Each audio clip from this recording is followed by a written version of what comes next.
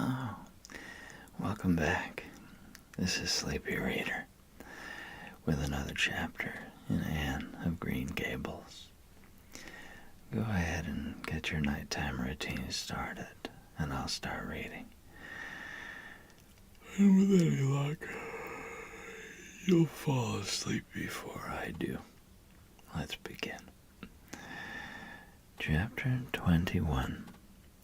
A New Departure in Flavorings.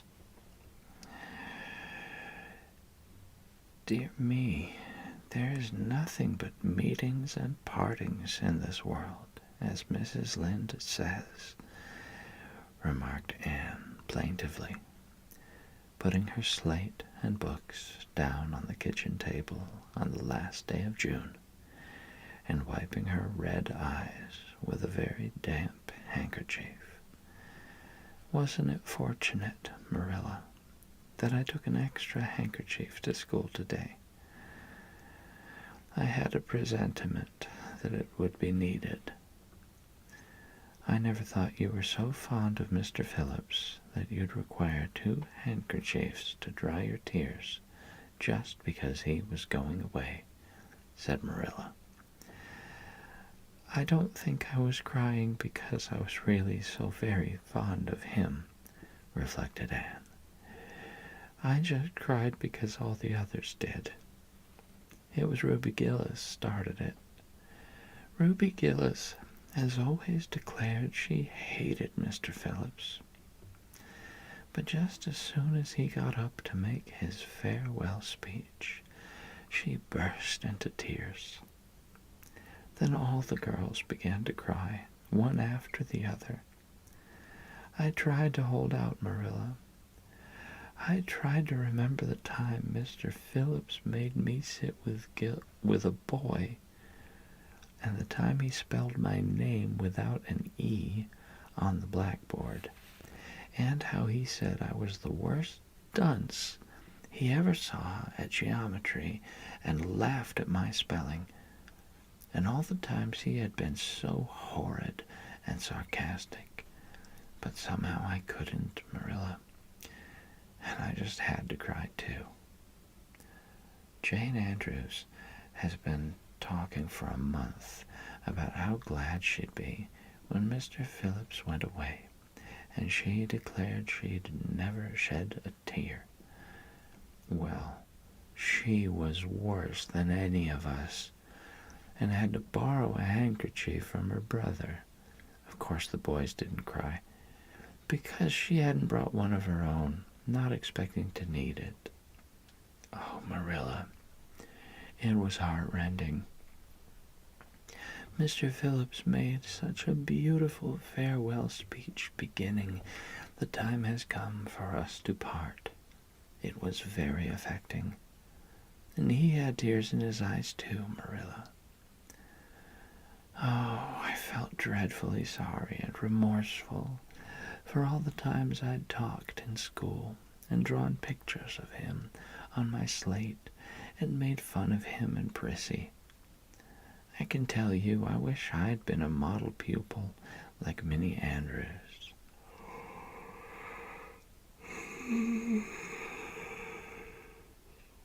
She hadn't anything on her conscience. The girls cried all the way home from school.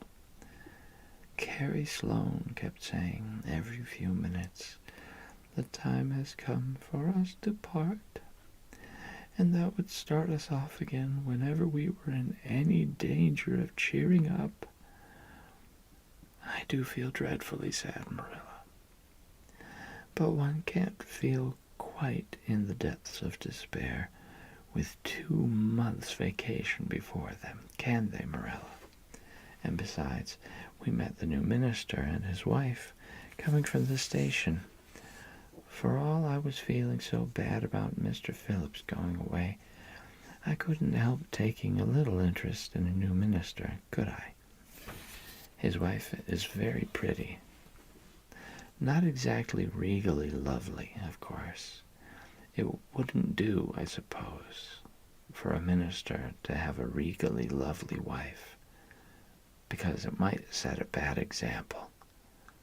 Mrs. Lynde says the minister's wife over at Newbridge set a very bad example because she dresses so fashionably. Our new minister's wife was dressed in blue muslin with lovely puffed sleeves and a hat trimmed with roses. Jane Andrews said she thought puffed sleeves were too worldly for a minister's wife. But I didn't make any such uncharitable remark, Marilla, because I know what it is to long for puffed sleeves. Besides, she's only been a minister's wife for a little while, so one should make allowances, shouldn't they? They are going to board with Mrs. Lynde until the manse is ready. If Marilla, in going down to Mrs. Lynde's that evening, was actuated by any motive save her avowed one of returning the quilting frames she had borrowed the preceding winter, it was an amiable weakness shared by most of the Avonlea people. Many a thing Mrs. Lynde had lent, sometimes never expecting to see it again, came home that night in charge of the borrowers thereof. A new minister, and moreover a minister with a wife, was a lawful object of curiosity in a quiet little country settlement, where sensations were few and far between. Old Mr. Bentley, the minister whom Anne had found lacking in imagination, had been pastor of Avonlea for 18 years. He was a widower when he came, and a widower he remained, despite the fact that gossip regularly married him to this, that, or the other one every year of his sojourn. In the preceding February he had resigned his charge and departed amid the regrets of his people, most of whom had the affection born of long intercourse for their good old minister, in spite of his shortcomings as an orator. Since then, the Avonlea Church had enjoyed a variety of religious dissipation in listening to the many and various candidates and supplies who came Sunday after Sunday to preach on trial.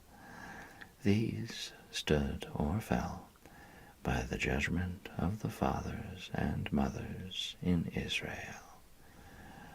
But a certain small, red-headed girl, who sat meekly in the corner of the old Cuthbert pew, also had her opinions about them, and discussed the same in full with Matthew, Marilla always declining from principle to criticize ministers in any shape or form.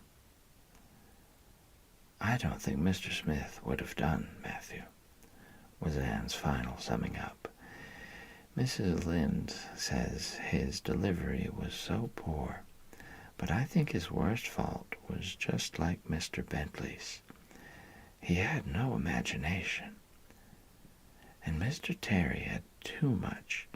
He let it run away with him, just as I did mine in the matter of the haunted wood.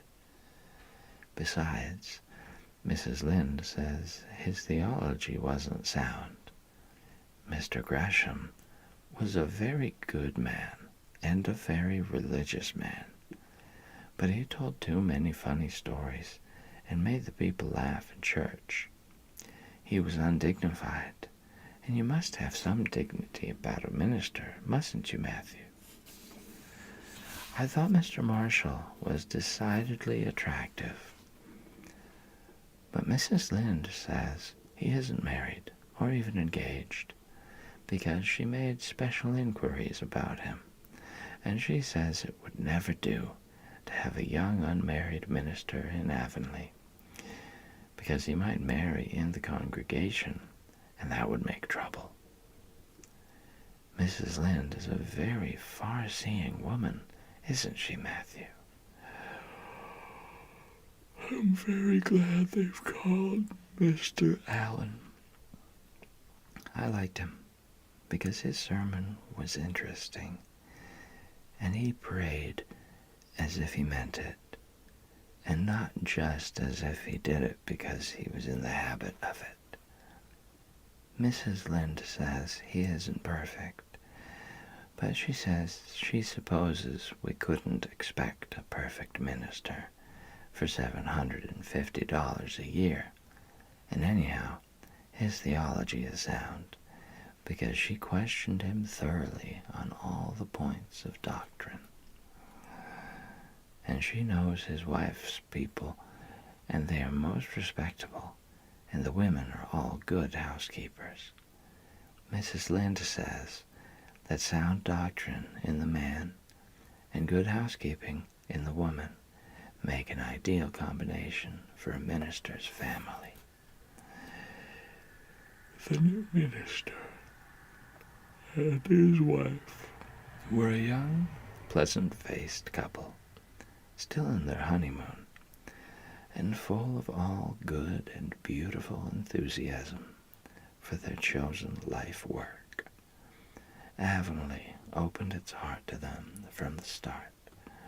Old and young liked the frank, cheerful young man with his high ideals, and the bright, gentle little lady who assumed the mistress-ship of the manse.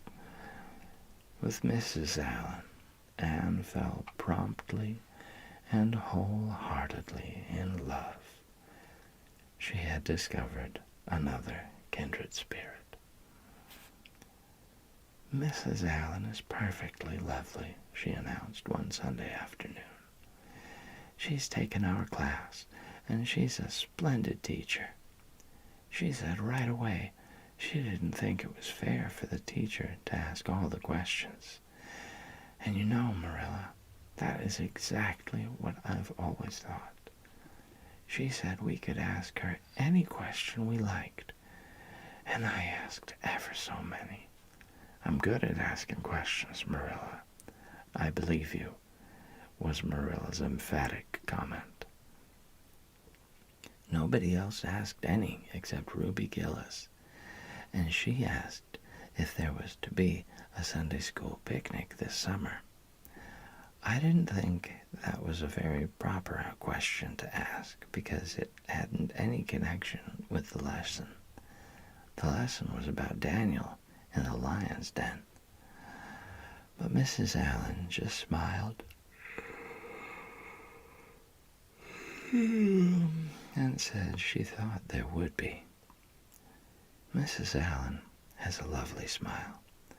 She has such exquisite dimples in her cheeks.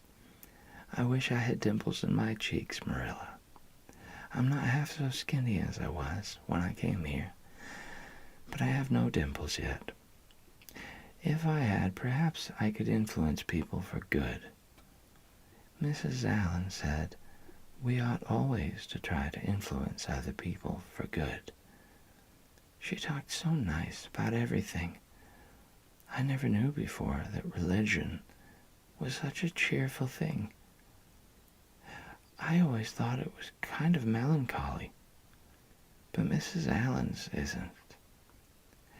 And I'd like to be a Christian if I could be one like her.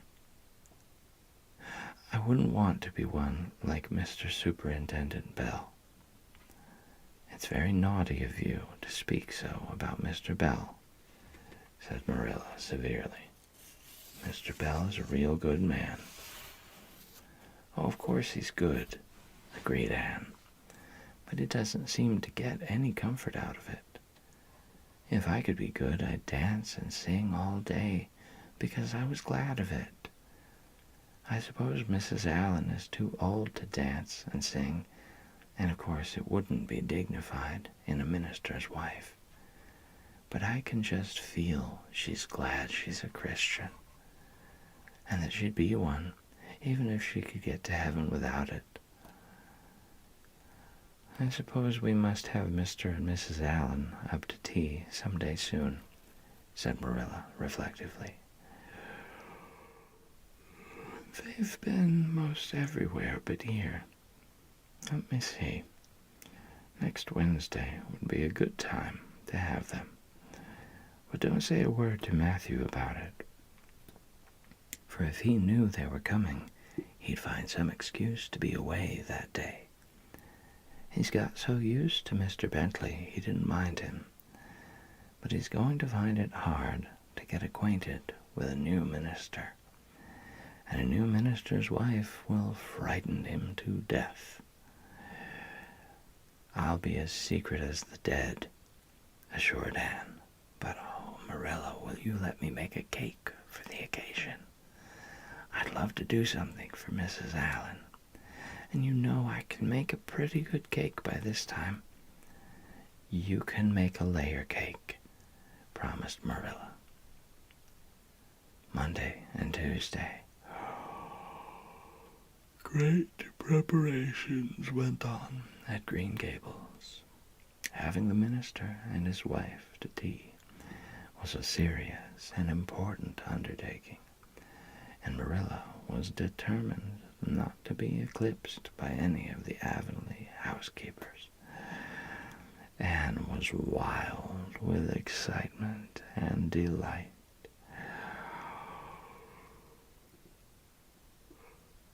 She talked it all over with Diana on Tuesday night in the twilight, as they sat on the big red stones by the Dryad's bubble and made rainbows in the water with little twigs dipped in fir balsam. Everything is ready, Diana, except my cake, which I'm to make in the morning, and the baking powder biscuits, which Marilla will make just before tea time. I assure you, Diana, that Marilla and I have had a busy 2 days of it. It's such a responsibility, having a minister's family to tea. I never went through such an experience before. You should just see our pantry. It's a sight to behold. We're going to have jellied chicken and cold tongue.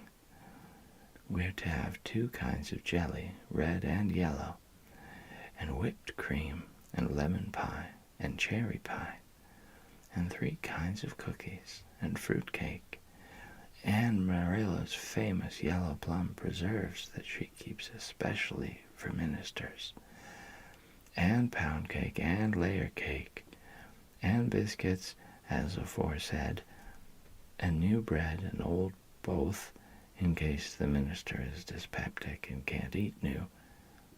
Mrs. Lynde says ministers mostly are dyspeptic, but I don't think Mr. Allen has been a minister long enough for it to have had a bad effect on him. I just grow cold when I think of my layer cake. Oh, Diana, what if it shouldn't be good? I dreamed last night that I was chased all round by a fearful goblin with a big layer cake for a head. It'll be good, all right, assured Diana, who is a very comfortable sort of friend. I'm sure that piece of the one you made that we had for lunch in Idlewild 2 weeks ago was perfectly elegant. Yes, but cakes have such a terrible habit of turning out bad just when you especially want them to be good, sighed Anne, setting a particularly well-balsamed twig afloat. However, I suppose I shall just have to trust to Providence and be careful to put in the flour. Oh, look, Diana, what a lovely rainbow! Do you suppose the Dryad will come out after we go away and take it for a scarf? You know there is no such thing as a dryad, said Diana. Diana's mother had found out about the haunted wood and had been decidedly angry over it. As a result, Diana had abstained from any further imitative flights of imagination and did not think it prudent to cultivate a spirit of belief even in harmless dryads. But it's so easy to imagine there is, said Anne. Every night before I go to bed, I look out of my window and wonder if the dryad is really sitting here, combing her locks with the spring for a mirror. Sometimes I look for her footprints in the dew in the morning. Oh, Diana, don't give up your faith in the dryad. Wednesday morning came. Anne got up at sunrise because she was too excited to sleep. She had caught a severe cold in the head by reason of her dabbling in the spring on the preceding evening, but nothing short of absolute pneumonia could have quenched her interest.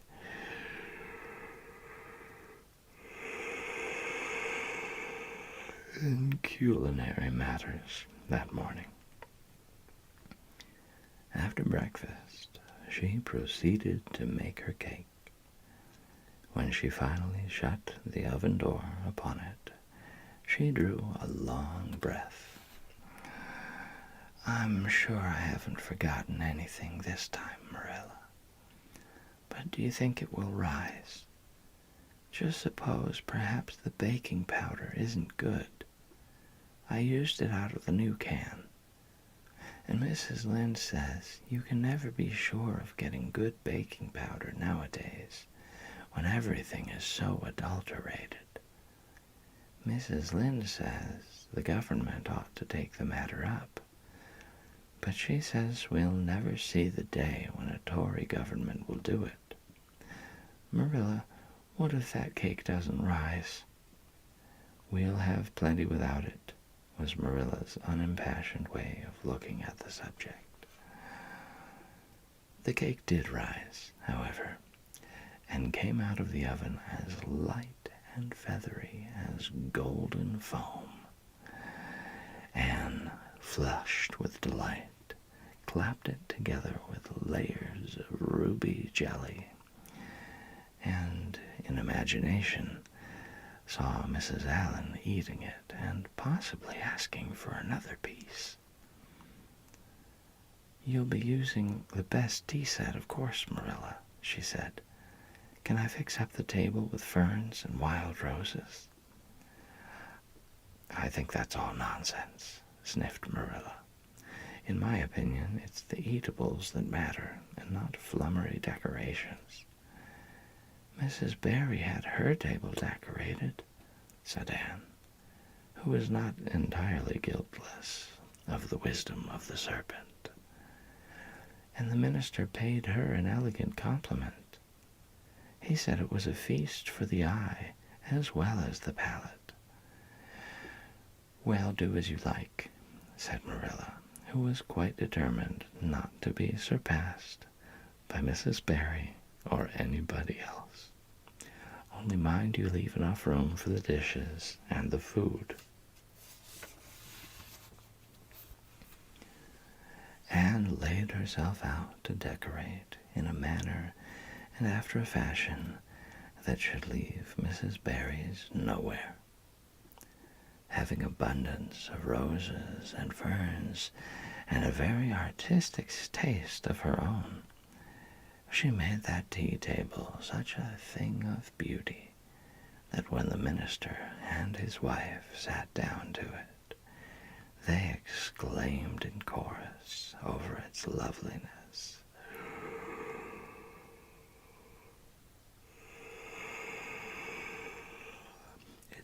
It's Anne's doings, said Marilla, grimly just. And Anne felt that Mrs. Allen's approving smile was almost too much happiness for this world. Matthew was there, having been inveigled into the party. Only goodness and Anne knew how. He had been in such a state of shyness and nervousness that Marilla had given him up in despair. But Anne took him in hand so successfully that he now sat at the table in his best clothes and white collar, and talked to the minister not uninterestingly. He never said a word to Mrs. Allen, but that perhaps was not to be expected. All went merry as a marriage bell until Anne's layer cake was passed. Mrs. Allen, having already been helped to a bewildering variety, declined it. But Marilla, seeing the disappointment on Anne's face, said smilingly, "Oh, you must take a piece of this, Mrs. Allen. Anne made it on purpose for you." "In that case I must sample it," laughed Mrs. Allen, helping herself to a plump triangle, as did also the minister and Marilla. Mrs. Allen took a mouthful of hers, and a most peculiar expression crossed her face.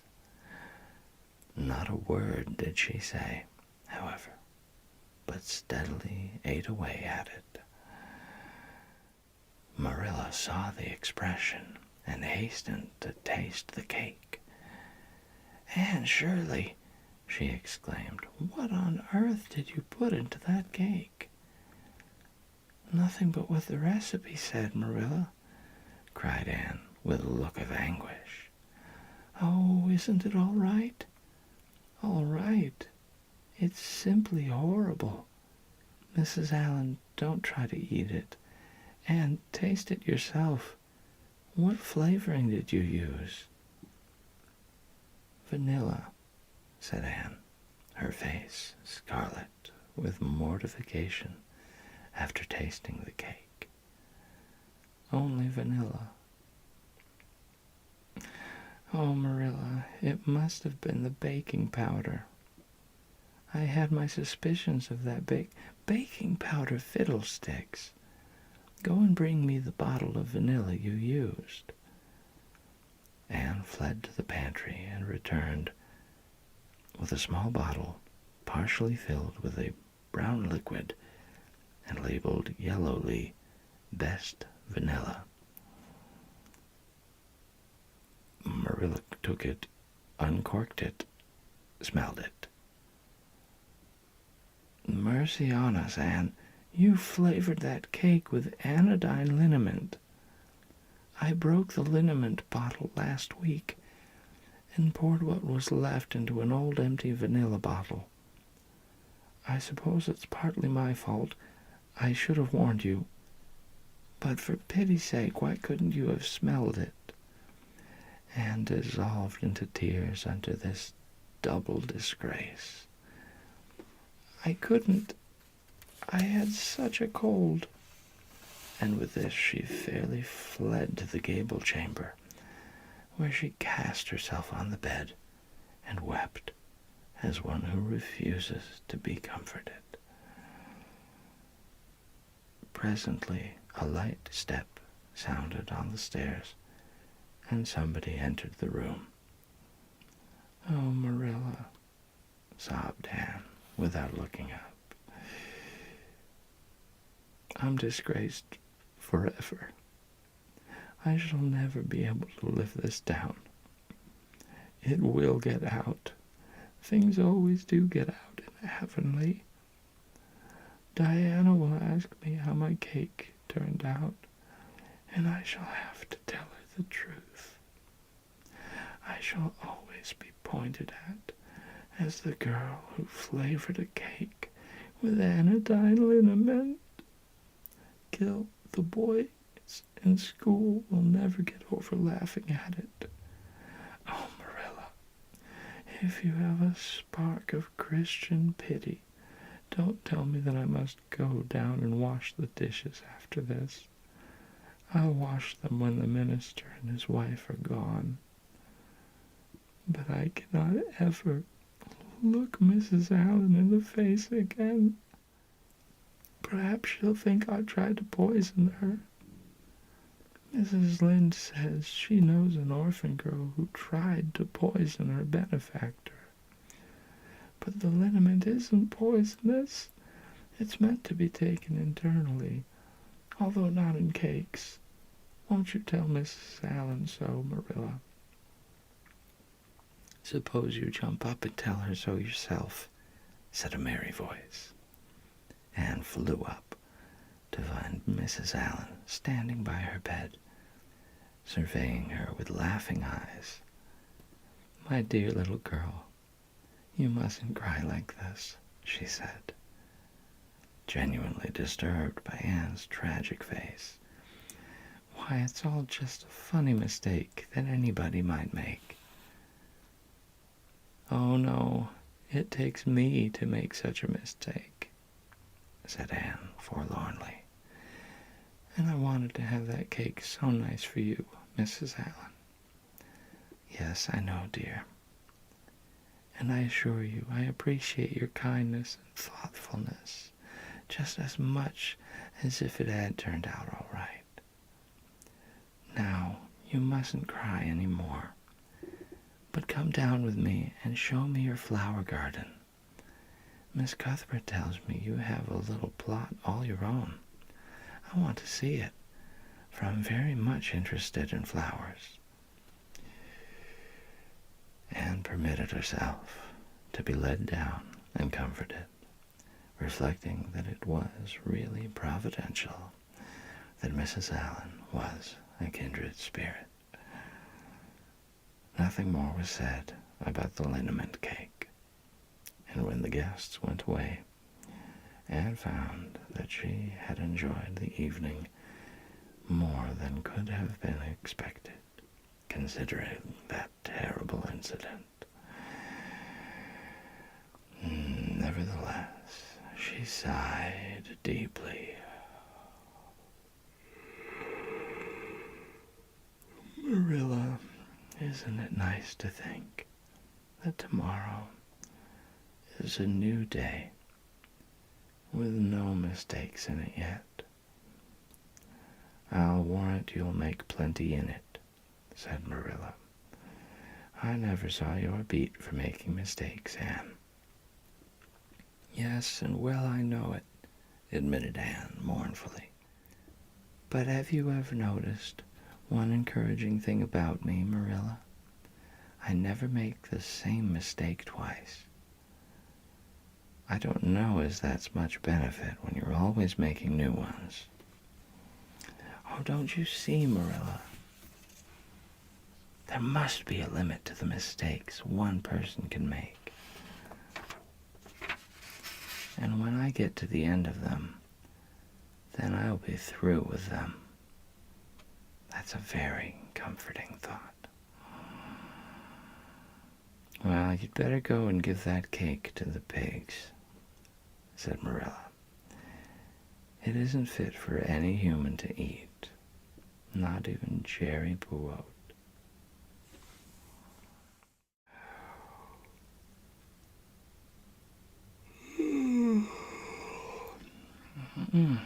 Welcome back.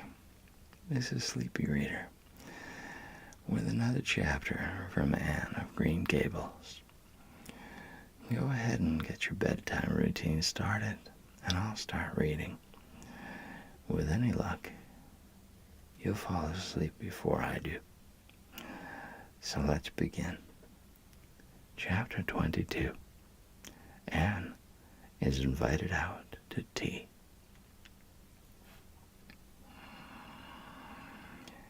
And what are your eyes popping out of your head about now?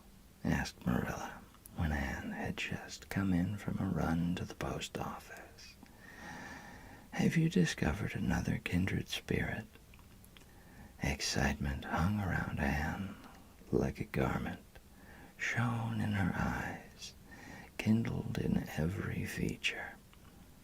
She had come dancing up the lane like a wind-blown sprite through the mellow sunshine and lazy shadows of the August evening.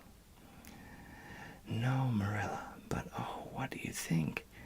I am invited to tea at the manse tomorrow afternoon. Mrs. Allen left the letter for me at the post office. Just look at it, Marilla. Miss Anne Shirley, Green Gables. That is the first time I was ever called Miss. Such a thrill as it gave me.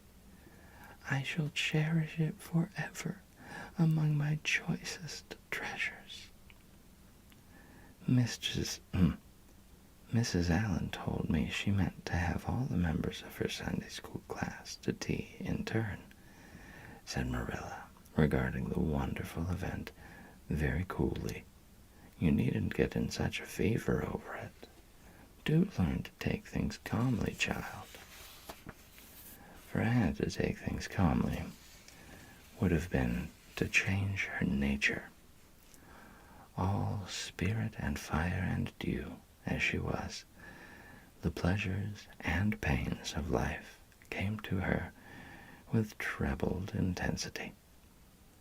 Marilla felt this and was vaguely troubled over it, realizing that the ups and downs of existence would probably bear hardly on this impulsive soul, and not sufficiently understanding that the equally great capacity for delight might more than compensate.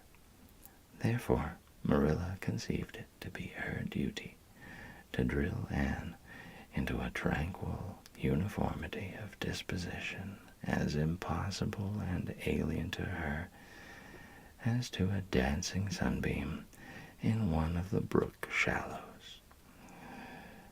She did not make much headway, as she sorrowfully admitted to herself.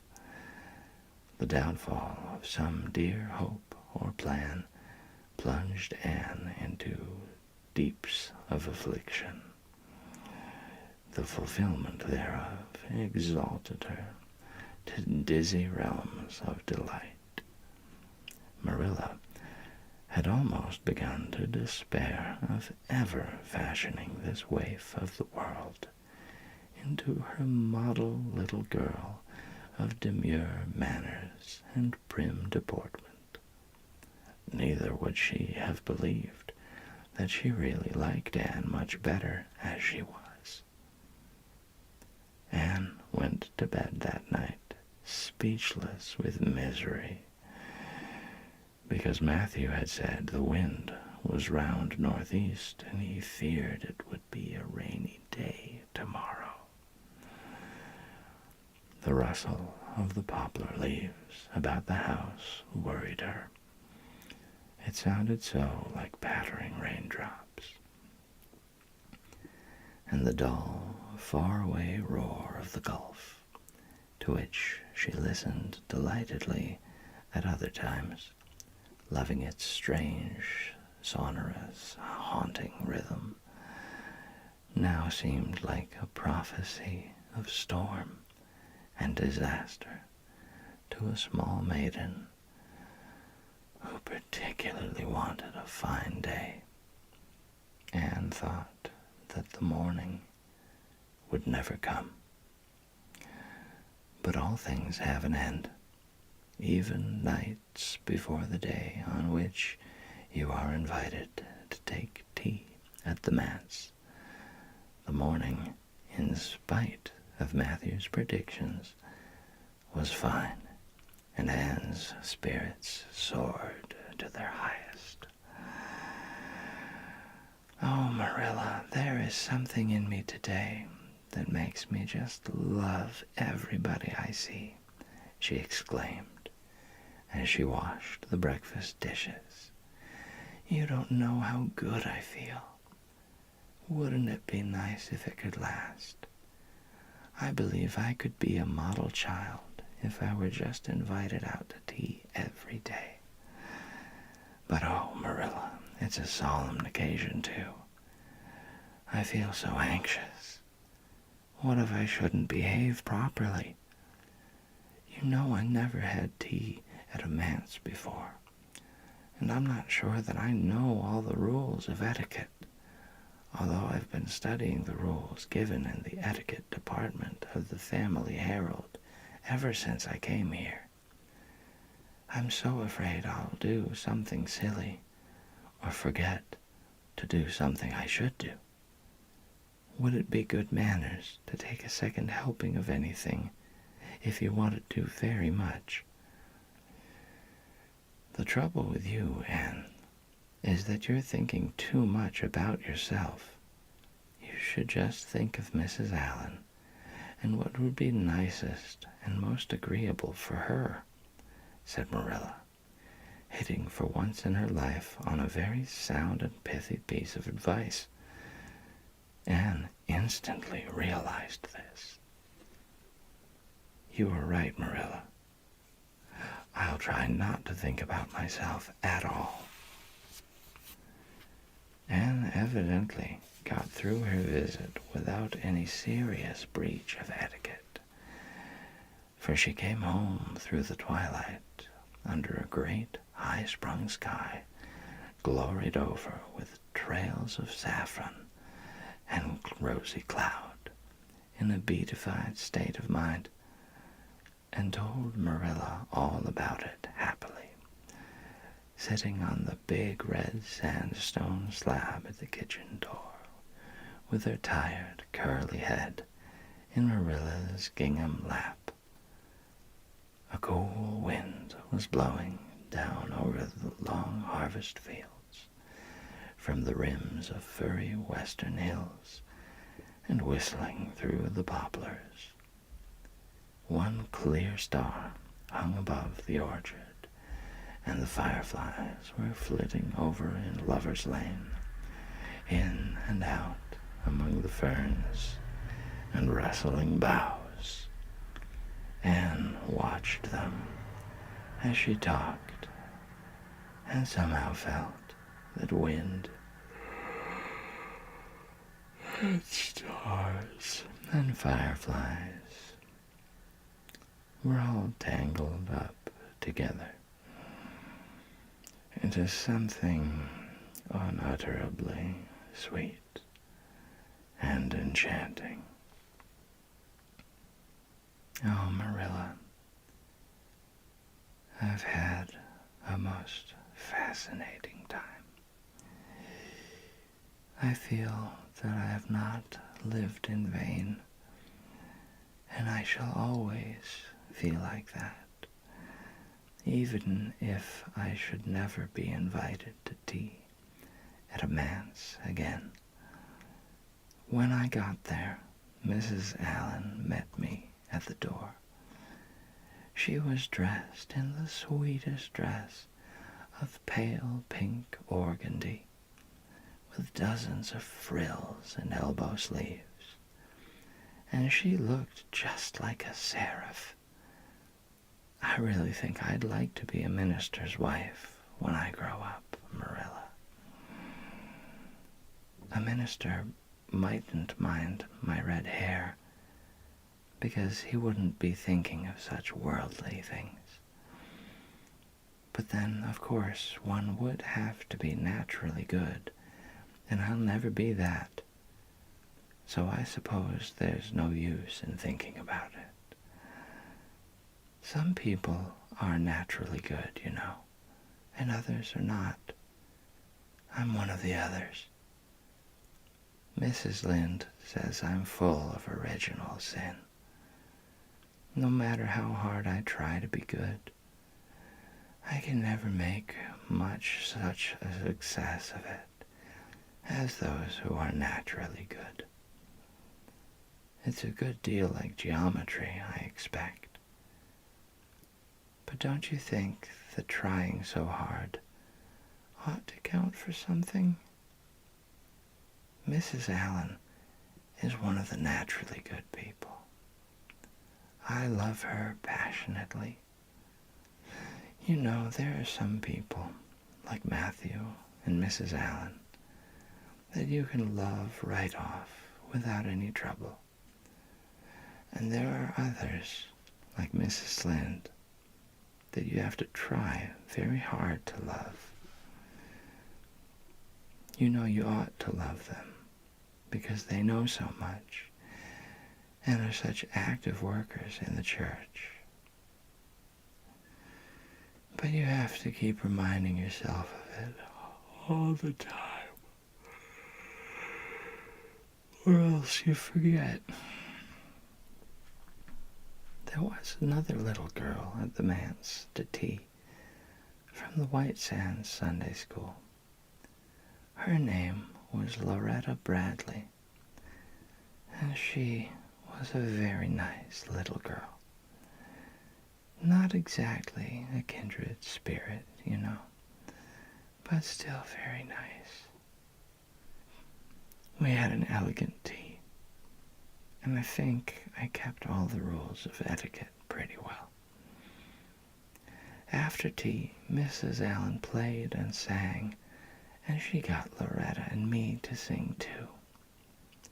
Mrs. Allen says I have a good voice, and she says I must sing in the Sunday school choir after this. You can't think how I was thrilled at the mere thought. I've longed so to sing in the Sunday school choir, as Diana does. But I feared it was an honor I could never aspire to. Loretta had to go home early because there's a big concert in the White Sands Hotel tonight, and her sister is to recite at it. Loretta says that the Americans at the hotel give a concert every fortnight in aid of the Charlottetown Hospital, and they ask lots of the White Sands people to recite.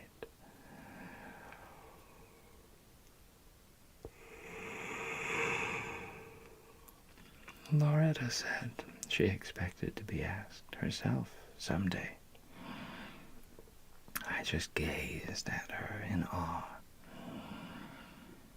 After she had gone, Mrs. Allen and I had a heart-to-heart talk. I told her everything about Mrs. Thomas and the twins and Katie, Maurice, and Violetta, and coming to Green Gables, and my troubles over geometry. And would you believe it, Marilla? Mrs. Allen told me she was a dunce at geometry, too. You don't know how that encouraged me. Mrs. Lind came to the manse just before I left. And what do you think, Marilla? The trustees have hired a new teacher, and it's a lady. Her name is Miss Muriel Stacy. Isn't that a romantic name? Mrs. Lind says they've never had a female teacher in Avonlea before, and she thinks it is a dangerous innovation. But I think it will be splendid to have a lady teacher. And I really don't see how I'm going to live through the 2 weeks before school begins. I'm so impatient to see her.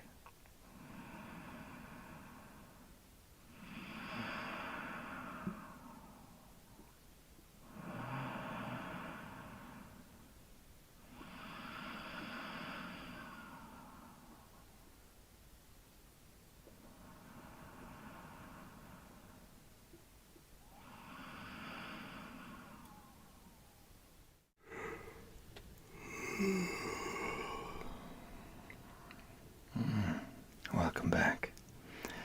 This is Sleepy Reader with another chapter from Anne of Green Gables.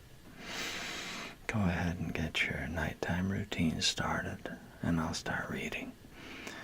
And with any luck, you'll be falling asleep before I do. Chapter 23. Anne comes to grief in an affair of honor. Anne had to live through more than 2 weeks as it happened. Almost a month having elapsed since the liniment cake episode, it was high time for her to get into fresh trouble of some sort. Little mistakes, such as absent-mindedly emptying a pan of skim milk into a basket of yarn balls in the pantry instead of into the Big's bucket, and walking clean over the edge of the log bridge into the brook while wrapped in imaginative reverie, not really being worth counting.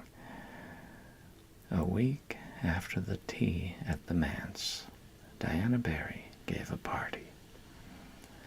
Small and select, Anne assured Marilla. Just the girls in our class. They had a very good time, and nothing untoward happened until after tea, when they found themselves in the berry garden, a little tired of all their games and ripe for any enticing form of mischief which might present itself. This presently took the form of daring. Daring was the fashionable amusement among the Avonlea small fry just then. It had begun among the boys, but soon spread to the girls, and all the silly things that were done in Avonlea that summer, because the doers thereof were dared to do them, would fill a book by themselves. First of all, Carrie Sloane dared Ruby Gillis to climb to a certain point in the huge old willow tree before the front door, which Ruby Gillis, albeit in mortal dread of the fat green caterpillars with which said tree was infested, and with the fear of her mother before her eyes, if she should tear her new muslin dress, nimbly did, to the discomfiture of the aforesaid Carrie Sloane. Then Josie Pye dared Jane Andrews to hop on her left leg around the garden without stopping once or putting her right foot to the ground, which Jane Andrews gamely tried to do, but gave out at the third corner and had to confess herself defeated.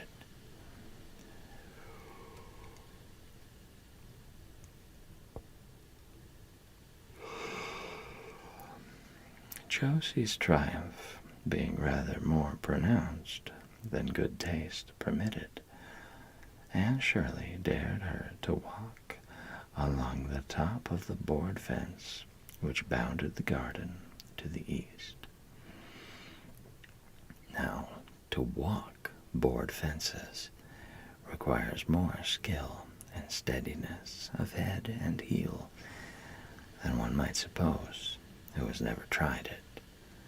But Josie Pye, if deficient in some qualities that make for popularity, had at least a natural and inborn gift, duly cultivated, for walking board fences. Josie walked the berry fence with an airy unconcern, which seemed to imply that a little thing like that wasn't worth a dare. Reluctant admiration greeted her exploit, for most of the other girls could appreciate it, having suffered many things themselves in their efforts to walk fences, Josie descended from her perch, flushed with victory, and darted a defiant glance at Anne. Anne tossed her red braids. "I don't think it's such a very wonderful thing to walk a little low board fence," she said. "I knew a girl in Marysville who could walk the ridgepole of a roof." "I don't believe it," said Josie flatly. "I don't believe anybody could walk a ridgepole. You couldn't, anyhow." "Couldn't I?" cried Anne rashly. "Then I dare you to do it," said Josie defiantly. "I dare you to climb up there and walk the ridgepole of Mr. Barry's kitchen roof." Anne turned pale, but there was clearly only one thing to be done.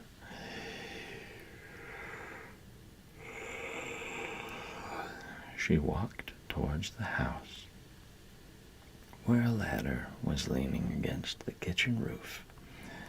All the fifth-class girls said, "Oh!"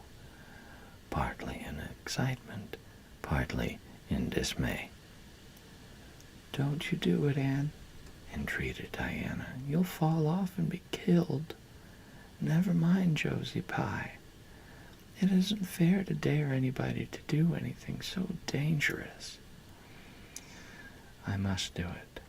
My honor is at stake," said Anne solemnly. "I shall walk that ridgepole, Diana, or perish in the attempt. If I am killed, you are to have my pearl bead ring." Anne climbed the ladder amid breathless silence, gained the ridgepole, balanced herself uprightly on that precarious footing, and started to walk along it, dizzily conscious that she was uncomfortably high up in the world, and that walking ridgepoles was not a thing in which her imagination helped you out much. Nevertheless, she managed to take several steps before the catastrophe came. Then she swayed, lost her balance, stumbled, staggered, and fell, sliding down over the sun-baked roof and crashing off it through the tangle of Virginia creeper beneath, all before the dismayed circle below could give a simultaneous, terrified shriek. If Anne had tumbled off the roof on the side up which she ascended, Diana would probably have fallen heir to the pearl bead ring then and there. Fortunately, she fell on the other side, where the roof extended down over the porch so nearly to the ground that a fall therefrom was a much less serious thing.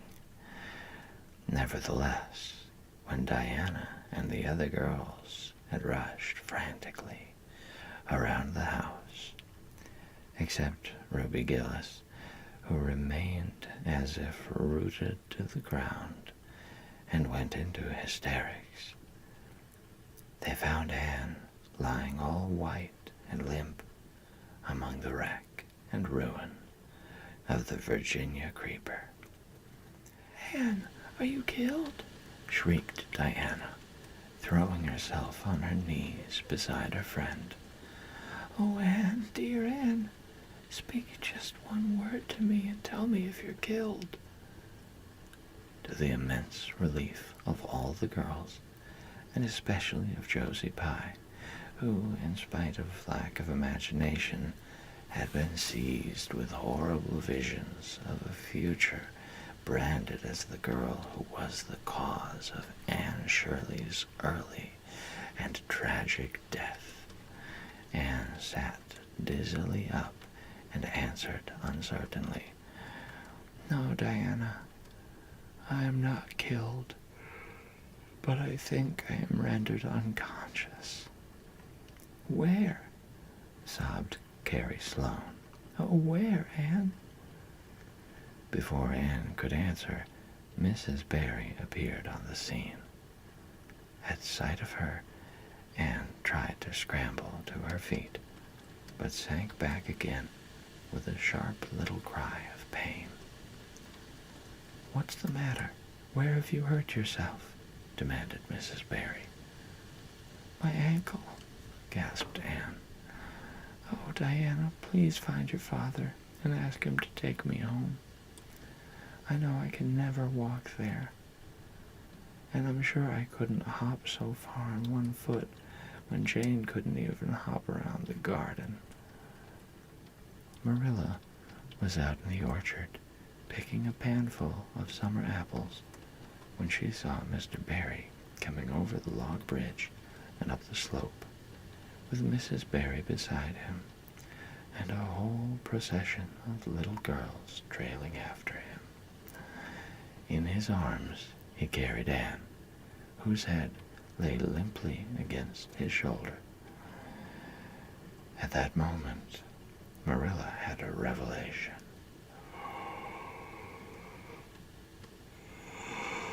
In the sudden stab of fear that pierced to her very heart, she realized what Anne had come to mean to her.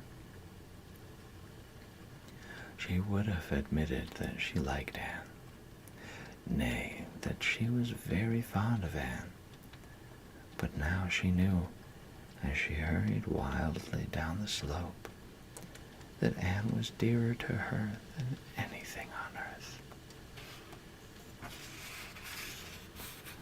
"Mr. Barry, what has happened to her?" she gasped, more white and shaken than the self-contained, sensible Marilla had been for many years. Anne herself answered, lifting her head. "Don't be frightened, Marilla. I was walking the ridgepole and I fell off. I expect I have sprained my ankle. But, Marilla, I might have broken my neck. Let us look on the bright side of things. I might have known you'd go and do something of the sort when I let you go to that party," said Marilla, sharp and shrewish in her very relief. "Bring her in here, Mr. Barry, and lay her on the sofa. Mercy me, the child has gone and fainted." It was quite true. Overcome by the pain of her injury, Anne had one more of her wishes granted to her. She had fainted dead away. Matthew, hastily summoned from the harvest field, was straightway dispatched for the doctor, who in due time came to discover that the injury was more serious than they had supposed. Anne's ankle was broken. That night, when Marilla went up to the east gable, where a white-faced girl was lying, a plaintive voice greeted her from the bed. "Aren't you very sorry for me, Marilla?" "It was your own fault," said Marilla, twitching down the blind and lighting a lamp. "That is just why you should be sorry for me," said Anne, "because the thought that it is all my own fault is what makes it so hard. If I could blame it on anybody, I would feel so much better. But what would you have done, Marilla, if you had been dared to walk a ridgepole?" "I'd have stayed on good firm ground and let them dare away. Such absurdity," said Marilla. Anne sighed. "But you have such strength of mind, Marilla. I haven't. I just felt that I couldn't bear Josie Pye's scorn. She would have crowed over me all my life. And I think I have been punished so much that you needn't be very cross with me, Marilla. It's not a bit nice to faint, after all. And the doctor hurt me dreadfully when he was setting my ankle. I won't be able to go around for 6 or 7 weeks, and I'll miss the new lady teacher. She won't be new anymore by the time I'm able to go to school, and everybody will get ahead of me in class. Oh, I am an afflicted mortal. But I'll try to bear it all bravely, if only you won't be cross with me, Marilla. There, I'm not cross, said Marilla. You're an unlucky child, there's no doubt about that. But as you say, you'll have the suffering of it. Here now, try and eat some supper. Isn't it fortunate I've got such an imagination, said Anne. It will help me through splendidly, I expect. What do people who haven't any imagination do when they break their bones, do you suppose, Marilla? Anne had good reason to bless her imagination many a time and oft during the tedious 7 weeks that followed. But she was not solely dependent on it. She had many visitors, and not a day passed without one or more of the schoolgirls dropping in to bring her flowers and books and tell her all the happenings in the juvenile world of Avonlea. Everybody has been so good and kind, Marilla, sighed Anne happily on the day when she could first limp across the floor. It isn't very pleasant to be laid up, but there is a bright side to it, Marilla. You find out how many friends you have. Why, even Superintendent Bell came to see me, and he's really a very fine man. Not a kindred spirit, of course, but still, I like him, and I'm awfully sorry I ever criticized his prayers. I believe now he really does mean them, only he has got into the habit of saying them as if he didn't. He could get over that if he'd take a little trouble. I gave him a good broad hint. I told him how hard I tried to make my own little private prayers interesting. He told me all about the time he broke his ankle when he was a boy. It does seem so strange to think of Superintendent Bell ever being a boy. Even my imagination has its limits, for I can't imagine that. When I try to imagine him as a boy, I see him with gray whiskers and spectacles, just as he looks in Sunday school, only small. Now it's so easy to imagine Mrs. Allen as a little girl. Mrs. Allen has been to see me 14 times. Isn't that something to be proud of, Marilla? When a minister's wife has so many claims on her time. She is such a cheerful person to have visit you, too.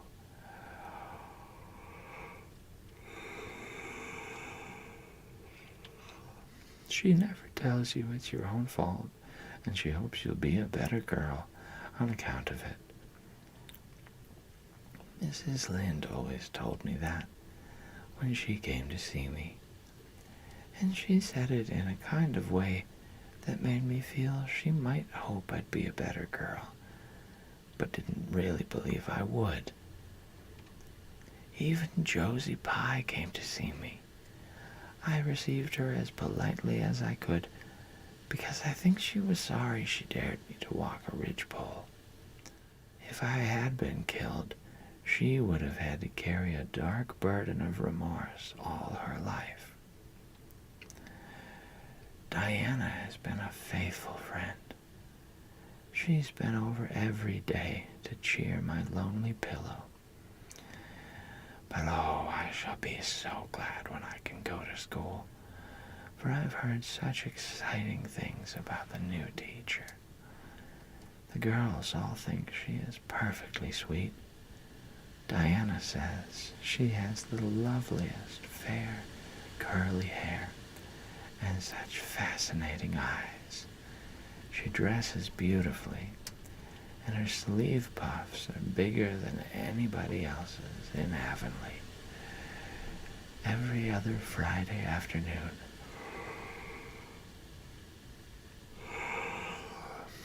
she has recitations, and everybody has to say a piece or take part in a dialogue.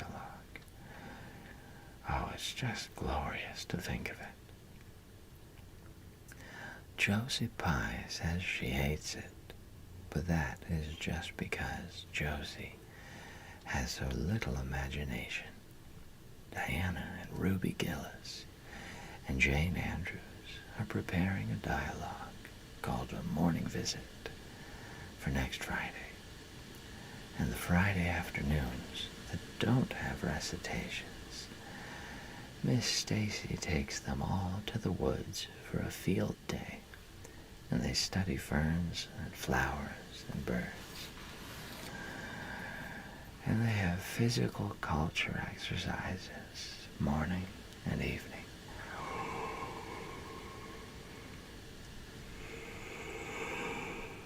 Mrs. Lynde says she never heard of such goings-on, and it all comes of having a lady teacher. But I think it must be splendid, and I believe I shall find that Miss Stacy is a kindred spirit. There's only one thing plain to be seen, Anne, said Marilla, and that is that your fall off the Barry roof hasn't injured your tongue at all.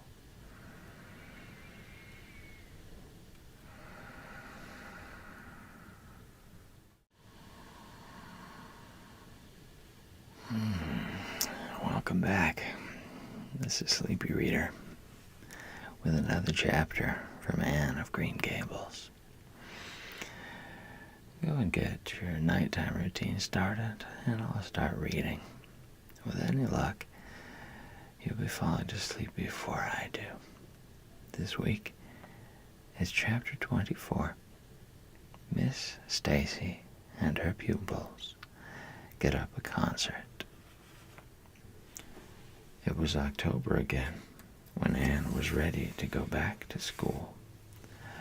A glorious October, all red and gold, with mellow mornings when the valleys were filled with delicate mists, as if the spirit of autumn had poured them in for the sun to drain.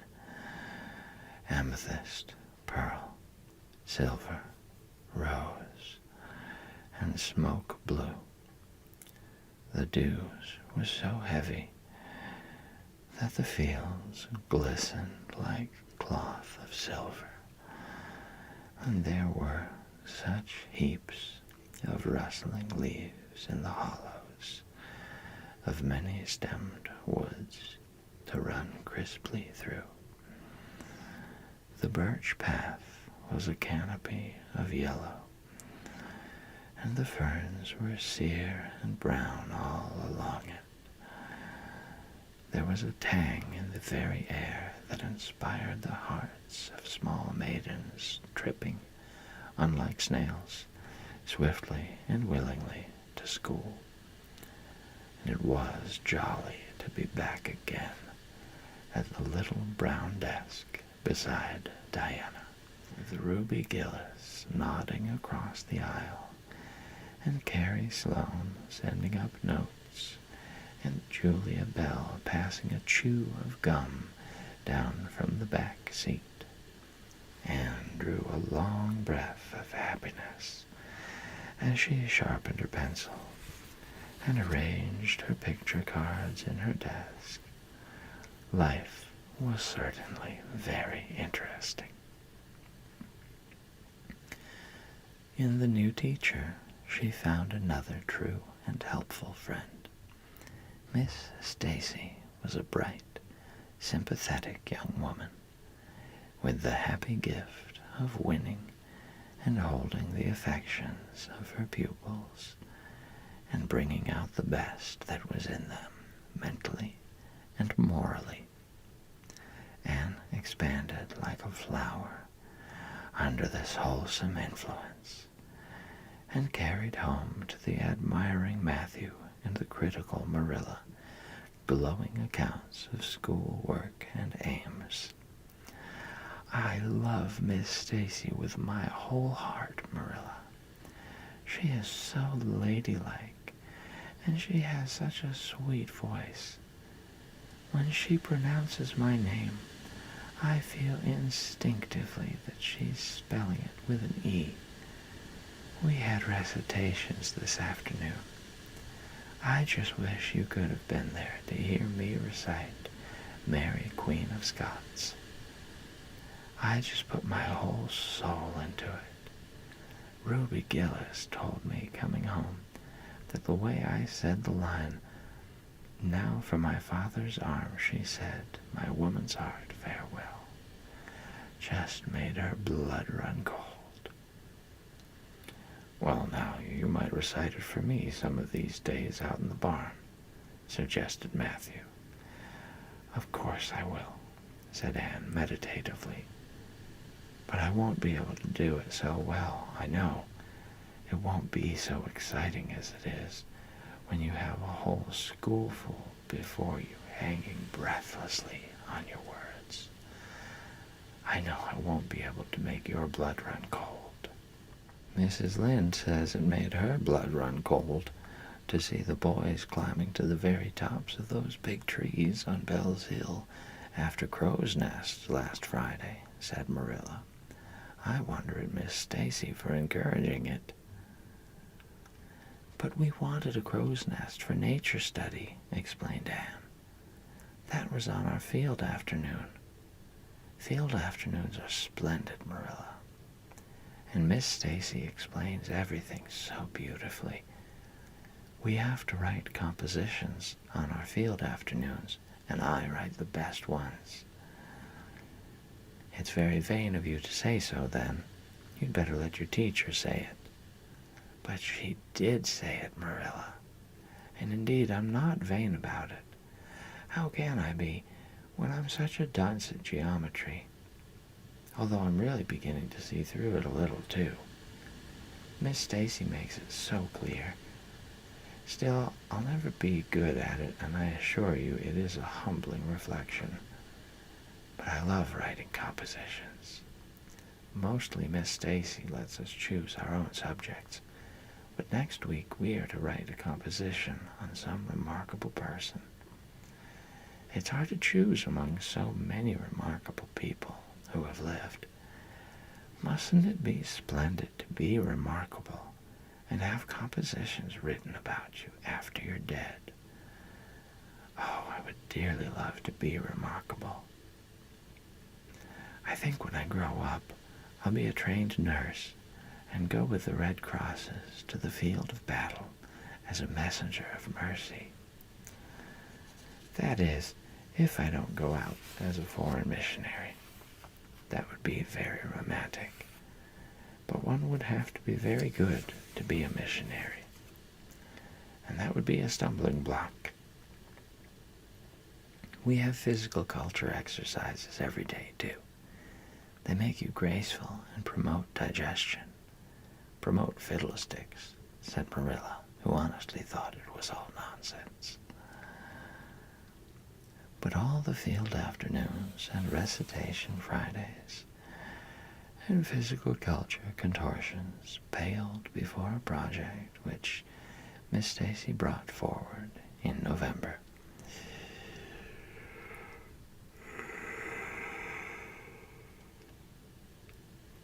This was that the scholars of Avonlea School should get up a concert and hold it in the hall on Christmas night for the laudable purpose of helping to pay for a schoolhouse flag, the pupils, one and all, taking graciously to this plan The preparations for a program were begun at once. And of all the excited performers-elect, none was so excited as Anne Shirley, who threw herself into the undertaking heart and soul, hampered as she was by Marilla's disapproval. Marilla thought it all rank foolishness. "It's just filling your heads up with nonsense and taking time that ought to be put on your lessons," she grumbled. "I don't approve of children getting up concerts and racing about to practices. It makes them vain and forward and fond of gadding." "But think of the worthy object," pleaded Anne. "A flag will cultivate a spirit of patriotism, Marilla." "Fudge! There's precious little patriotism in the thoughts of any of you. All you want is a good time." "Well, when you can combine patriotism and fun, isn't it all right? Of course it's real nice to be getting up a concert. We're going to have 6 choruses, and Diana is to sing a solo. I'm in 2 dialogues, the Society for the Suppression of Gossip and the Fairy Queen. The boys are going to have a dialogue, too. And I'm to have 2 recitations, Marilla. I just tremble when I think of it, but it's a nice, thrilly kind of tremble. And we're to have a tableau at the last, Faith, Hope, and Charity. Diana and Ruby and I are to be in it, all draped in white with flowing hair. I'm to be Hope, with my hands clasped, so, and my eyes uplifted. I'm going to practice my recitations in the garret. Don't be alarmed if you hear me groaning. I have to groan heart-rendingly in one of them, and it's really hard to get up a good artistic groan, Marilla. Josie Pye is sulky because she didn't get the part she wanted in the dialogue. She wanted to be the Fairy Queen. That would have been ridiculous, for who ever heard of a Fairy Queen as fat as Josie? Fairy Queens must be slender. Jane Andrews is to be the Queen, and I am to be one of her maids of honor. Josie says she thinks a red-haired fairy is just as ridiculous as a fat one. But I do not let myself mind what Josie says.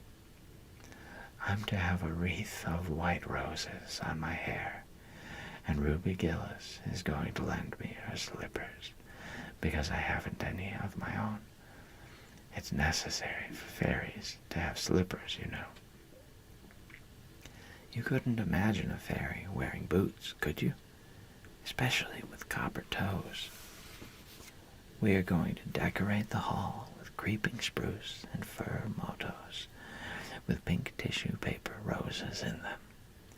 And we are all to march in 2 by 2 after the audience is seated, while Emma White plays a march on the organ. Oh, Marilla, I know you are not so enthusiastic about it as I am, but don't you hope your little Anne will distinguish herself? All I hope is that you'll behave yourself. I'll be heartily glad when all this fuss is over, and you'll be able to settle down.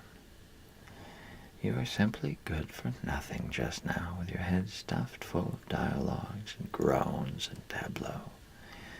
As for your tongue, it's a marvel it's not clean worn out.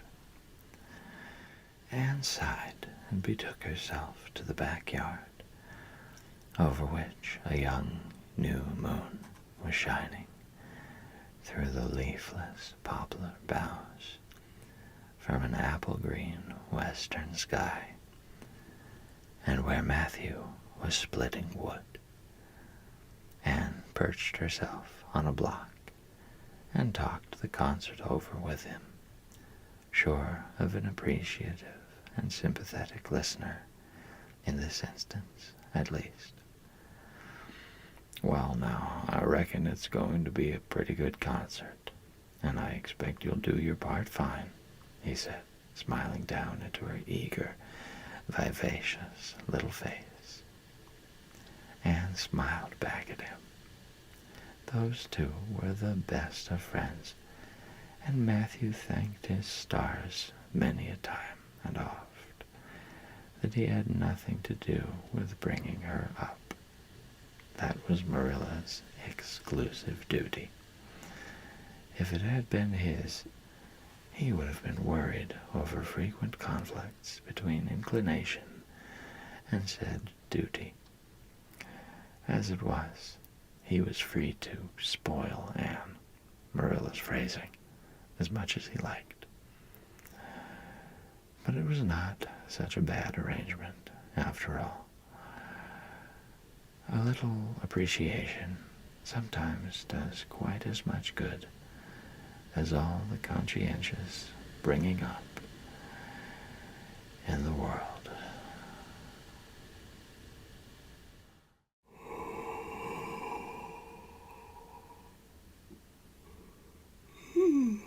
Welcome back. This is Sleepy Reader with another chapter from Anne of Green Gables. Go ahead and get your nighttime routine started, and I'll start reading. With any luck, you'll be falling to sleep before I do. Chapter 25. Matthew insists on puffed sleeves. Matthew was having a bad 10 minutes of it. He had come into the kitchen in the twilight of a cold, gray December evening, and had sat down in the woodbox corner to take off his heavy boots, Unconscious of the fact that Anne and a bevy of her schoolmates were having a practice of the Fairy Queen in the sitting room. Presently they came trooping through the hall and out into the kitchen, laughing and chattering gaily. They did not see Matthew, who shrank bashfully back into the shadows beyond the woodbox, with a boot in one hand and a boot-jack in the other, and he watched them shyly for the aforesaid 10 minutes, as they put on caps and jackets and talked about the dialogue and the concert. Anne stood among them, bright-eyed and animated as they. But Matthew suddenly became conscious that there was something about her different from her mates. And what worried Matthew was that the difference impressed him as being something that should not exist. Anne had a brighter face and bigger, starrier eyes, and more delicate features than the others. Even shy, unobservant Matthew had learned to take note of these things. But the difference that disturbed him did not consist in any of these respects. Then in what did it consist? Matthew was haunted by this question long after the girls had gone, arm in arm, down the long,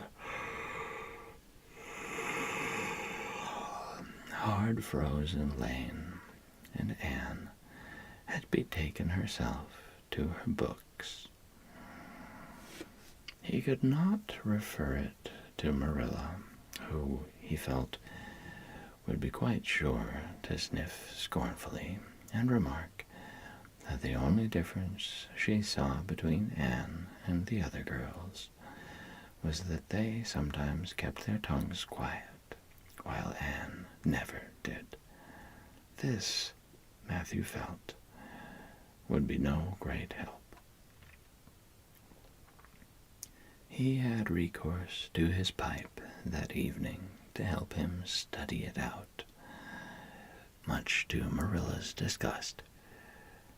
After 2 hours of smoking and hard reflection, Matthew arrived at the solution of his problem. Anne was not dressed like the other girls. The more Matthew thought about the matter, the more he was convinced that Anne never had been dressed like the other girls, never since she had come to Green Gables. Marilla kept her clothed in plain, dark dresses, all made after the same unvarying pattern. If Matthew knew there was such a thing as fashion in dress, it is as much as he did. But he was quite sure that Anne's sleeves did not look at all like the sleeves the other girls wore. He recalled the cluster of little girls he had seen around her that evening, all gay in waists of red and blue and pink and white. And he wondered why Marilla always kept her so plainly and soberly gowned. Of course, it must be all right. Marilla knew best, and Marilla was bringing her up. Probably some wise, inscrutable motive was to be served thereby. But surely it would do no harm to let the child have one pretty dress, something like Diana Barry always wore. Matthew decided that he would give her one. That surely could not be objected to as an unwarranted putting in of his oar. Christmas was only a fortnight off. A nice new dress would be the very thing for a present. Matthew, with a sigh of satisfaction, put away his pipe and went to bed, while Marilla opened all the doors and aired the house. The very next evening Matthew betook himself to Carmody to buy the dress, determined to get the worst over and have done with it. It would be, he felt assured, no trifling ordeal. There were some things Matthew could buy and prove himself no mean bargainer, but he knew he would be at the mercy of shopkeepers when it came to buying a girl's dress. After much cogitation, Matthew resolved to go to Samuel Lawson's store instead of William Blair's. To be sure, the Cuthberts always had gone to William Blair's.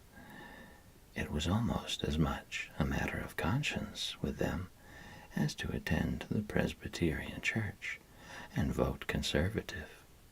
But William Blair's 2 daughters frequently waited on customers there, and Matthew held them in absolute dread. He could contrive to deal with them when he knew exactly what he wanted and could point it out. But in such a matter as this, requiring explanation and consultation, Matthew felt that he must be sure of a man behind the counter. So he would go to Lawson's, where Samuel or his son would wait on him. Alas, Matthew did not know that Samuel, in the recent expansion of his business, had set up a lady clerk also. She was a niece of his wife's, and a very dashing young person indeed, with a huge, drooping pompadour big, rolling brown eyes, and a most extensive and bewildering smile. She was dressed with exceeding smartness and wore several bangle bracelets that glittered and rattled and tinkled with every movement of her hands. Matthew was covered with confusion at finding her there at all, and those bangles completely wrecked his wits at one fell swoop. "What can I do for you this evening, Mr. Cuthbert?" Miss Lucilla Harris inquired, briskly and ingratiatingly, tapping the counter with both hands. "Have you any, well now, say, any garden rakes?" stammered Matthew. Miss Harris looked somewhat surprised, as well she might, to hear a man inquiring for garden rakes in the middle of December. "I believe we have one or two left over," she said, "but they're upstairs in the lumber room. I'll go and see." During her absence, Matthew collected his scattered senses for another effort. When Miss Harris returned with the rake and cheerfully inquired, "Anything else tonight, Mr. Cuthbert?" Matthew took his courage in both hands and replied, "Well now, since you suggest it, I might as well take, that is, buy some hayseed." Miss Harris had heard Matthew Cuthbert called odd. She now concluded that he was entirely crazy. "We only keep hayseed in the spring," she explained loftily. "We've none on hand just now." "Oh, certainly, certainly. Just as you say," stammered unhappy Matthew, seizing the rake and making for the door.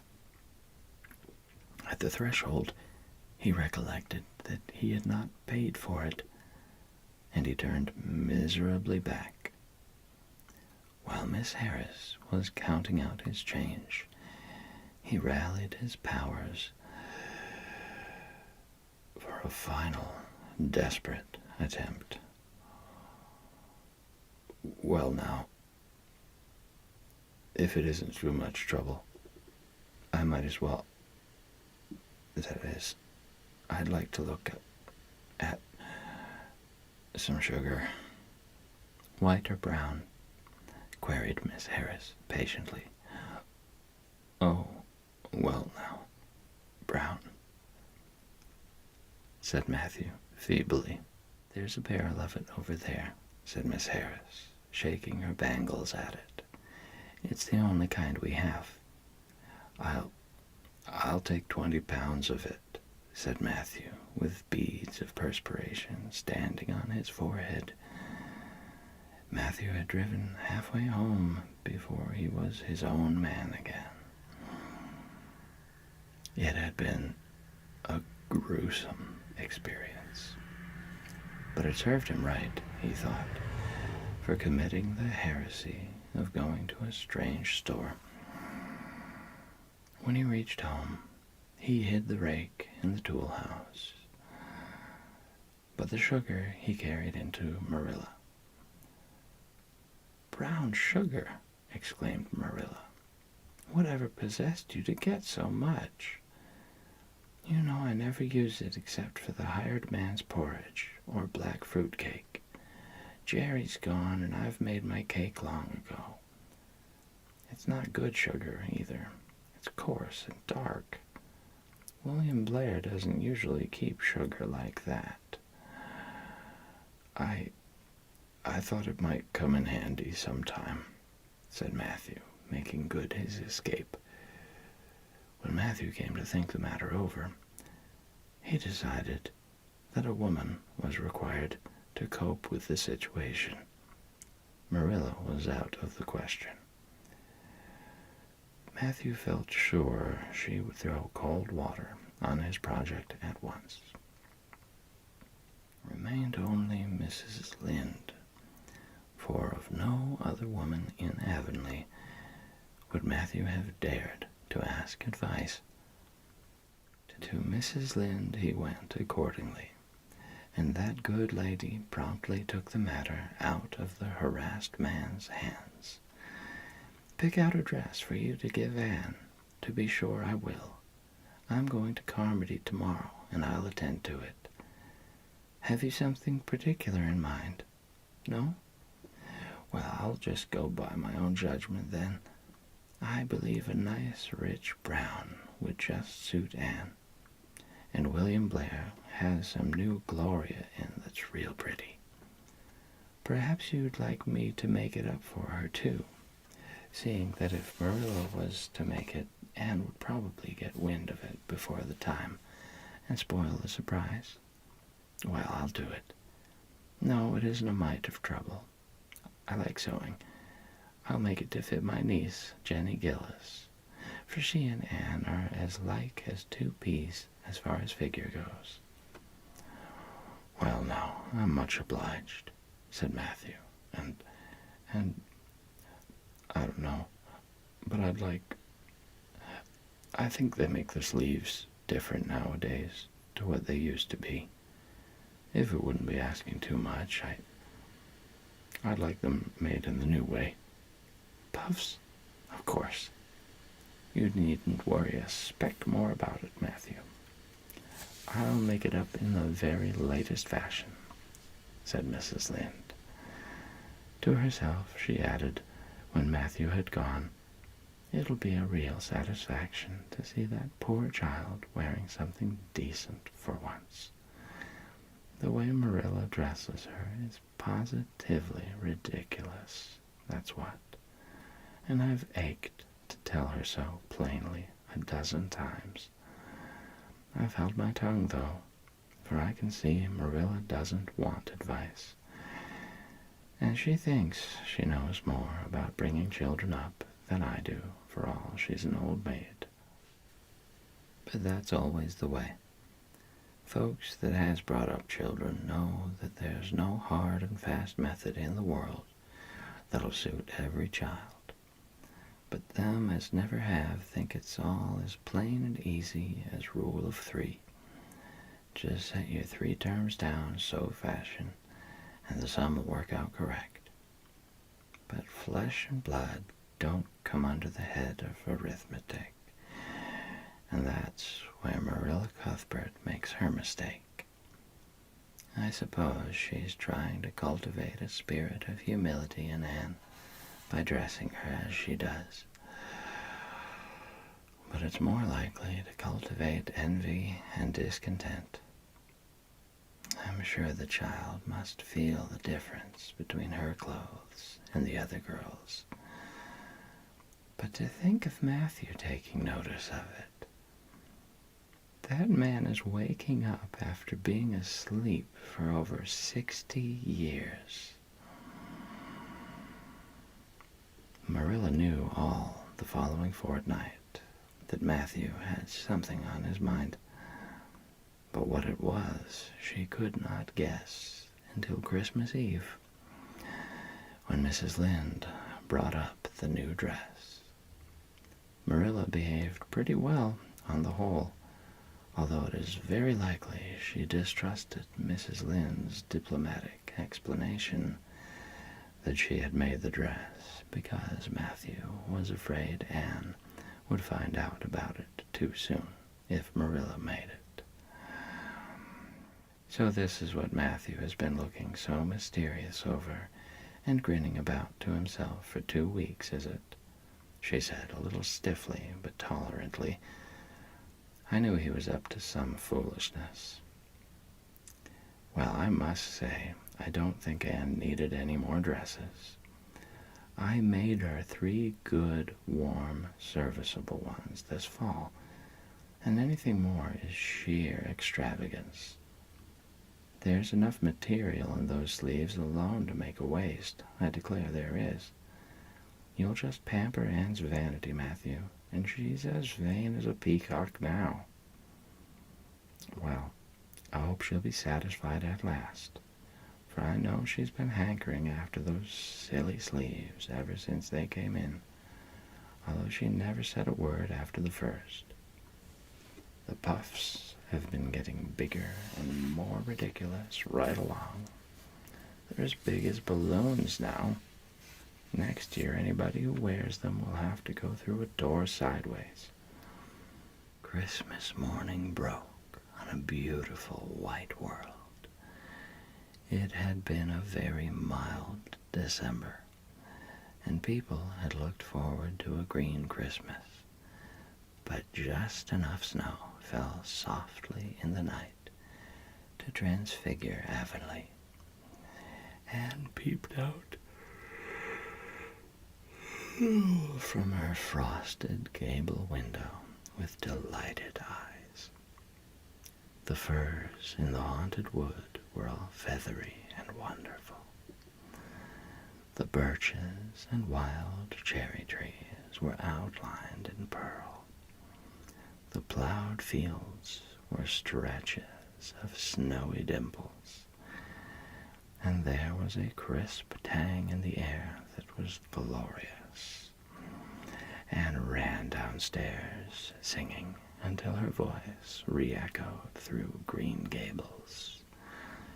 "Merry Christmas, Marilla. Merry Christmas, Matthew. Isn't it a lovely Christmas? I'm so glad it's white. Any other kind of Christmas doesn't seem real, does it? I don't like green Christmases. They're not green. They're just nasty, faded browns and grays. What makes people call them green? Why, Matthew, is that for me? Oh, Matthew." Matthew had sheepishly unfolded the dress from its paper swathings and held it out with a deprecatory glance at Marilla, who feigned to be contemptuously filling the teapot, but nevertheless watched the scene out of the corner of her eye with a rather interested air. Anne took the dress and looked at it in reverent silence.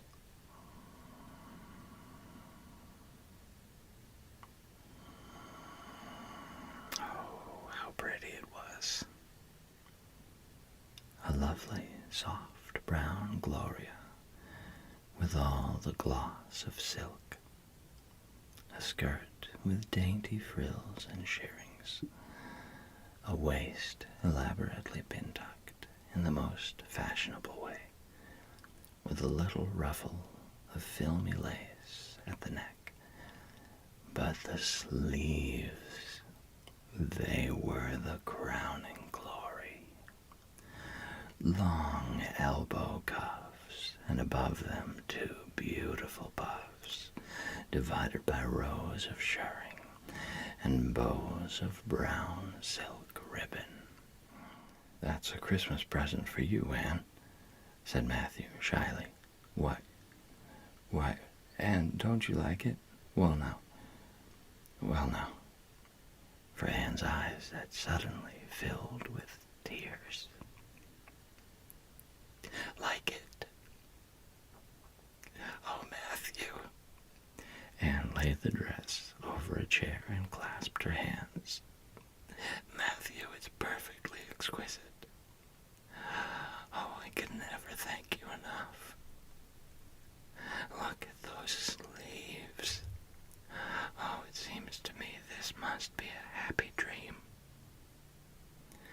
Well, let us have breakfast," interrupted Marilla. "I must say, Anne, I don't think you needed the dress.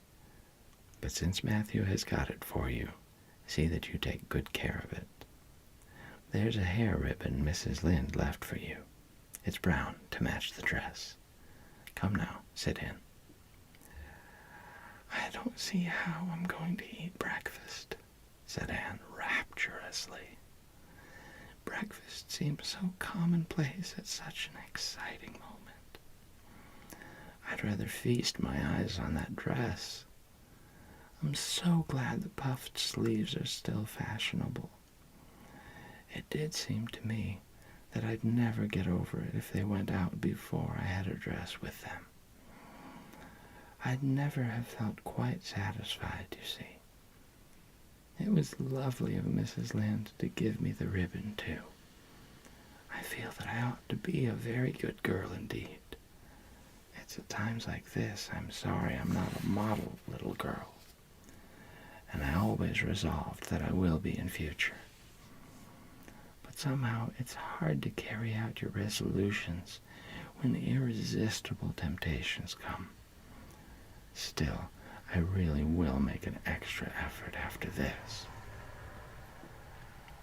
When the commonplace breakfast was over, Diana appeared, crossing the white log bridge in the hollow, a gay little figure in crimson ulster.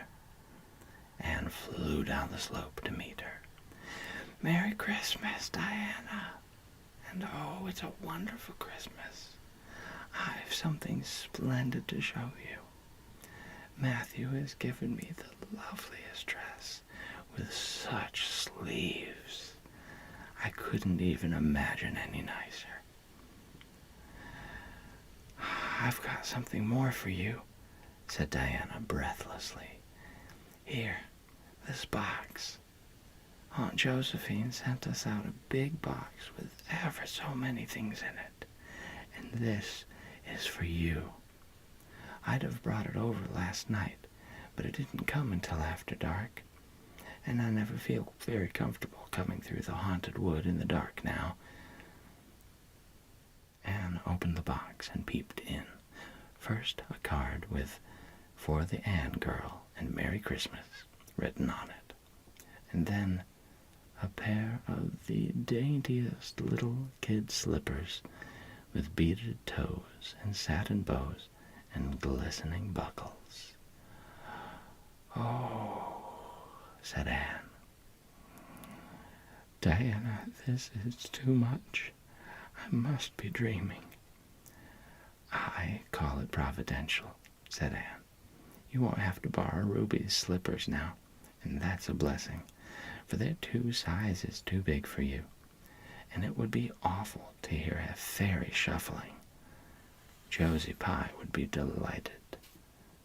Mind you, Rob Wright went home with Gertie Pye from the practice night before last. Did you ever hear anything equal to that?" All the Avonlea scholars were in a fever of excitement that day, for the hall had to be decorated and a last grand rehearsal held. The concert came off in the evening and was a pronounced success. The little hall was crowded. All the performers did excellently well, but Anne was the bright, particular star of the occasion, as even envy, in the shape of Josie Pye, dared not deny. "Hasn't it been a brilliant evening?" sighed Anne, when it was all over, and she and Diana were walking home together, under a dark, starry sky. "Everything went off very well," said Diana practically. "I guess we must have made as much as $10. Mind you, Mr. Allen is going to send an account of it to the Charlottetown papers. Oh, Diana, will we really see our names in print? It makes me thrilled to think of it. Your solo was perfectly elegant, Diana. I felt prouder than you did when it was encored. I just said to myself, it is my dear bosom friend who is so honored. Well, your recitations just brought down the house, Anne. That sad one was simply splendid. Oh, I was so nervous, Diana. When Mr. Allen called out my name, I really cannot tell how I ever got up on that platform. I felt as if a million eyes were looking at me and through me, and for one dreadful moment, I was sure I couldn't begin at all. Then I thought of my lovely puffed sleeves and took courage. I knew that I must live up to those sleeves, Diana. So I started in and my voice seemed to be coming from ever so far away. I just felt like a parrot. It's providential that I practiced those recitations so often up in the garret, or I'd never have been able to get through. Did I groan all right? Yes, indeed, you groaned lovely, assured Diana. I saw old Mrs. Sloane wiping away tears when I sat down. It was splendid to think that I had touched somebody's heart. It's so romantic to take part in a concert, isn't it? Oh, it's been a very memorable occasion indeed. Wasn't the boys' dialogue fine? Said Diana. Gilbert Blythe was just splendid. And I do think it's awful mean the way you treat Gil. Wait till I tell you. When you ran off the platform after the fairy dialogue, one of your roses fell out of your hair. I saw Gil pick it up and put it in his breast pocket. There now. You're so romantic that I'm sure you ought to be pleased at that. It's nothing to me what that person does, said Anne loftily. I simply never waste a thought on him, Diana.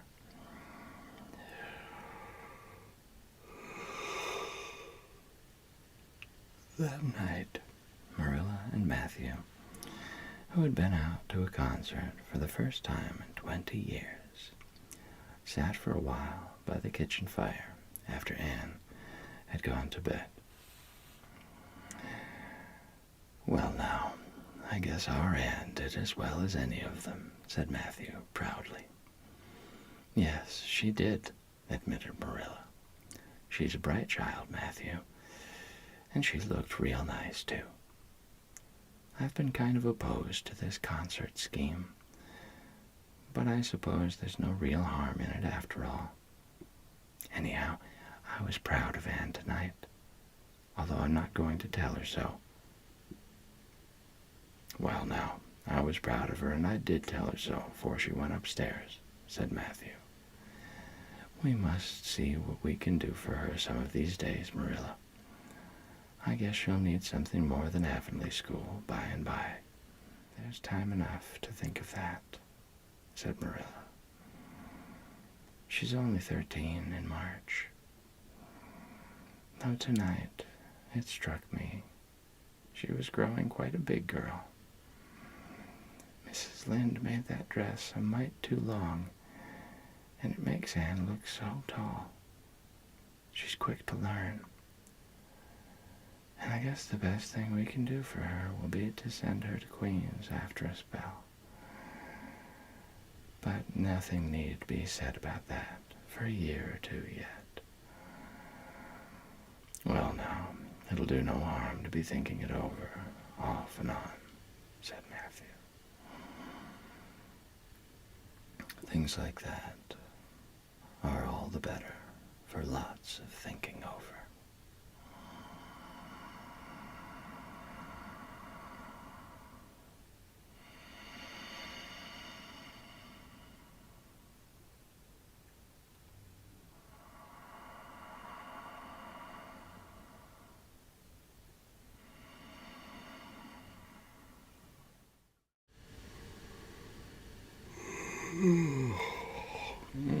Welcome back.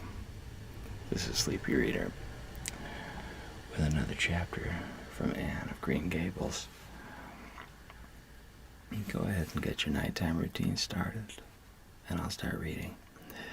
And with any luck, you'll be falling to sleep before I do. Tonight, it's chapter 26.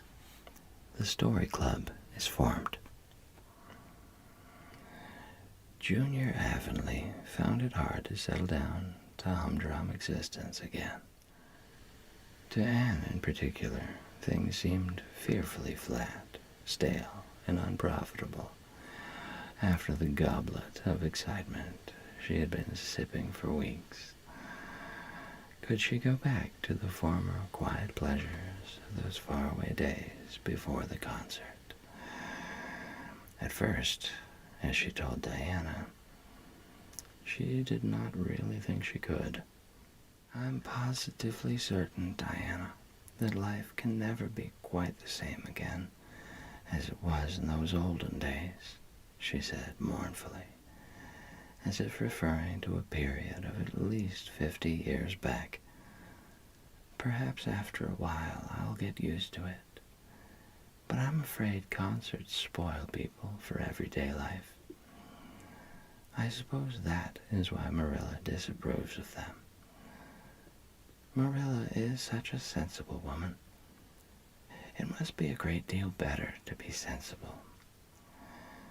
But still, I don't believe I'd really want to be a sensible person, because they're so unromantic. Mrs. Lynde says there is no danger of my ever being one, but you can never tell. I feel just now that I may grow up to be sensible yet, but perhaps that is only because I'm tired. I simply couldn't sleep last night for ever so long. I just lay awake and imagined the concert over and over again. That's one splendid thing about such affairs. It's so lovely to look back to them. Eventually, however, Avonlea School slipped back into its old groove and took up its old interests. To be sure, the concert left traces. Ruby Gillis and Emma White, who had quarreled over a point of precedence in their platform seats, no longer sat at the same desk, and a promising friendship of 3 years was broken up. Josie Pye and Julia Bell did not speak for 3 months, because Josie Pye had told Bessie Wright that Julia Bell's bow, when she got up to recite, made her think of a chicken jerking its head, and Bessie told Julia. None of the Sloanes would have any dealings with the Bells, because the Bells had declared that the Sloanes had too much to do in the program, and the Sloanes had retorted that the Bells were not capable of doing the little they had to do properly. Finally, Charlie Sloane fought Moody Spurgeon McPherson, because Moody Spurgeon had said that Anne Shirley put on airs about her recitations, and Moody Spurgeon was licked. Consequently, Moody Spurgeon's sister, Ella May, would not speak to Anne Shirley all the rest of the winter. With the exception of these trifling frictions, work in Miss Stacy's little kingdom went on with regularity and smoothness. The winter weeks slipped by. It was an unusually mild winter, with so little snow that Anne and Diana could go to school nearly every day by way of the birch path. On Anne's birthday, they were tripping lightly down it, keeping eyes and ears alert amid all their chatter, for Miss Stacy had told them that they must soon write a composition on a winter's walk in the woods, and it behoved them to be observant. "Just think, Diana, I'm 13 years old today," remarked Anne in an awed voice. "I can scarcely realize that I'm in my teens. When I woke this morning, it seemed to me that everything must be different. You've been 13 for a month, so I suppose it doesn't seem such a novelty to you as it does to me. It makes life seem so much more interesting. In 2 more years, I'll be really grown up. It's a great comfort to think that I'll be able to use big words then without being laughed at. Ruby Gillis says she means to have a beau as soon as she's 15, said Diana. Ruby Gillis thinks of nothing but beaux, said Anne disdainfully. She's actually delighted when anyone writes her name up in a take notice, for all she pretends to be so mad. But I'm afraid that it is an uncharitable speech. Mrs. Allen says we should never make uncharitable speeches, but they do slip out so often before you think, don't they? I simply can't talk about Josie Pye without making an uncharitable speech, so I never mention her at all. You may have noticed that. I'm trying to be as much like Mrs. Allen as I possibly can, for I think she's perfect. Mr. Allen thinks so too. Mrs. Lynde says he just worships the ground she treads on, and she doesn't really think it right for a minister to set his affections so much on a mortal being. But then, Diana, even ministers are human and have their besetting sins, just like everybody else. I had such an interesting talk with Mrs. Allen about besetting sins last Sunday afternoon. There are just a few things it's proper to talk about on Sundays. And that is one of them. My besetting sin is imagining too much and forgetting my duties. I'm striving very hard to overcome it, and now that I'm really 13, perhaps I'll get on better. In 4 more years, we'll be able to put our hair up, said Diana. Alice Bell is only 16, and she is wearing hers up, but I think that's ridiculous. I shall wait until I'm 17. If I had Alice Bell's crooked nose, said Anne decidedly, I wouldn't, but there, I won't say what I was going to, because it was extremely uncharitable. Besides, I was comparing it with my own nose, and that's vanity. I'm afraid I think too much about my nose, ever since I heard that compliment about it long ago. It really is a great comfort to me. Oh, Diana, look, there's a rabbit. That's something to remember for our woods composition. I really think the woods are just as lovely in winter as in summer. They're so white and still, as if they were asleep and dreaming pretty dreams.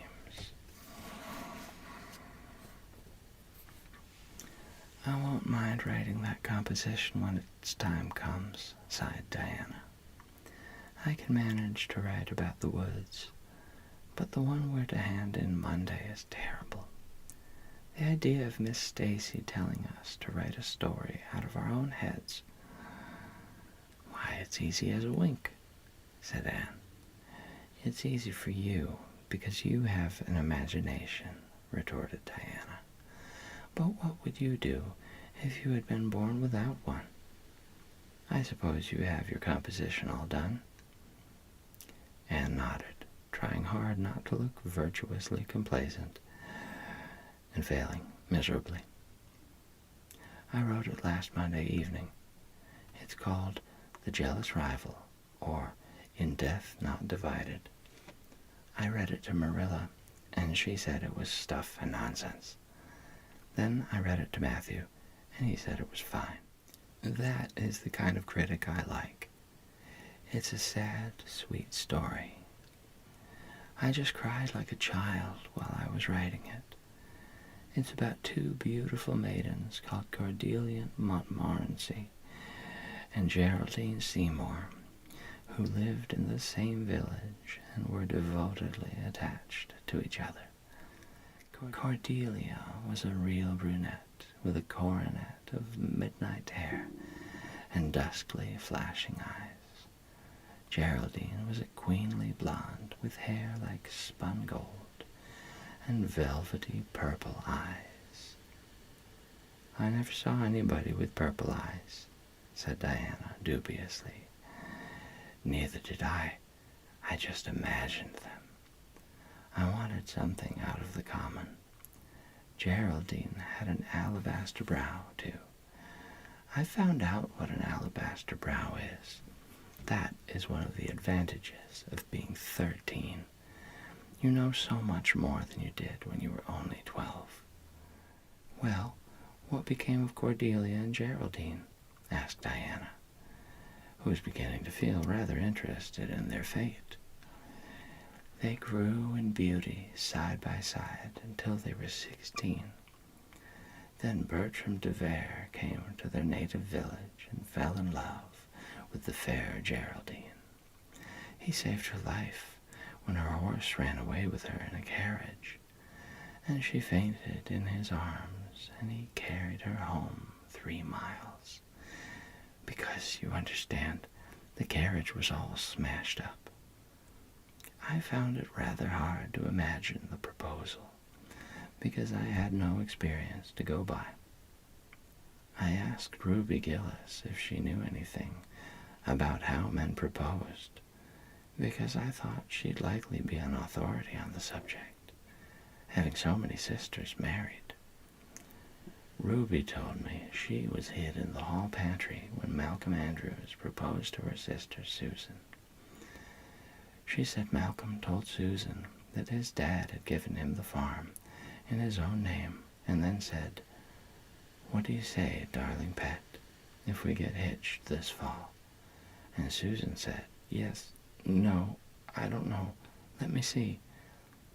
And there they were, engaged as quick as that. But I didn't think that sort of a proposal was a very romantic one. So in the end, I had to imagine it out as well as I could. I made it very flowery and poetical, and Bertram went on his knees, although Ruby Gillis says it isn't done nowadays.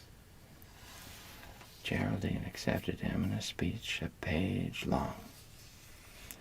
I can tell you I took a lot of trouble with that speech. I rewrote it 5 times, and I look upon it as my masterpiece.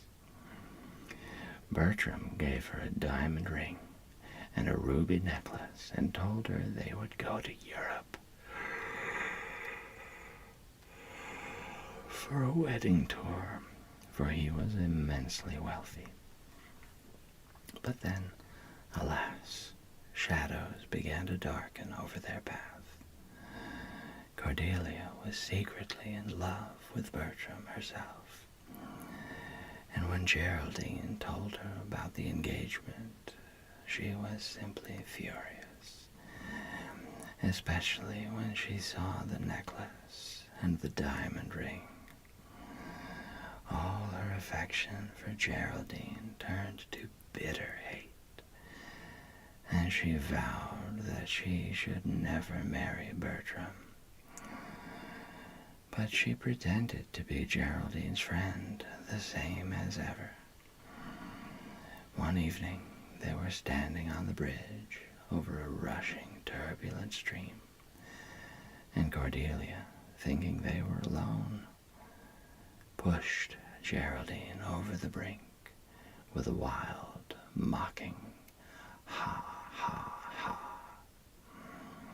But Bertram saw it all, and he at once plunged into the current, exclaiming, "I will save thee, my peerless Geraldine." But alas, he had forgotten he couldn't swim, and they were both drowned, clasped in each other's arms. Their bodies were washed ashore soon afterwards. They were buried in the one grave, and their funeral was most imposing, Diana. It's so much more romantic to end a story up with a funeral than a wedding. As for Cordelia, she went insane with remorse and was shut up in a lunatic asylum. I thought that was a poetical retribution for her crime.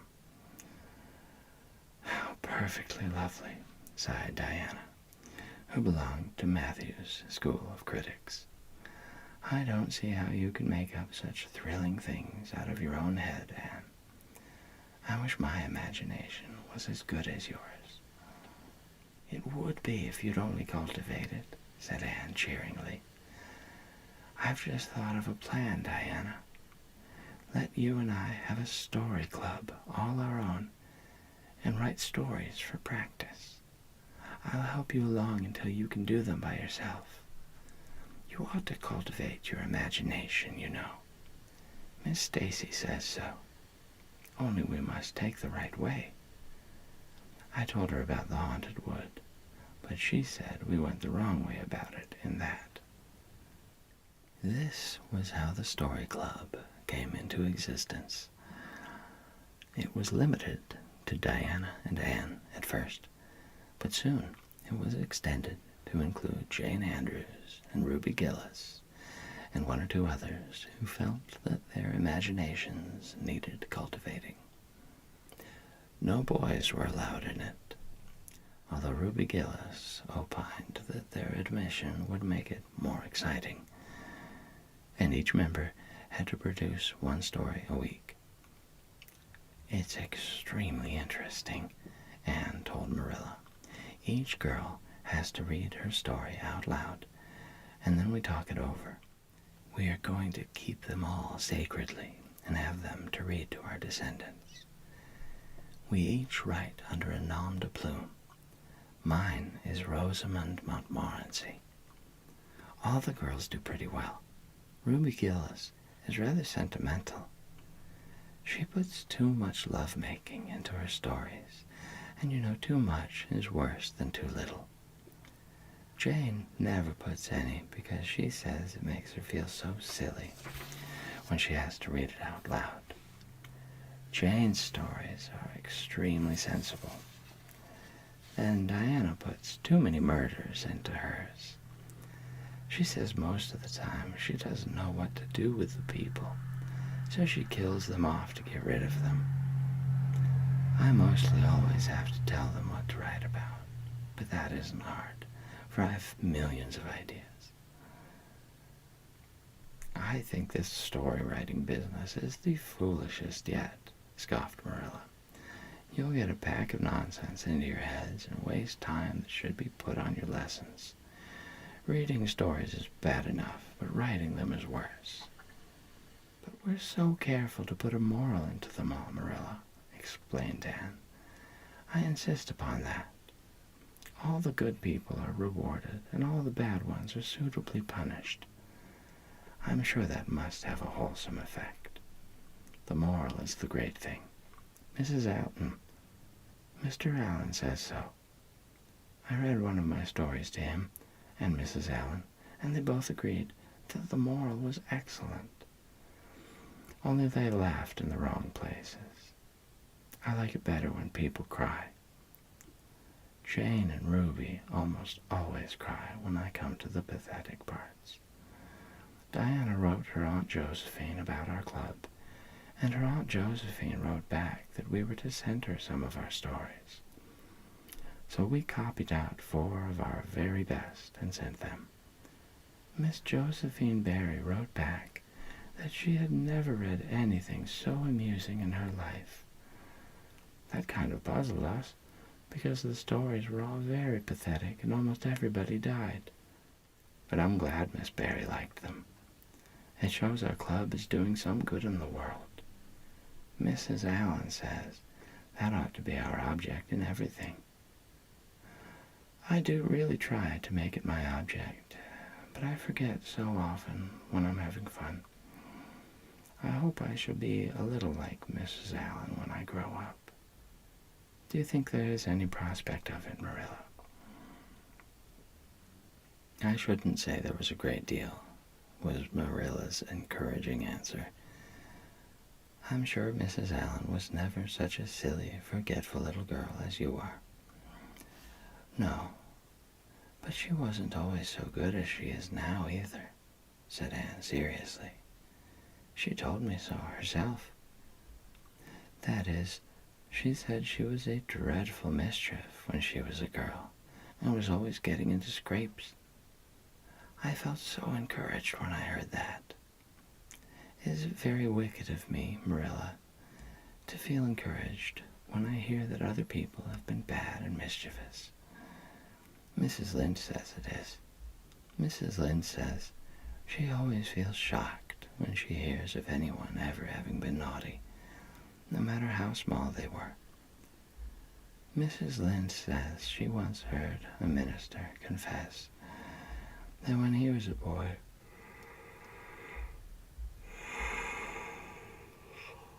he stole a strawberry tart out of his aunt's pantry, and she never had any respect for that minister again.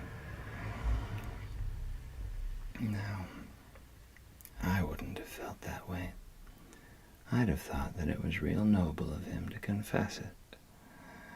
And I'd have thought what an encouraging thing it would be for small boys nowadays who do naughty things and are sorry for them to know that perhaps they may grow up to be ministers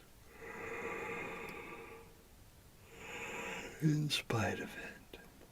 That's how I'd feel, Marilla. The way I feel at present, Anne, said Marilla, is that it's high time you had those dishes washed. You've taken half an hour longer than you should with all your chattering. Learn to work first and talk afterwards.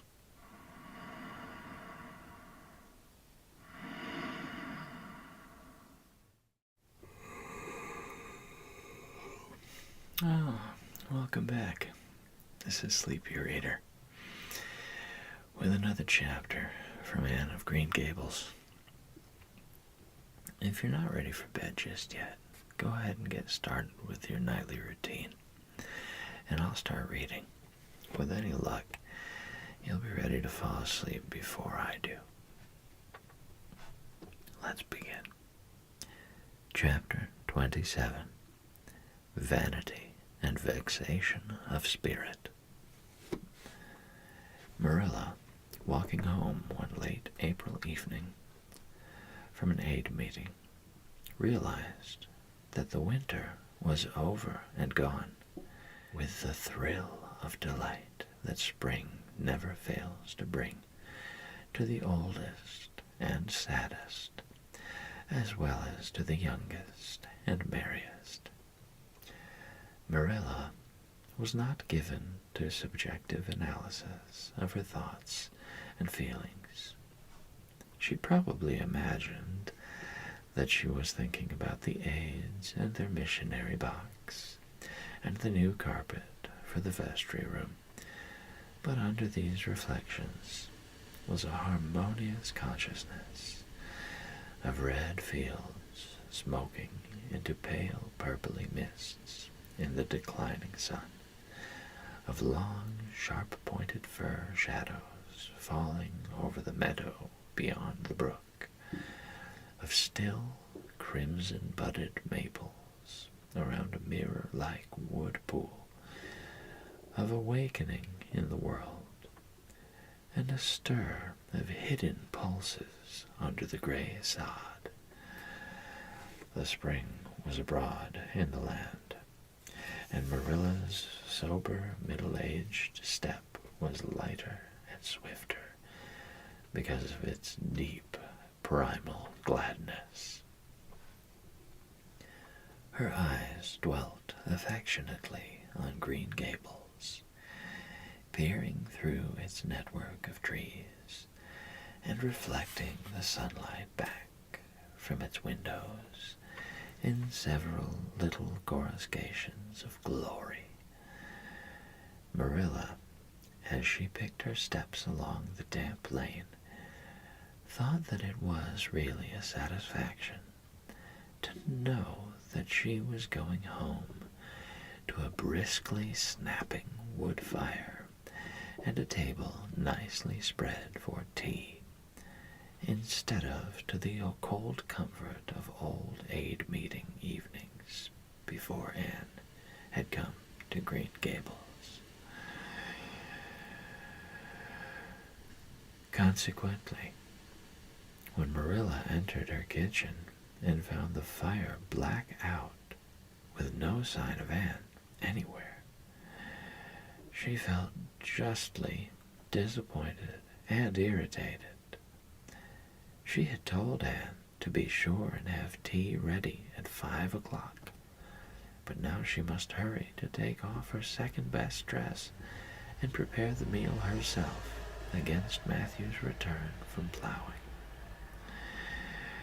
"I'll settle Miss Anne when she comes home," said Marilla grimly, as she shaved up kindlings with a carving knife, and more vim than was strictly necessary.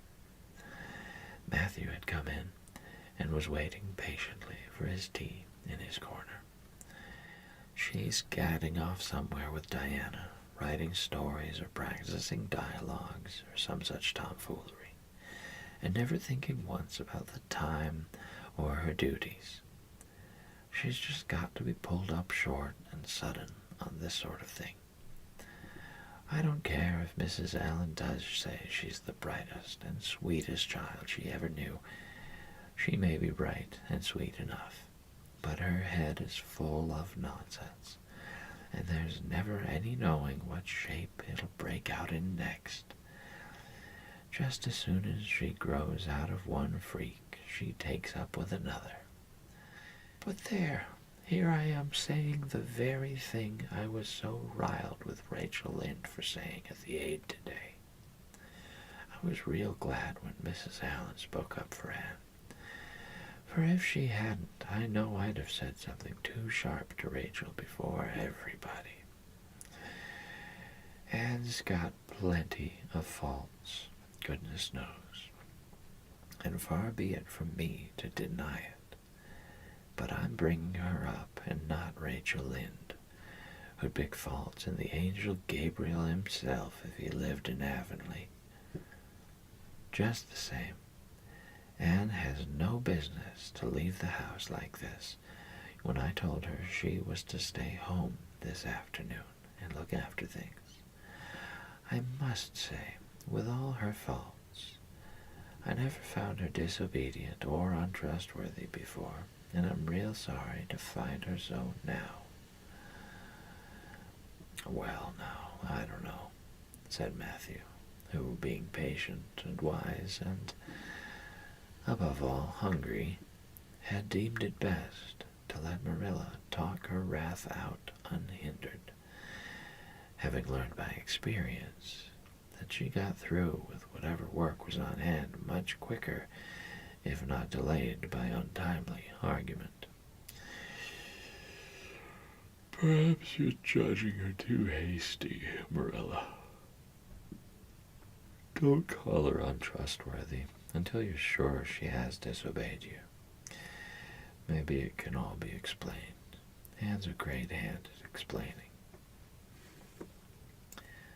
"She's not here when I told her to stay," retorted Marilla.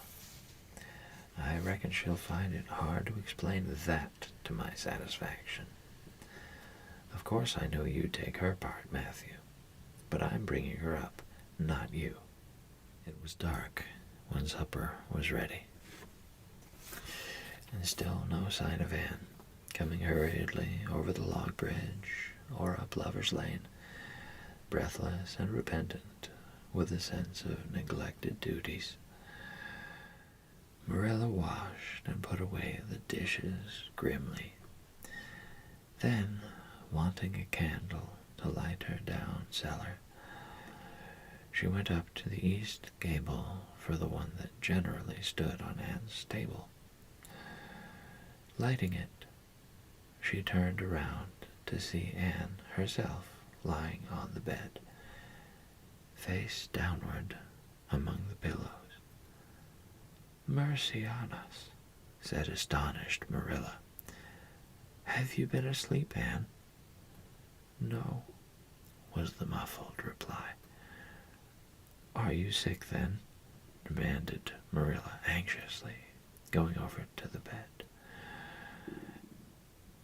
Anne cowered deeper into her pillows, as if desirous of hiding herself forever from mortal eyes. "No, but please, Marilla, go away and don't look at me. I'm in the depths of despair. And I don't care who gets head in class, or writes the best composition, or sings in the Sunday school choir anymore. Little things like that are of no importance now, because I don't suppose I'll ever be able to go anywhere again. My career is closed. Please, Marilla, go away and don't look at me. Did anyone ever hear the like? The mystified Marilla wanted to know. Aunt Shirley, whatever is the matter with you? What have you done?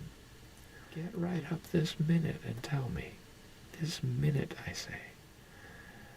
There now, what is it? Anne had slid to the floor in despairing obedience. Look at my hair, Marilla, she whispered. Accordingly, Marilla lifted her candle and looked scrutinizingly at Anne's hair, flowing in heavy masses down her back. It certainly had a very strange appearance. Anne Shirley, what have you done to your hair? Why, it's green. Green, it might be called, if it were any earthly color. A queer, dull, bronzy green, with streaks here and there of the original red to heighten the ghastly effect. Never in all her life had Marilla seen anything so grotesque as Anne's hair at that moment. Yes, it's green, moaned Anne. I thought nothing could be as bad as red hair, but now I know it's 10 times worse to have green hair. Oh, Marilla, you little know how utterly wretched I am. I little know how you got into this fix, but I mean to find out, said Marilla. Come right down to the kitchen. It's too cold up here, and tell me just what you've done. I've been expecting something queer for some time. You haven't got into any scrape for over 2 months, and I was sure another one was due. Now then, what did you do to your hair? I dyed it. Dyed it? Dyed your hair? Anne Shirley, didn't you know it was a wicked thing to do? Yes, I knew it was a little wicked, admitted Anne, but I thought it was worthwhile to be a little wicked to get rid of red hair. I counted the cost, Marilla. Besides, I meant to be extra good in other ways to make up for it. Well, said Marilla sarcastically, if I'd decided it was worthwhile to dye my hair, I'd have dyed it a decent color at least. I wouldn't have dyed it green. But I didn't mean to dye it green, Marilla, protested Anne dejectedly. If I was wicked, I meant to be wicked to some purpose. He said it would turn my hair a beautiful raven black. He positively assured me that it would. How could I doubt his word, Marilla? I know what it feels like to have your word doubted. And Mrs. Allen says we should never suspect anyone of not telling us the truth, unless we have proof that they're not. I have proof now. Green hair is proof enough for anybody.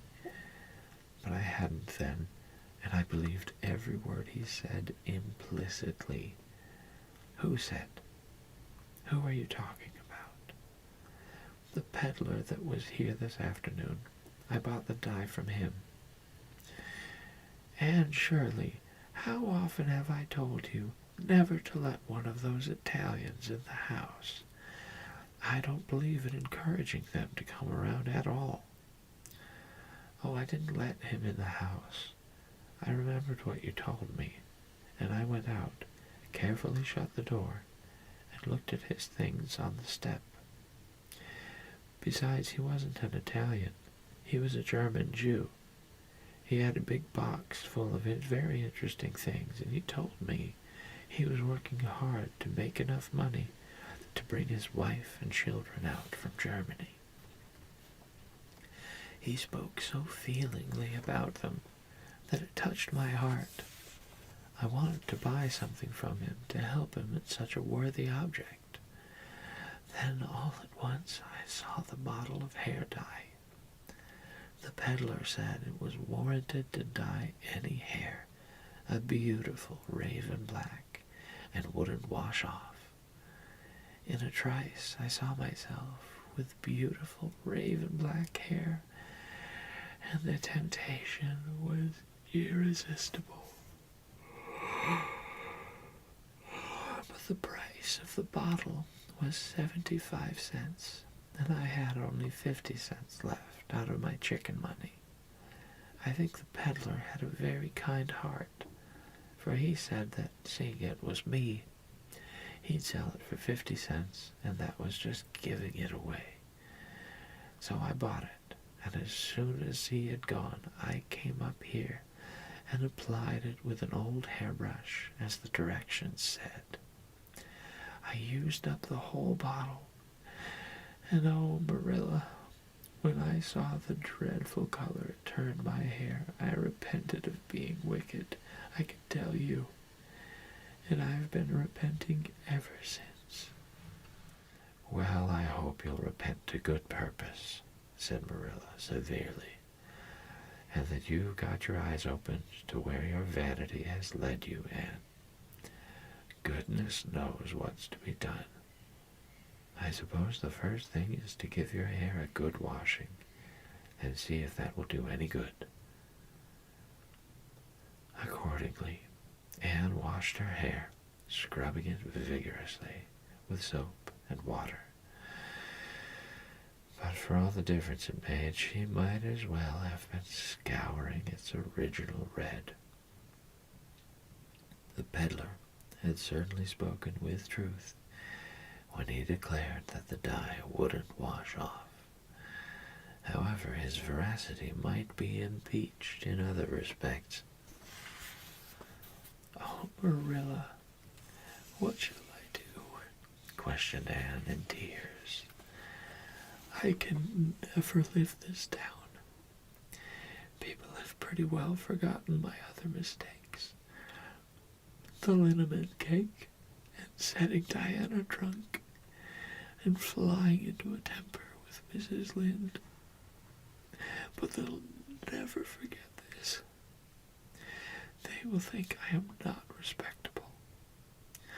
Oh, Marilla, what a tangled web we weave when first we practice to deceive.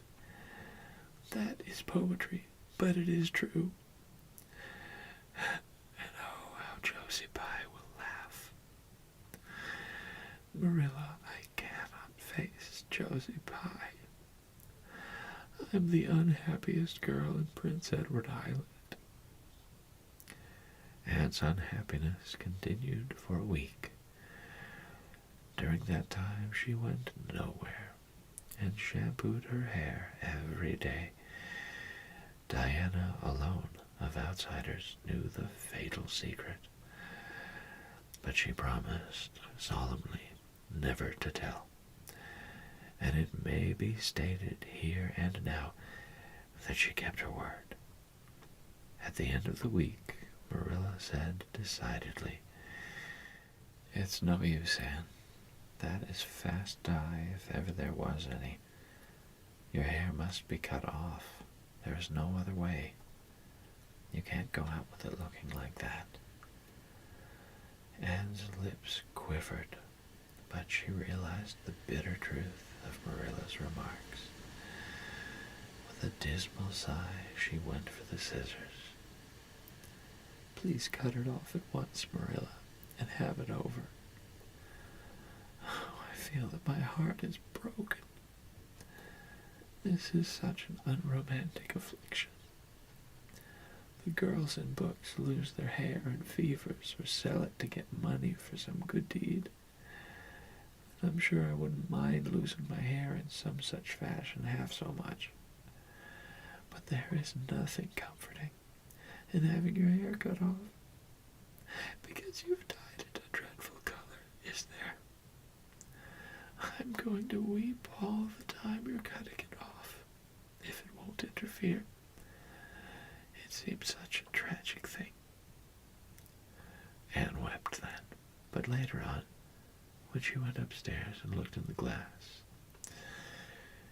she was calm with despair. Marilla had done her work thoroughly, and it had been necessary to shingle the hair as closely as possible. The result was not becoming.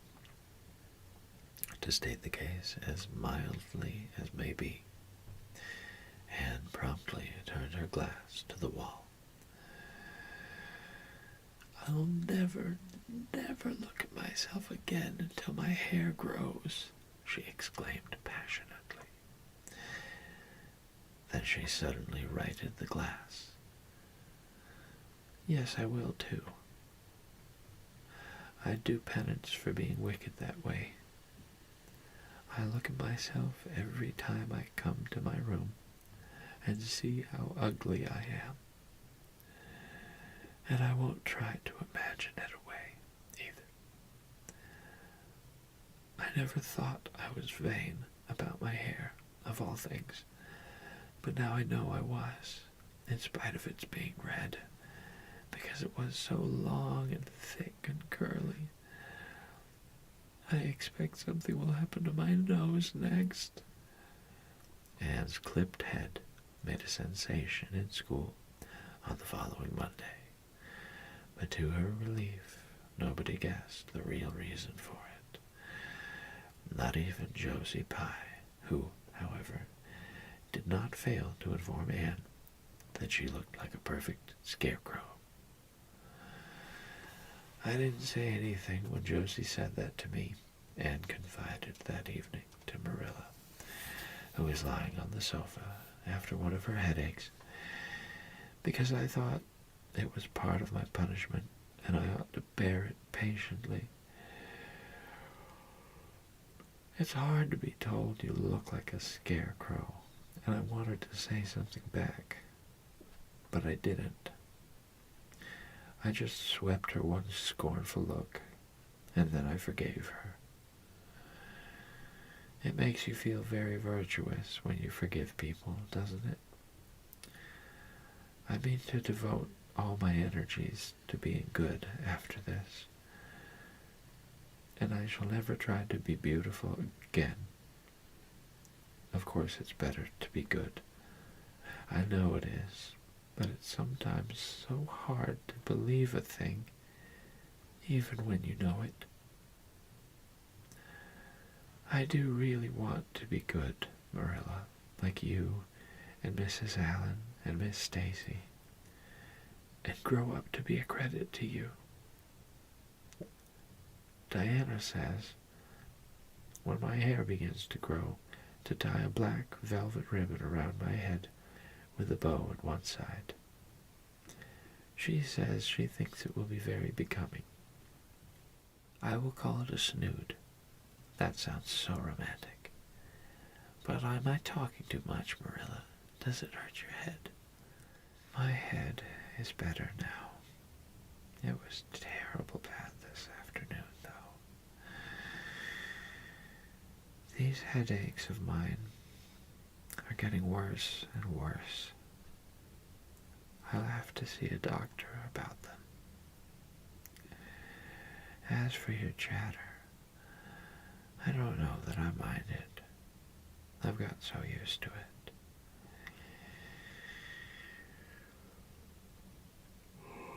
Which was Marilla's way of saying that she liked to hear it.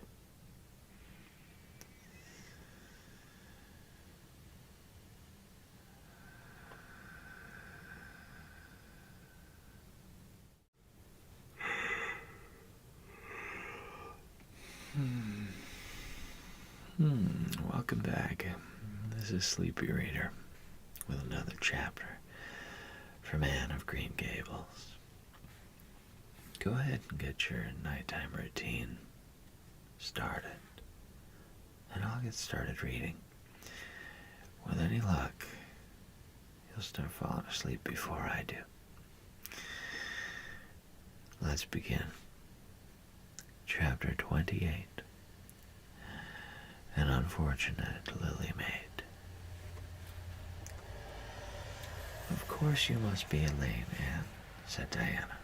I could never have the courage to float down there. Nor I, said Ruby Gillis with a shiver. I don't mind floating down when there's 2 or 3 of us in the flat and we can sit up. It's fun then. But to lie down and pretend I was dead, I just couldn't. I'd die really of fright. Of course it would be romantic, conceded Jane Andrews. But I know I couldn't keep still. I'd be popping up every minute or so to see where I was and if I wasn't drifting too far out. And you know, Anne, that would spoil the effect.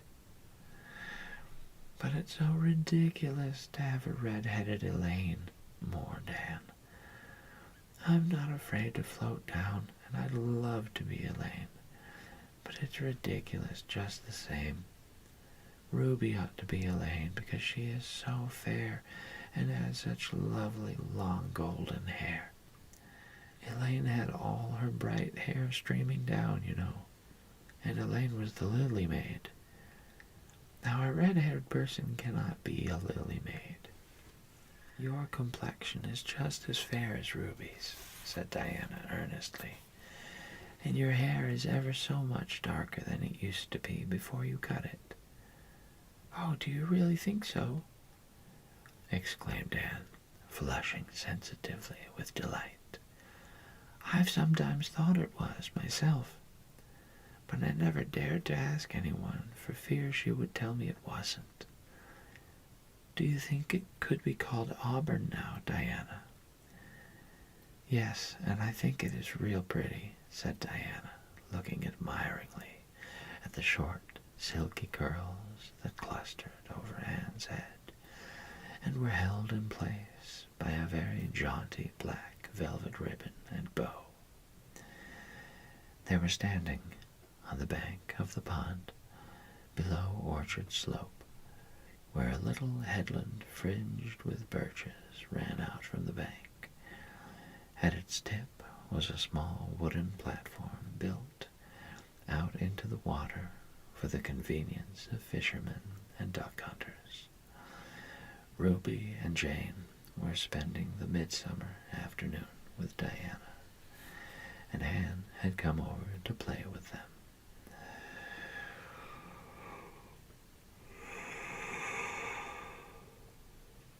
Anne and Diana had spent most of their playtime that summer on and about the pond. Idlewild was a thing of the past, Mr. Bell having ruthlessly cut down the little circle of trees in his back pasture in the spring.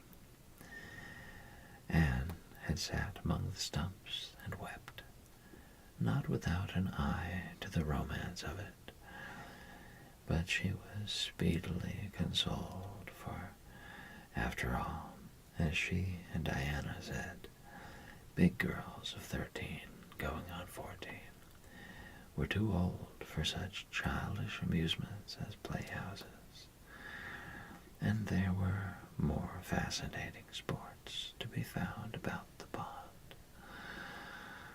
It was splendid to fish for trout over the bridge, and the 2 girls learnt to row themselves about in the little flat-bottomed dory Mr. Barry kept for duck shooting. It was Anne's idea that they dramatize Elaine. They had studied Tennyson's poem in school the preceding winter, the superintendent of education having prescribed it in the English course for the Prince Edward Island schools. They had analyzed and parsed it and torn it to pieces in general, until it was a wonder there was any meaning at all left in it for But at least the fair Lily Maid and Lancelot and Guinevere and King Arthur had become very real people to them. And Anne was devoured by secret regret that she had not been born in Camelot. Those days, she said, were so much more romantic than the present. Anne's plan was hailed with enthusiasm.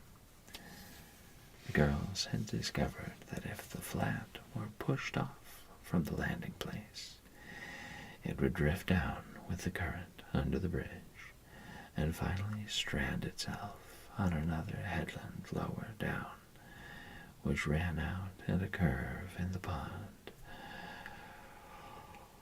They had often gone down like this, and nothing could be more convenient for playing Elaine. "Well, I'll be Elaine," said Anne, yielding reluctantly, for although she would have been delighted to play the principal character, yet her artistic sense demanded fitness for it, and this, she felt, her limitations made impossible. "Ruby, you must be King Arthur, and Jane will be Guinevere, and Diana must be Lancelot. But first you must be the brothers and the father. We can't have the old dumb servitor because there isn't room for two in the flat when one is lying down. We must paw the barge, all its length in blackest samite. That old black shawl of your mother's will be just the thing, Diana." The black shawl having been produced, Anne spread it over the flat and then lay down on the bottom, with closed eyes and hands folded over her breast. "Oh, she does look really dead," whispered Ruby Gillis nervously, watching the still, white little face under the flickering shadows of the birches. "It makes me feel frightened, girls. Do you suppose it's really right to act like this? Mrs. Lynde says that all play acting is abominably wicked." "Ruby, you shouldn't talk about Mrs. Lynde," said Anne severely. "It spoils the effect because this is hundreds of years before Mrs. Lynde was born. Jane, you arrange this. It's silly for Elaine to be talking when she's dead." Jane rose to the occasion. Cloth of gold for coverlet there was none, but an old piano scarf of yellow Japanese crepe was an excellent substitute. A white lily was not obtainable just then, but the effect of a tall blue iris placed in one of Anne's folded hands was all that could be desired. "Now she's all ready," said Jane.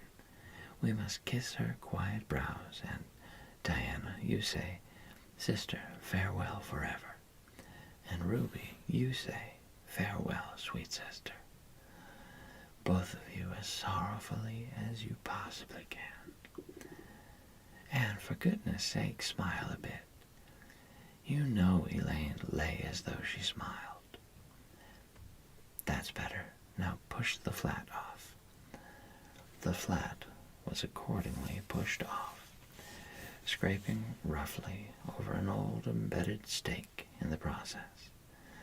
Diana and Jane and Ruby only waited long enough to see it caught in the current and headed for the bridge before scampering up through the woods, across the road, and down to the lower headland where, as Lancelot and Guinevere and the king, they were to be in readiness to receive the Lily Maid.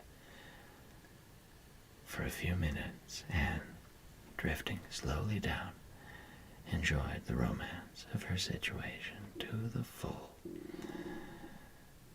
Then something happened, not at all romantic. The flat began to leak.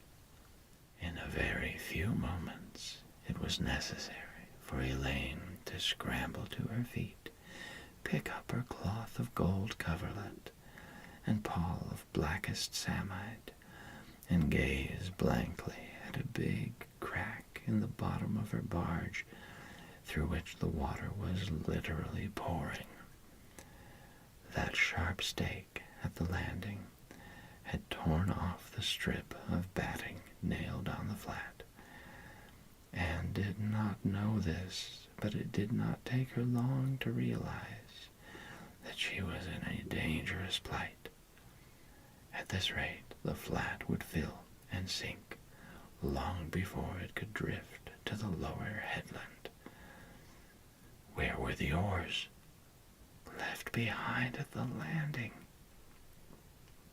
Anne gave one gasping little scream which nobody ever heard.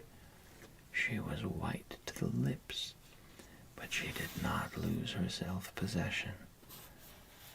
There was one chance, just one. I was horribly frightened, she told Mrs. Allen the next day, and it seemed like years while the flat was drifting down to the bridge and the water rising in it every moment. I prayed, Mrs. Allen, most earnestly, but I didn't shut my eyes to pray, for I knew the only way God could save me was to let the flat float close enough to one of the bridge piles for me to climb up on it. You know the piles are just all tree trunks, and there are lots of knots and old branch stubs on them. It was proper to pray, but I had to do my part by watching out, and right well I knew it. I just said, "Dear God, please take the flat close to a pile and I'll do the rest," over and over again. Under such circumstances, you don't think much about making a flowery prayer, but mine was answered, for the flat bumped right into a pile for a minute, and I flung the scarf and the shawl over my shoulder and scrambled up on a big providential stub. And there I was, Mrs. Allen, clinging to that slippery old pile with no way of getting up or down. It was a very unromantic position, but I didn't think about that at the time. You don't think much about romance when you have just escaped from a watery grave. I said a grateful prayer at once, and then I gave all my attention to holding on tight, for I knew I should probably have to depend on human aid to get back to dry land. The flat drifted under the bridge, and then promptly sank in midstream. Ruby, Jane, and Diana, already awaiting it on the lower headland, saw it disappear before their very eyes, and had not a doubt but that Anne had gone down with it. For a moment they stood still, white as sheets, frozen with horror at the tragedy. Then, shrieking at the tops of their voices, they started on a frantic run up through the woods, never pausing as they crossed the main road to glance the way of the bridge. Anne, clinging desperately to her precarious foothold, saw their flying forms and heard their shrieks. Help would soon come, but meanwhile her position was a very uncomfortable one. The minutes passed by, each seeming an hour to the unfortunate Lily Maid. Why didn't somebody come? Where had the girls gone? Suppose they had fainted, one and all. Suppose nobody ever came. Suppose she grew so tired and cramped that she could hold on no longer. Anne looked at the wicked green depths below her, wavering with long, oily shadows, and shivered. Her imagination began to suggest all manner of gruesome possibilities to her. Then, just as she thought she really could not endure the ache in her arms and wrists another moment. Gilbert Blythe came rowing under the bridge in Harmon Andrews's dory. Gilbert glanced up and, much to his amazement, beheld a little white, scornful face looking down upon him with big, frightened but also scornful gray eyes. "Anne Shirley, how on earth did you get there?" he exclaimed. Without waiting for an answer, he pulled close to the pile and extended his hand. There was no help for it. Anne, clinging to Gilbert Blythe's hand, scrambled down into the dory, where she sat, drabbled and furious, in the stern, with her arms full of dripping shawl and wet crepe. It was certainly extremely difficult to be dignified under the circumstances. "What has happened, Anne?" asked Gilbert, taking up his oars. "We were playing Elaine," explained Anne frigidly, without even looking at her rescuer, "and I had to drift down to Camelot in the barge, the flat. The flat began to leak, and I climbed out on the pile. The girls went for help. Will you be kind enough to row me to the landing?"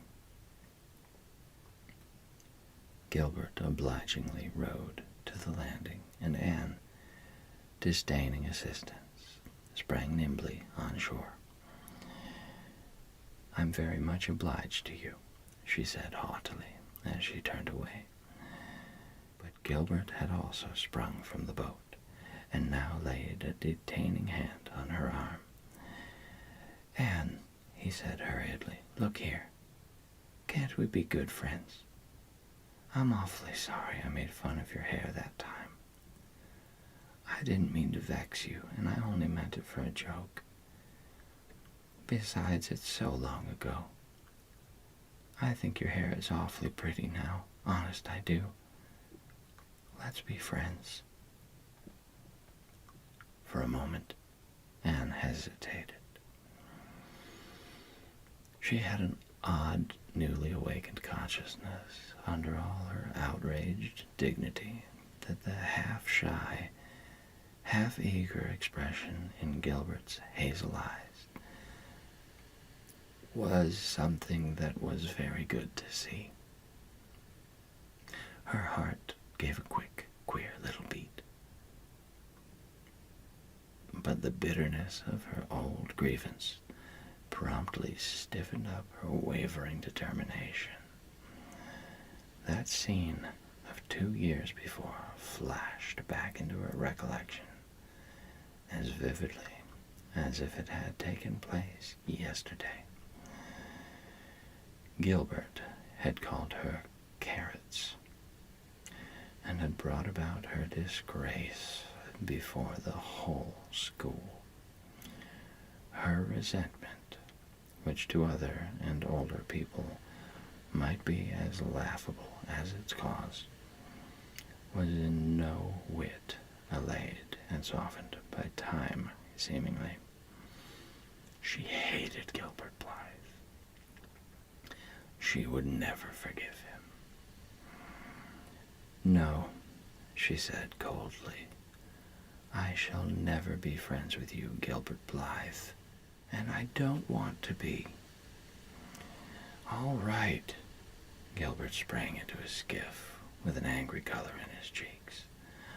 "I'll never ask you to be friends again, Anne Shirley, and I don't care either." He pulled away with swift, defiant strokes, and Anne went up the steep, ferny little path under the maples. She held her head very high, but she was conscious of an odd feeling of regret. She almost wished she had answered Gilbert differently.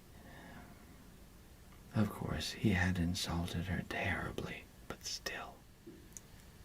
Altogether, Anne rather thought it would be a relief to sit down and have a good cry. She was really quite unstrung, for the reaction from her fright and cramped clinging was making itself felt. Halfway up the path, she met Jane and Diana rushing back to the pond, in a state narrowly removed from positive frenzy. They had found nobody at Orchard Slope, both Mr. and Mrs. Barry being away. Here, Ruby Gillis had succumbed to hysterics and was left to recover from them as best she might, while Jane and Diana flew through the haunted wood and across the brook to Green Gables.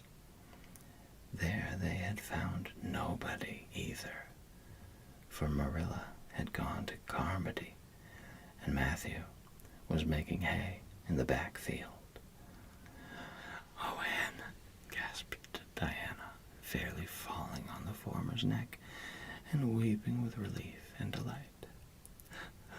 "Oh, Anne, we thought you were drowned, and we felt like murderers because we had made you be Elaine, and Ruby is in hysterics.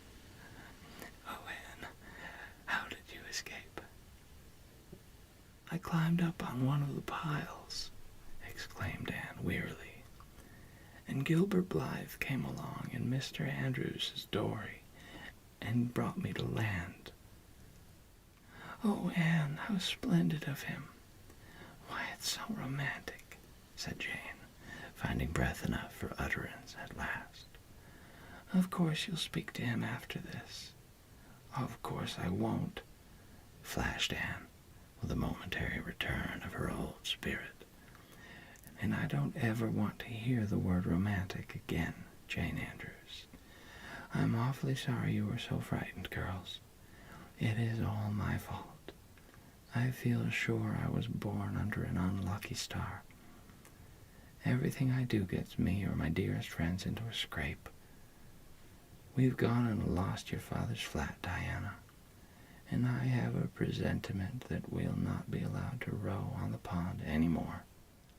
Anne's presentiment proved more trustworthy than presentiments are apt to do. Great was the consternation in the Barry and Cuthbert households when the events of the afternoon became known. "Will you ever have any sense, Anne?" groaned Marilla. "Oh, yes, I think I will, Marilla," returned Anne optimistically. A good cry indulged in the grateful solitude of the east gable had soothed her nerves and restored her to her wonted cheerfulness. "I think my prospects of becoming sensible are brighter now than ever." "I don't see how," said Marilla. "Well," explained Anne, "I've learned a new and valuable lesson today. Ever since I came to Green Gables, I've been making mistakes, and each mistake has helped to cure me of some great shortcoming. The affair of the amethyst brooch cured me of meddling with things that didn't belong to me. The haunted wood mistake cured me of letting my imagination run away with me. The liniment cake mistake cured me of carelessness in cooking. Dyeing my hair cured me of vanity. I never think about my hair and nose now, at least very seldom. And today's mistake is going to cure me of being too romantic. I have come to the conclusion that it is no use trying to be romantic in Avonlea. It was probably easy enough in towered Camelot hundreds of years ago, but romance is not appreciated now. I feel quite sure that you will soon see a great improvement in me in this respect, Marilla.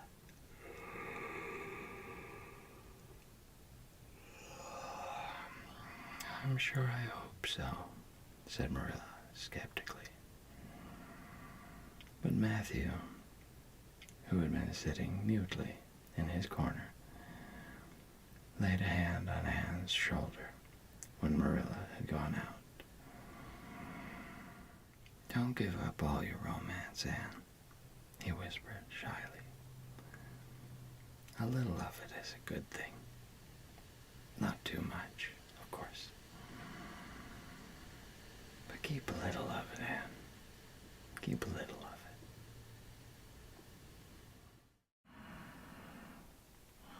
it. Oh, welcome back. This is Sleepy Reader with another chapter from Anne of Green Gables.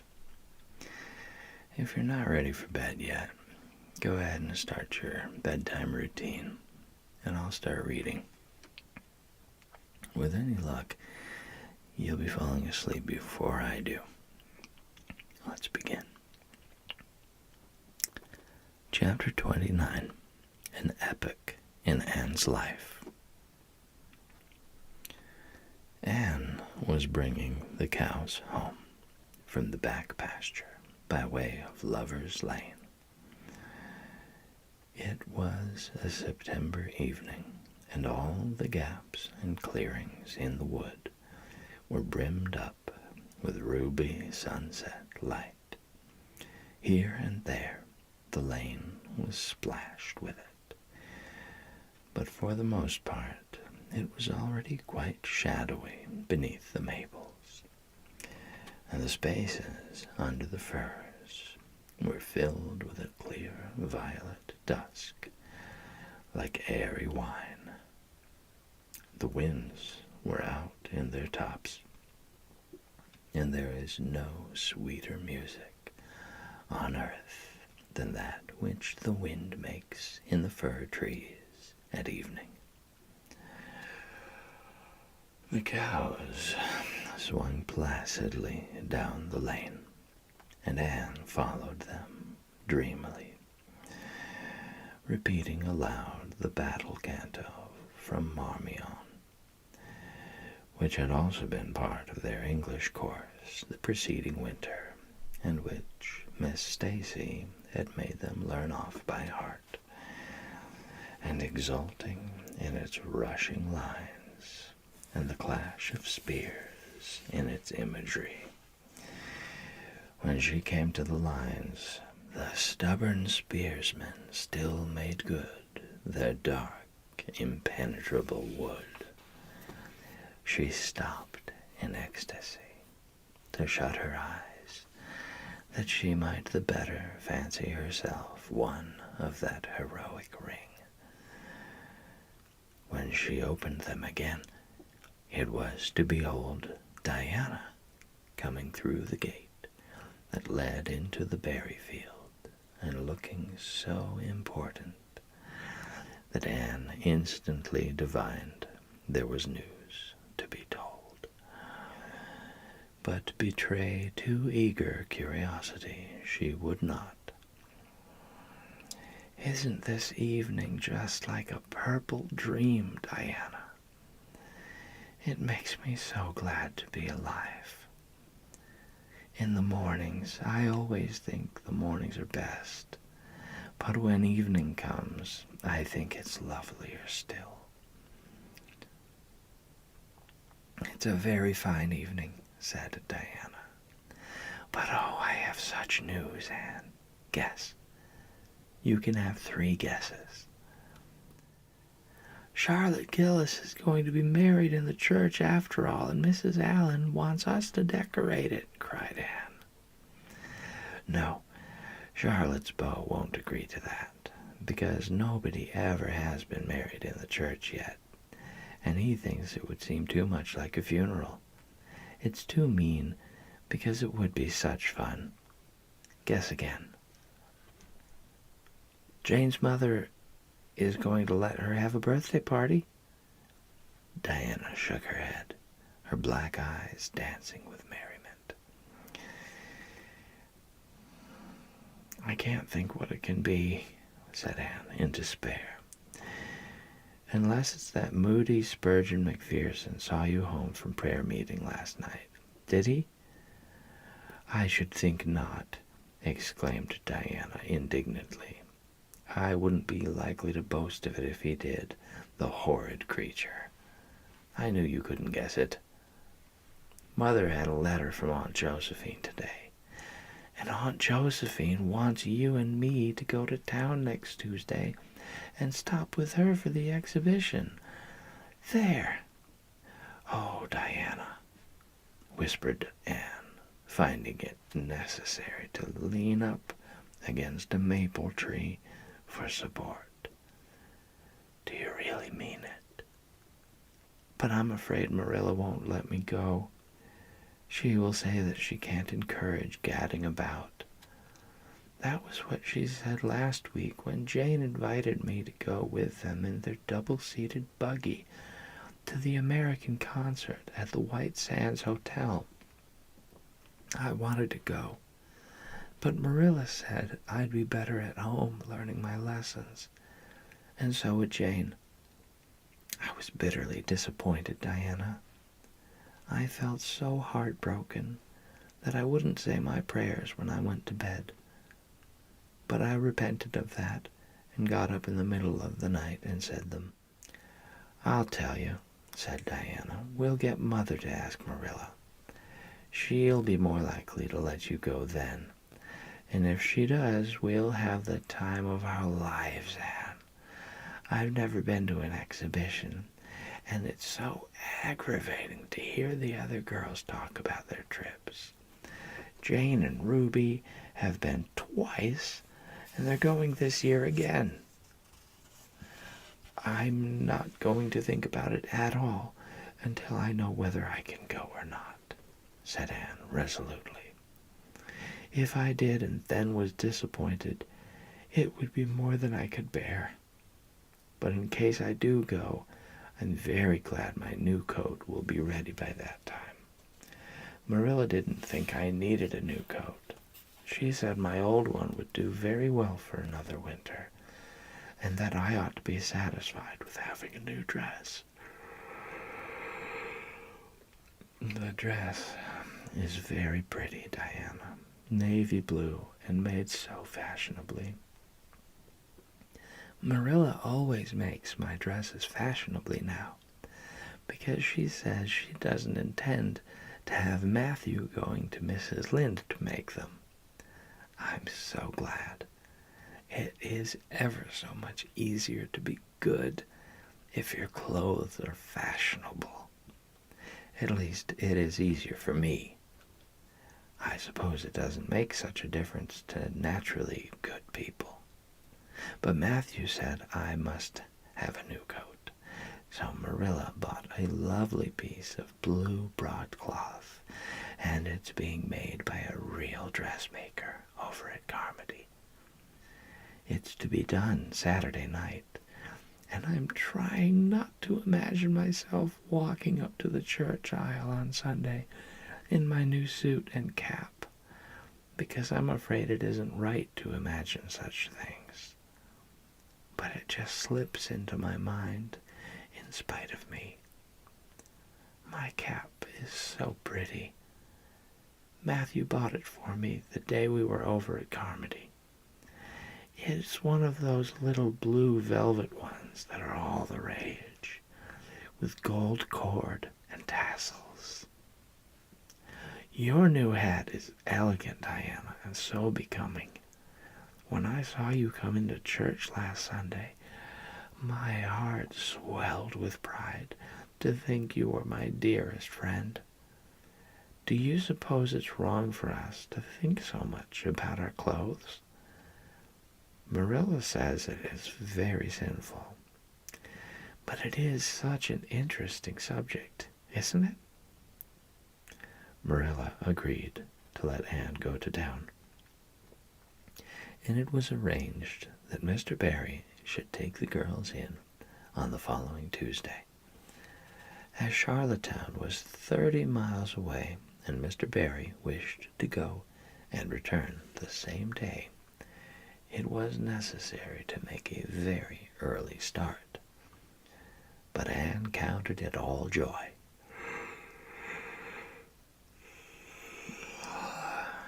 And was up before sunrise on Tuesday morning. A glance from her window assured her that the day would be fine, for the eastern sky behind the firs of the haunted wood was all silvery and cloudless. Through the gap in the trees, a light was shining in the western gable of Orchard Slope, a token that Diana was also up.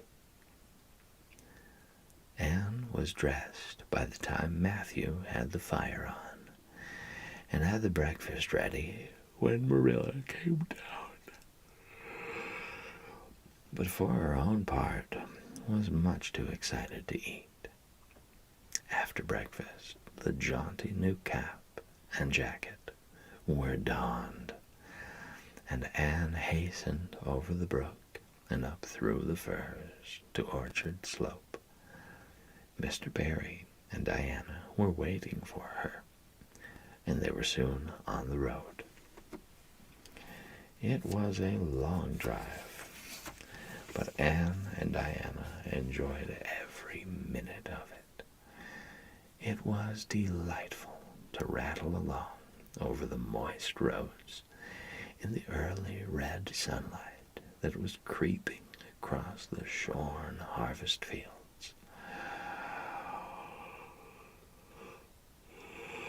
The air was fresh and crisp, and little smoke-blue mists curled through the valleys and floated off from the hills.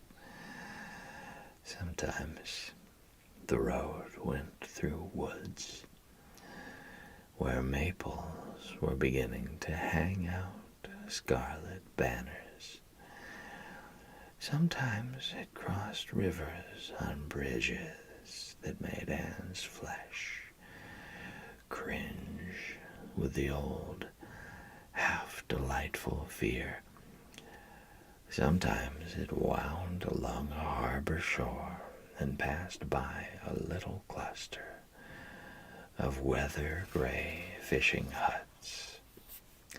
Again it mounted to hills whence a far sweep of curving upland or misty blue sky could be seen. But wherever it went, there was much of interest to discuss. It was almost noon when they reached town and found their way to Beechwood. It was quite a fine old mansion, set back from the street in a seclusion of green elms and branching beeches. Miss Barry met them at the door with a twinkle in her sharp black eyes. "So you've come to see me at last, you Anne girl," she said. "Mercy, child, how you've grown. You're taller than I am, I declare.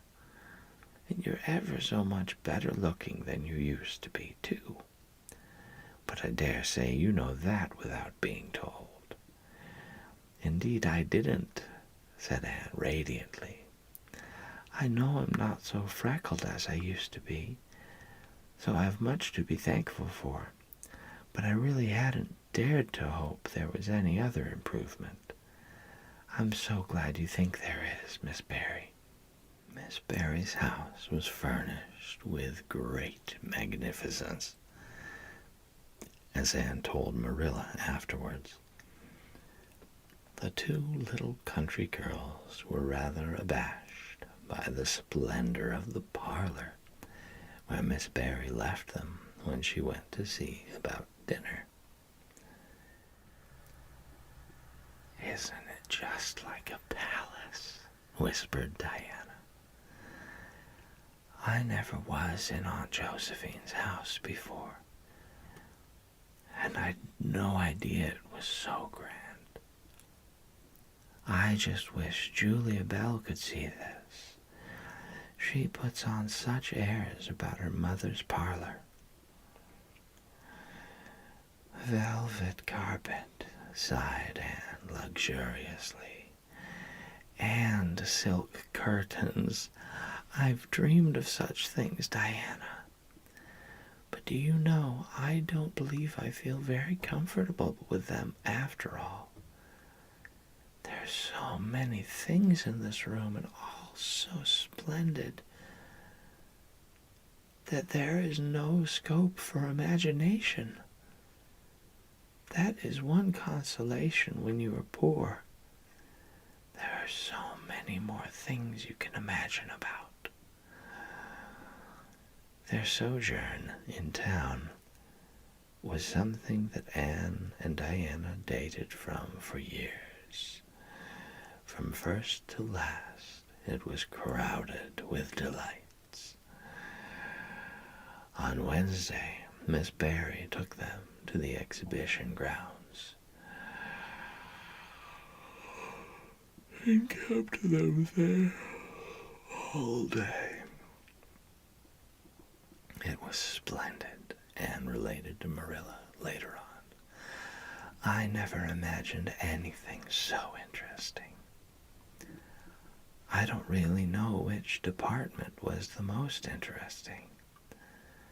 I think I liked the horses and the flowers and the fancy work best. Josie Pye took first prize for knitted lace. I was real glad she did. And I was glad that I felt glad, for it shows I'm improving, don't you think, Marilla, when I can rejoice to Josie's success? Mr. Harmon Andrews took second prize for Gravenstein apples, and Mr. Bell took first prize for a pig. Diana said she thought it was ridiculous for a Sunday school superintendent to take a prize in pigs. But I don't see why. Do you? She said she would always think of it after this when he was praying so solemnly. Clara Louise McPherson took a prize for painting, and Mrs. Lynde got first prize for homemade butter and cheese. So Avonlea was pretty well represented, wasn't it? Mrs. Lynde was there that day, and I never knew how much I really liked her until I saw her familiar face among all those strangers. There were thousands of people there, Marilla. It made me feel dreadfully insignificant, and Miss Barry took us up to the grandstand to see the horse races. Mrs. Lynde wouldn't go. She said horse racing was an abomination, and she, being a church member, thought it her bounden duty to set a good example by staying away. But there were so many there, I don't believe Mrs. Lynde's absence would ever be noticed. I don't think, though, that I ought to go very often to horse races, because they are awfully fascinating. Diana got so excited that she offered to bet me 10 cents that the red horse would win. I didn't believe he would, but I refused to bet, because I wanted to tell Mrs. Allen all about everything, and I felt sure it wouldn't do to tell her that. It's always wrong to do anything you can't tell the minister's wife. It's as good as an extra conscience to have a minister's wife for your friend. And I was very glad I didn't bet, because the red horse did win, and I would have lost 10 cents. So you see, that virtue was its own reward. We saw a man go up in a balloon. I'd love to go up in a balloon, Marilla. It would be simply thrilling. And we saw a man selling fortunes. You paid him 10 cents, and a little bird picked out your fortune for you. Miss Barry gave Diana and me 10 cents each to have our fortunes told. Mine was that I would marry a dark-complected man who was very wealthy, and I would go across water to live. I looked carefully at all the dark men I saw after that, but I didn't care much for any of them. And anyhow, I suppose it's too early to be looking out for him yet. Oh, it was a never-to-be-forgotten day, Marilla. I was so tired. I couldn't sleep at night. Miss Barry put us in the spare room, according to promise. It was an elegant room, Marilla, but somehow sleeping in a spare room isn't what I used to think it was. That's the worst of growing up, and I'm beginning to realize it. The things you wanted so much when you were a child don't seem half so wonderful to you when you get them. Thursday, the girls had a drive in the park, and in the evening, Miss Barry took them to a concert in the Academy of Music, where a noted prima donna was to sing. To Anne, the evening was a glittering vision of delight. Oh, Marilla, it was beyond description. I was so excited I couldn't even talk, so you may know what it was like. I just sat in enraptured silence. Madame Selitsky was perfectly beautiful and wore white satin and diamonds. But when she began to sing, I never thought about anything else. Oh, I can't tell you how I felt. But it seemed to me that it could never be hard to be good anymore. I felt like I do when I look up to the stars. Tears came into my eyes, but oh, they were such happy tears.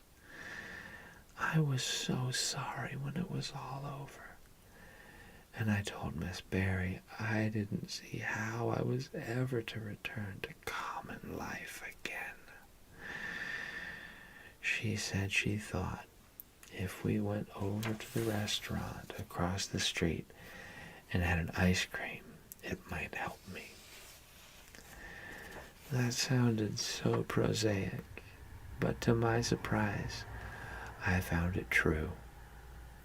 The ice cream was delicious, Marilla, and it was so lovely and dissipated to be sitting there eating it at 11 o'clock at night. Diana said she believed she was born for city life. Miss Barry asked me what my opinion was.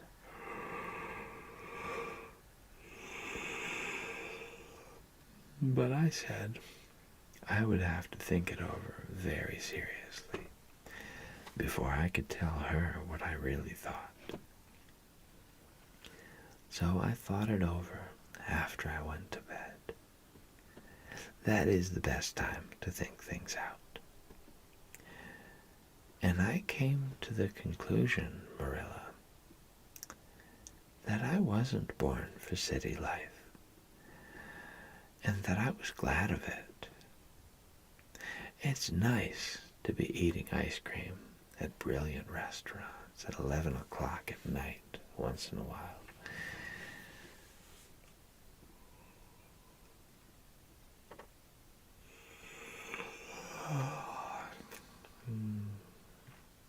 But as a regular thing, I'd rather be in the East Gable at 11, sound asleep, but kind of knowing, even in my sleep, that the stars were shining outside.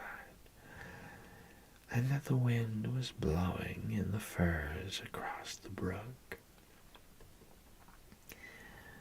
I told Miss Barry so at breakfast the next morning, and she laughed. Miss Barry generally laughed at anything I said, even when I said the most solemn things. I don't think I liked it, Marilla, because I wasn't trying to be funny. But she is a most hospitable lady and treated us royally. Friday brought going home time, and Mr. Barry drove in for the girls.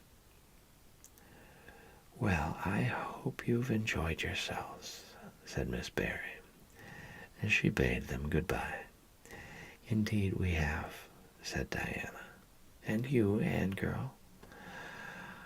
"I've enjoyed every minute of the time," said Anne, throwing her arms impulsively about the old woman's neck and kissing her wrinkled cheek. Diana would never have dared to do such a thing, and felt rather aghast at Anne's freedom. But Miss Barry was pleased, and she stood on her veranda and watched the buggy out of sight. Then she went back into her big house with a sigh. It seemed very lonely, lacking those fresh young lives. Miss Barry was a rather selfish old lady, if the truth must be told, and had never cared much for anybody but herself. She valued people only as they were of service to her or amused her. Anne had amused her, and consequently stood high in the old lady's good graces. But Miss Barry found herself thinking less about Anne's quaint speeches than of her fresh enthusiasms,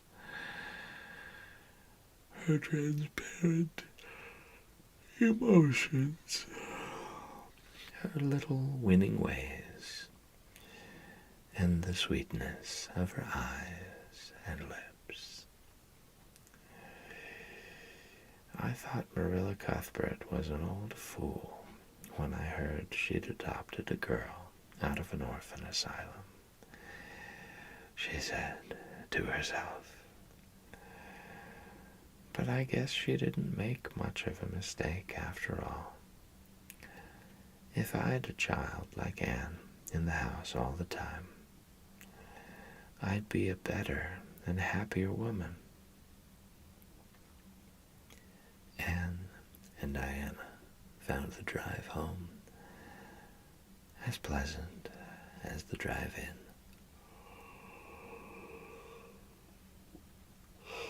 Pleasanter, indeed, since there was the delightful consciousness of home waiting at the end of it. It was sunset when they passed through White Sands and turned into the shore road. Beyond, the Avonlea hills came out darkly against the saffron sky. Behind them, the moon was rising out of the sea that grew all radiant and transfigured in her light. Every little cove along the curving road was a marvel of dancing ripples. The waves broke with a soft swish on the rocks below them, and the tang of the sea was in the strong, fresh air.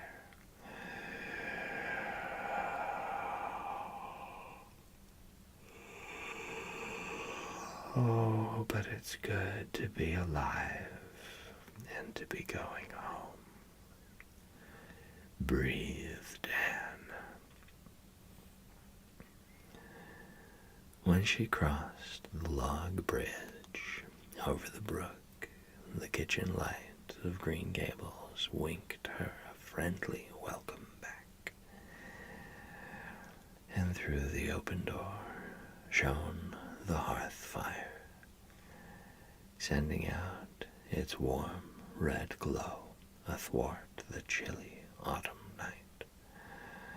Anne ran blithely up the hill and into the kitchen, where a hot supper was waiting on the table. "So you've got back," said Marilla, folding up her knitting. "Yes, and oh, it's just so good to be back," said Anne joyously. "I could kiss everything, even to the clock." "Marilla, a broiled chicken! You don't mean to say you cooked that for me?" "Yes, I did," said Marilla. "I thought you'd be hungry after such a drive and need something real appetizing. Hurry and take off your things, and we'll have supper as soon as Matthew comes in. I'm glad you got back, I must say.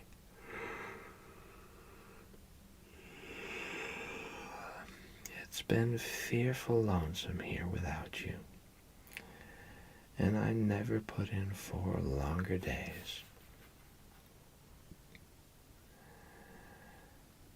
After supper, Anne sat before the fire between Matthew and Marilla and gave them a full account of her visit. "I've had a splendid time," she concluded happily, "and I feel that it marks an epoch in my life. But the best of it all was the coming home."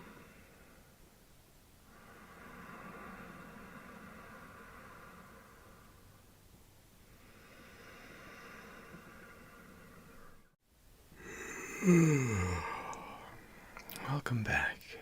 This is Sleepy Reader with another chapter from Anne of Green Gables. Go ahead and get prepared for bed as I start reading. With any luck, you'll be ready to fall asleep before I do. Let's begin.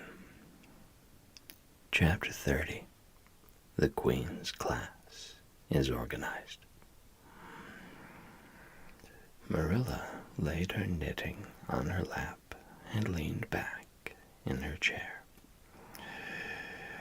Her eyes were tired, and she thought vaguely that she must see about having her glasses changed the next time she went to town, for her eyes had grown tired very often of late. It was nearly dark, for the dull November twilight had fallen around Green Gables.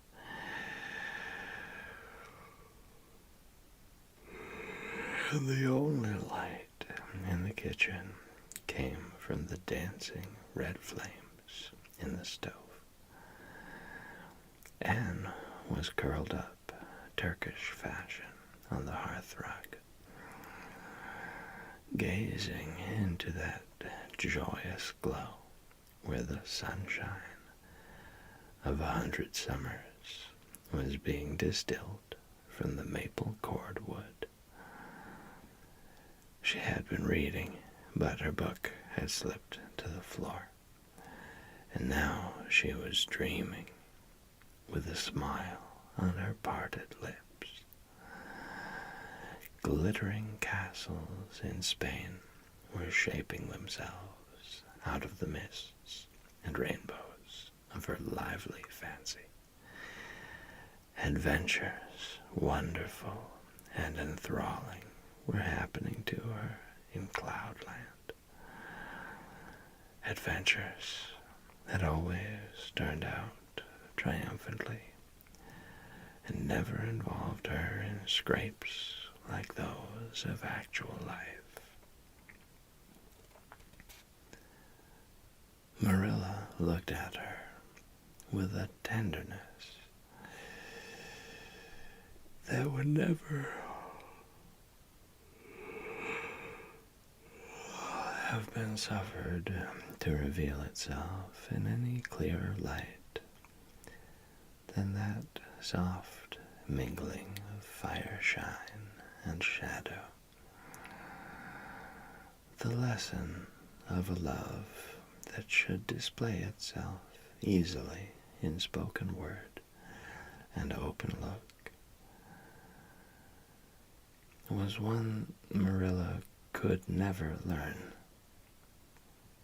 But she had learned to love this slim, gray-eyed girl with an affection all the deeper and stronger from its very undemonstrativeness.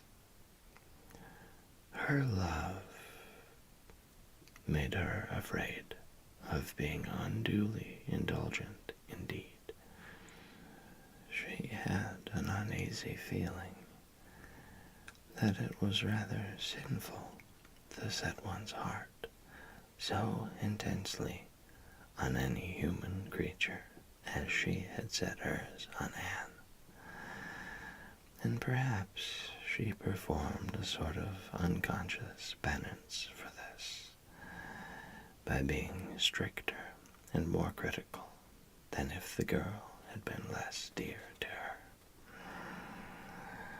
Certainly Anne herself had no idea how Marilla loved her. She sometimes thought wistfully that Marilla was very hard to please and distinctly lacking in sympathy and understanding. But she always checked the thought reproachfully, remembering what she owed to Marilla. "Anne," said Marilla abruptly, "Miss Stacy was here this afternoon when you were out with Diana." Anne came back from her other world with a start and a sigh. "Was she? Oh, I'm so sorry I wasn't in. Why didn't you call me, Marilla?" "Diana and I were only over in the haunted wood. It's lovely in the woods now. All the little wood things, the ferns, and the satin leaves, and the crackerberries have gone to sleep, just as if somebody had tucked them away until spring.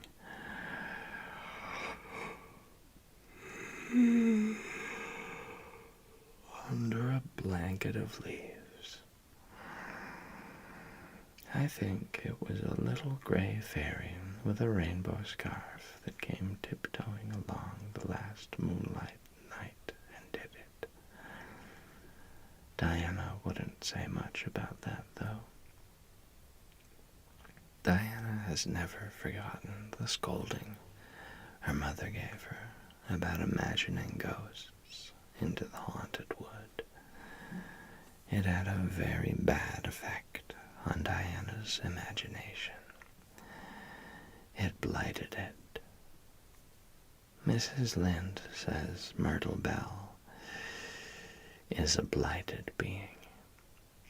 I asked Ruby Gillis why Myrtle was blighted, and Ruby said she guessed it was because her young man had gone back on her. Ruby Gillis thinks of nothing but young men, and the older she gets, the worse she is. Young men are all very well in their place, but it doesn't do to drag them into everything, does it? Diana and I are thinking seriously of promising each other that we will never marry, but be nice old maids and live together forever. Diana hasn't quite made up her mind, though, because she thinks perhaps it would be nobler to marry some wild, dashing, wicked young man and reform him. Diana and I talk a great deal about serious subjects now, you know. We feel that we are so much older than we used to be, that it isn't becoming to talk of childish matters. It's such a solemn thing to be almost 14, Marilla. Miss Stacy took all us girls who are in our teens down to the brook last Wednesday and talked to us about it. She said we couldn't be too careful what habits we formed and what ideals we acquired in our teens, because by the time we were 20, our characters would be developed and the foundation laid for a whole future life. And she said if the foundation was shaky, we could never build anything really worthwhile on it. Diana and I talked the matter over coming from school. We felt extremely solemn, Marilla, and we decided that we would try to be very careful indeed and form respectable habits and learn all we could and be as sensible as possible, so that by the time we were 20, our characters would be properly developed. It's perfectly appalling to think of being 20, Marilla. It sounds so fearfully old and grown up. But why was Miss Stacy here this afternoon? That is what I want to tell you, Anne, if you'll ever give me a chance to get a word in edgewise. She was talking about you. About me? Anne looked rather scared. Then she flushed and exclaimed, "Oh, I know what she was saying. I meant to tell you, Marilla. Honestly, I did, but I forgot. Miss Stacy caught me reading Ben-Hur in school yesterday afternoon, when I should have been studying my Canadian history. Jane Andrews lent it to me. I was reading it at dinner hour.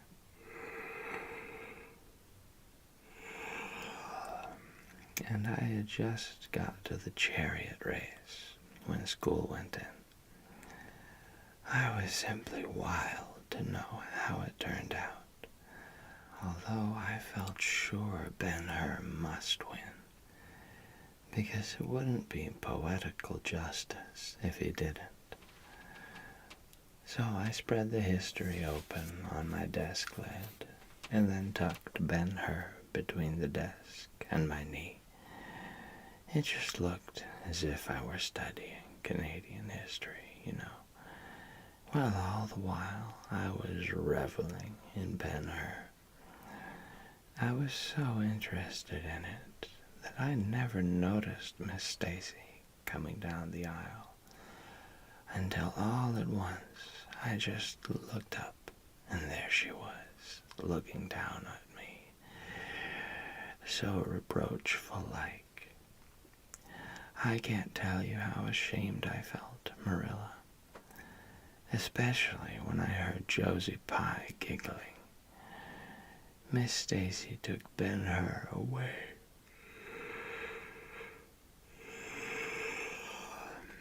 But she never said a word then.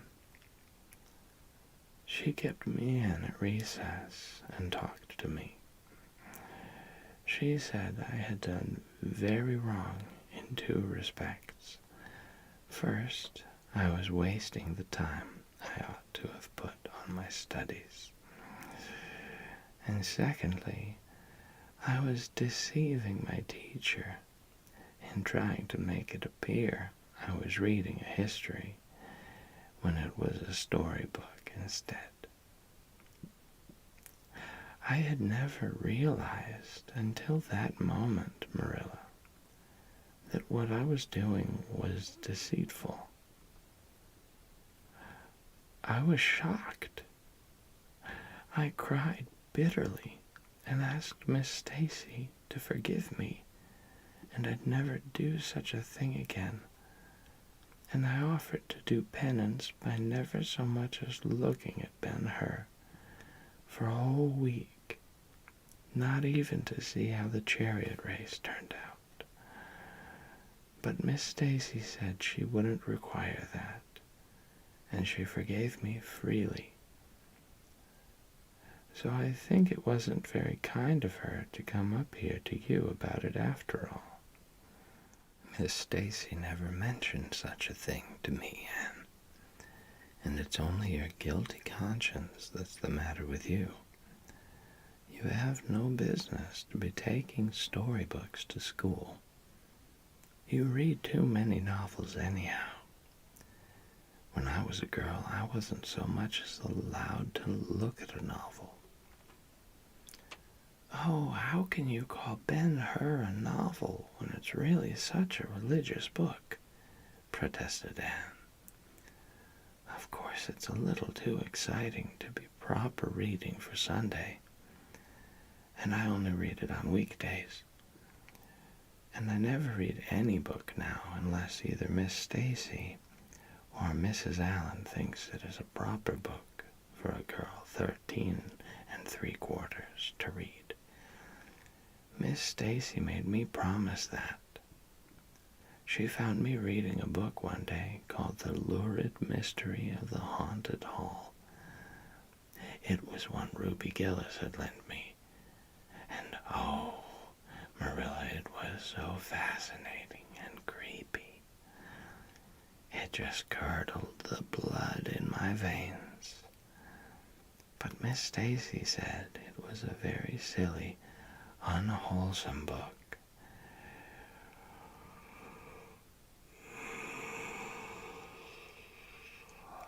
And she asked me not to read any more of it or any like it.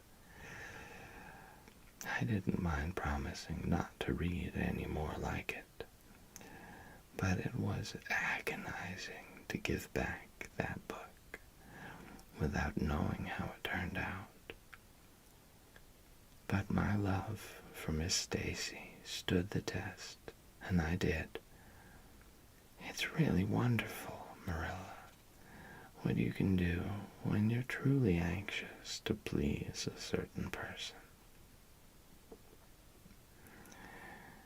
Well, I guess I'll light the lamp and get to work, said Marilla.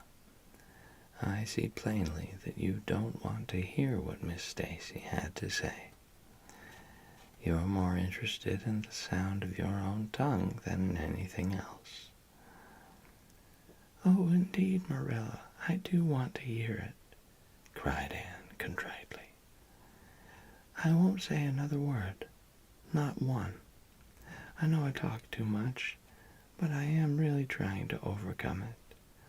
And although I say far too much, yet if you only knew how many things I want to say and don't, you'd give me some credit for it. Please tell me, Marilla. Well, Miss Stacy wants to organize a class among her advanced students who mean to study for the entrance examination into Queens. She intends to give them extra lessons for an hour after school. And she came to ask Matthew and me if we would like to have you join it. What do you think about it yourself, Anne? Would you like to go to Queens and pass for a teacher? Oh, Marilla, Anne Anne straightened to her knees and clasped her hands. It's been the dream of my life. That is, for the last 6 months. Ever since Ruby and Jane began to talk of studying for the entrance. But I didn't say anything about it, because I supposed it would be perfectly useless. I'd love to be a teacher, but won't it be dreadfully expensive? Mr. Andrews says it cost him $150 to put Prissy through. And Prissy wasn't a dunce in geometry. I guess you needn't worry about that part of it. When Matthew and I took you to bring up, we resolved we would do the best we could for you and give you a good education. I believe in a girl being fitted to earn her own living, whether she ever has to or not. You'll always have a home at Green Gables, as long as Matthew and I are here. But nobody knows what is going to happen in this uncertain world, and it's just as well to be prepared. So you can join the Queen's class if you like, Anne. Oh, Marilla, thank you. Anne flung her arms about Marilla's waist and looked up earnestly into her face. I'm extremely grateful to you and Matthew, and I'll study as hard as I can and do my very best to be a credit to you. I warn you not to expect much in geometry, but I think I can hold my own in anything else if I work hard. I dare say you'll get along well enough. Miss Stacy says you are bright and diligent. Not for worlds would Marilla have told Anne just what Miss Stacy had said about her. That would have been to pamper vanity. You needn't rush to any extreme of killing yourself over your books. There is no hurry. You won't be ready to try the entrance for a year and a half yet. But it's well to begin in time and be thoroughly grounded, Miss Stacy says. I shall take more interest than ever in my studies now, said Anne blissfully, because I have a purpose in life. Mr. Allen says everybody should have a purpose in life and pursue it faithfully. Only he says we must first make sure that it is a worthy purpose. I would call it a worthy purpose to want to be a teacher like Miss Stacy, wouldn't you, Marilla? I think it's a very noble profession. The Queen's class was organized in due time. Gilbert Blythe, Anne Shirley, Ruby Gillis, Jane Andrews, Josie Pye, Charlie Sloane, and Moody Spurgeon McPherson joined it. Diana Barry did not, as her parents did not intend to send her to Queen's. This seemed nothing short of a calamity to Anne. Never since the night on which Minnie May had had the croup had she and Diana been separated in anything. On the evening when the Queen's class first remained in school for the extra lessons, and Anne saw Diana go slowly out with the others to walk home alone through the birch path and violet vale. It was all the former could do to keep her seat and refrain from rushing impulsively after her chum. A lump came into her throat, and she hastily retired behind the pages of her uplifted Latin grammar to hide the tears in her eyes. Not for worlds would Anne have had Gilbert Blythe or Josie Pye see those tears. But, oh, Marilla, I really felt that I had tasted the bitterness of death, as Mr. Allen said in his sermon last Sunday, when I saw Diana go out alone, she said mournfully that night. I thought how splendid it would have been if Diana had only been going to study for the entrance too. But we can't have things perfect in this imperfect world, as Mrs. Lynde says. Mrs. Lynde isn't exactly a comforting person sometimes, but there's no doubt she says a great many very true things, and I think the Queen's class is going to be extremely interesting. Jane and Ruby are just going to study to be teachers. That is the height of their ambition. Ruby says she will only teach for 2 years after she gets through, and then she intends to be married.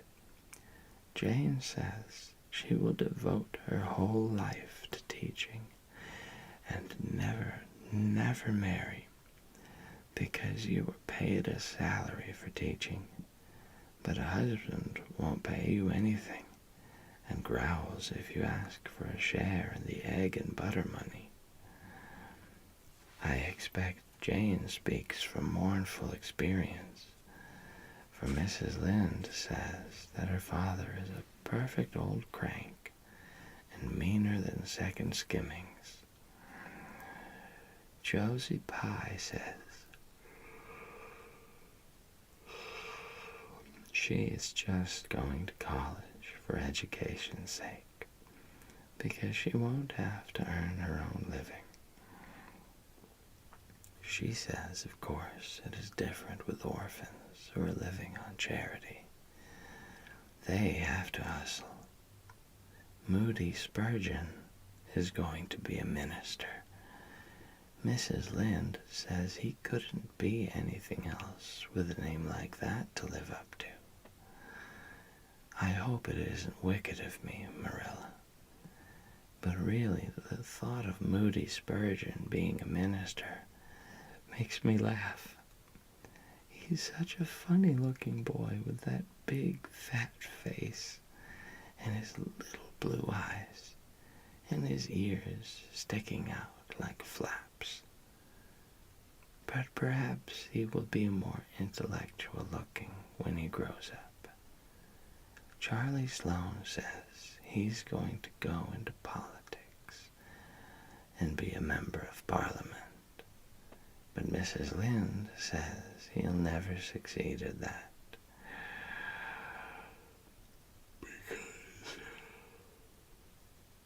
because the Sloanes are all honest people, and it's only rascals that get on in politics nowadays.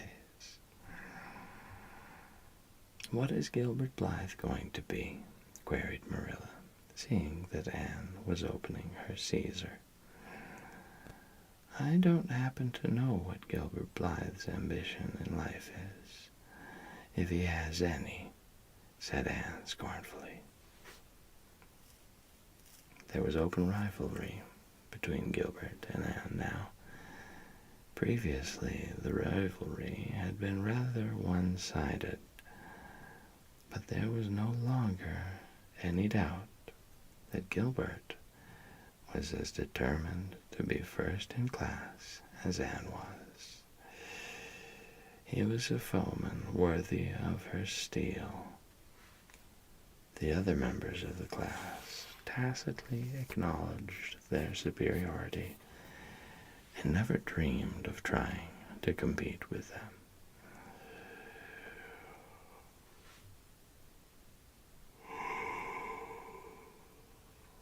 since the day by the pond when she had refused to listen to his plea for forgiveness. Gilbert, save for the aforesaid determined rivalry, had evinced no recognition whatever of the existence of Anne Shirley.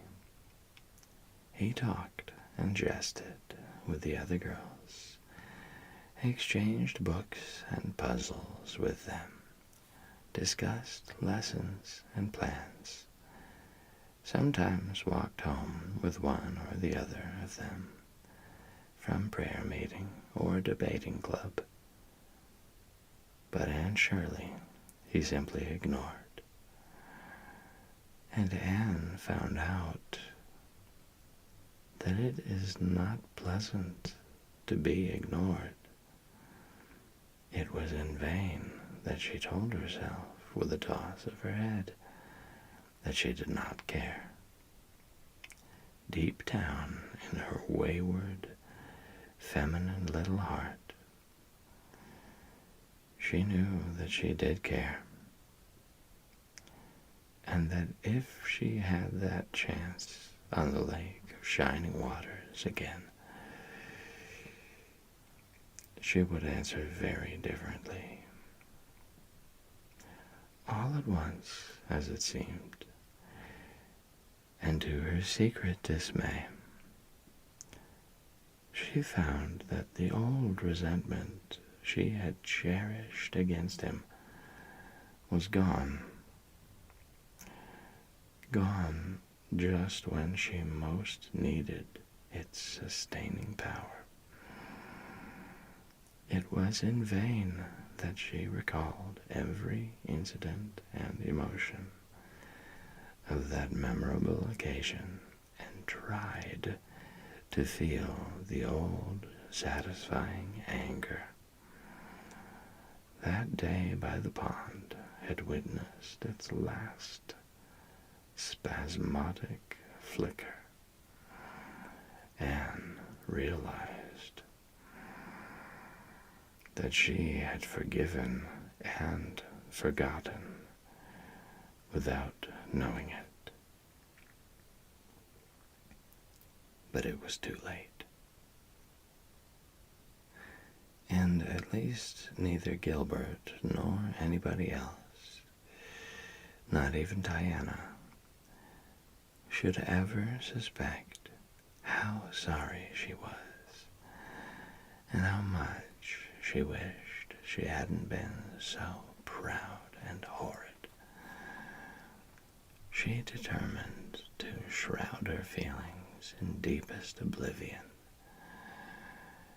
and it may be stated here and now that she did it so successfully that Gilbert, who possibly was not quite so indifferent as he seemed, could not console himself with any belief that Anne felt his retaliatory scorn. The only poor comfort he had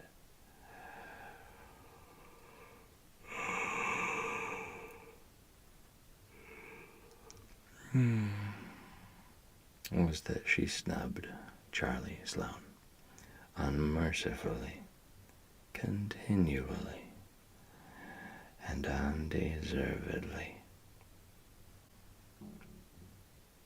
Otherwise, the winter passed away in a round of pleasant duties and studies. For Anne, the days slipped by like golden beads on the necklace of the year. She was happy, eager, interested.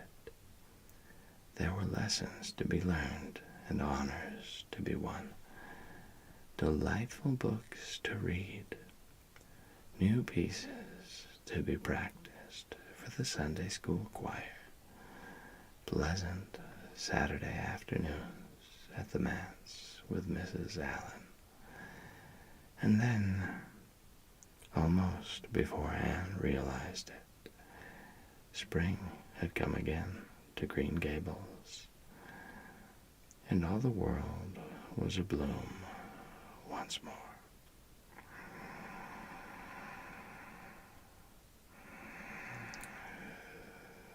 Studies palled just a wee bit then. The Queen's class left behind in school, while the others scattered to green lanes and leafy woodcuts and meadow byways, looked wistfully out of the windows and discovered that Latin verbs and French exercises had somehow lost the tang and zest they had possessed in the crisp winter months. Even Anne and Gilbert lagged and grew indifferent. Teacher and taught were alike glad when the term was ended and the glad vacation days stretched rosily before them. "But you've done good work this past year," Miss Stacy told them on the last evening, "and you deserve a good, jolly vacation. Have the best time you can in the out-of-door world and lay in a good stock of health and vitality and ambition to carry you through next year. It will be the tug of war, you know, the last year before the entrance." "Are you going to be back next year, Miss Stacy?" asked Josie Pye. Josie Pye never scrupled to ask questions. In this instance, the rest of the class felt grateful to her.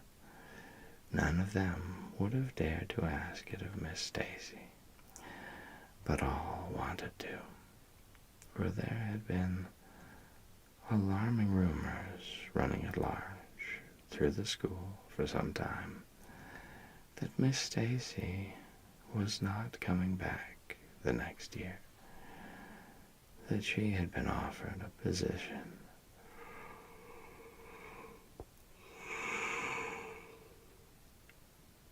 in the graded school of her own home district and meant to accept. The Queen's class listened in breathless suspense for her answer. "Yes, I think I will," said Miss Stacy.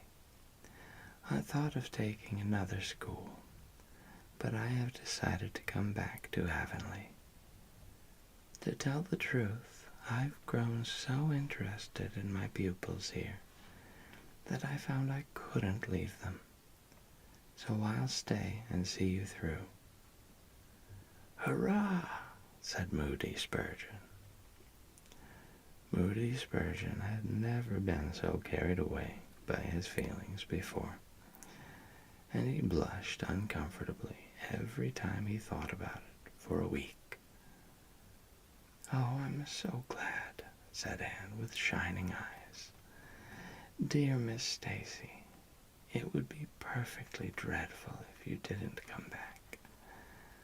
I don't believe I could have the heart to go on with my studies at all if another teacher came here."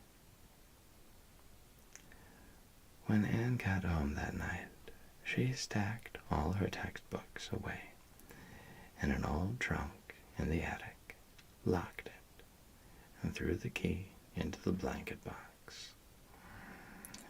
"I'm not even going to look at a school book in vacation," she told Marilla. "I've studied as hard all the term as I possibly could, and I've pored over that geometry until I know every proposition in the first book off by heart, even when the letters are changed. I just feel tired of everything sensible, and I'm going to let my imagination run riot for the summer. Oh, you needn't be alarmed, Marilla. I'll only let it run riot within reasonable limits. But I want to have a real good, jolly time this summer. For maybe it's the last summer I'll be a little girl. Mrs. Lynde says that if I keep stretching out next year, as I've done this, I'll have to put on longer skirts. She says I'm all running to legs and eyes. And when I put on longer skirts, I shall feel that I have to live up to them and be very dignified. It won't even do to believe in fairies then, I'm afraid. So I'm going to believe in them with all my whole heart this summer. I think we're going to have a very gay vacation. Ruby Gillis is going to have a birthday party soon, and there's the Sunday school picnic and the missionary concert next month. And Mr. Barry says that some evening he'll take Diana and me over to the White Sands Hotel and have dinner there. They have dinner there in the evening, you know. Jane Andrews was over once last summer, and she says it was a dazzling sight to see the electric lights and the flowers and all the lady guests in such beautiful dresses. Jane says it was her first glimpse into high life, and she'll never forget it to her dying day. Mrs. Lynde came up the next afternoon to find out why Marilla had not been at the aid meeting on Thursday. When Marilla was not at aid meeting, people knew there was something wrong at Green Gables. Matthew had a bad spell with his heart on Thursday, Marilla explained, and I didn't feel like leaving him. Oh, yes, he's all right again now, but he takes them spells oftener than he used to, and I'm anxious about him. The doctor says he must be careful to avoid excitement. That's easy enough, for Matthew doesn't go about looking for excitement by any means, and never did. But he's not to do any very heavy work either, and you might as well tell Matthew not to breathe as not to work. Come and lay off your things, Rachel. You'll stay to tea? Well, seeing you're so pressing, perhaps I might as well stay, said Mrs. Rachel, who had not the slightest intention of doing anything else. Mrs. Rachel and Marilla sat comfortably in the parlor while Anne got the tea and made hot biscuits that were light and white enough to defy even Mrs. Rachel's criticism. I must say, Anne has turned out a real smart girl, admitted Mrs. Rachel, as Marilla accompanied her to the end of the lane at sunset. She must be a great help to you. She is, said Marilla, and she's real steady and reliable now.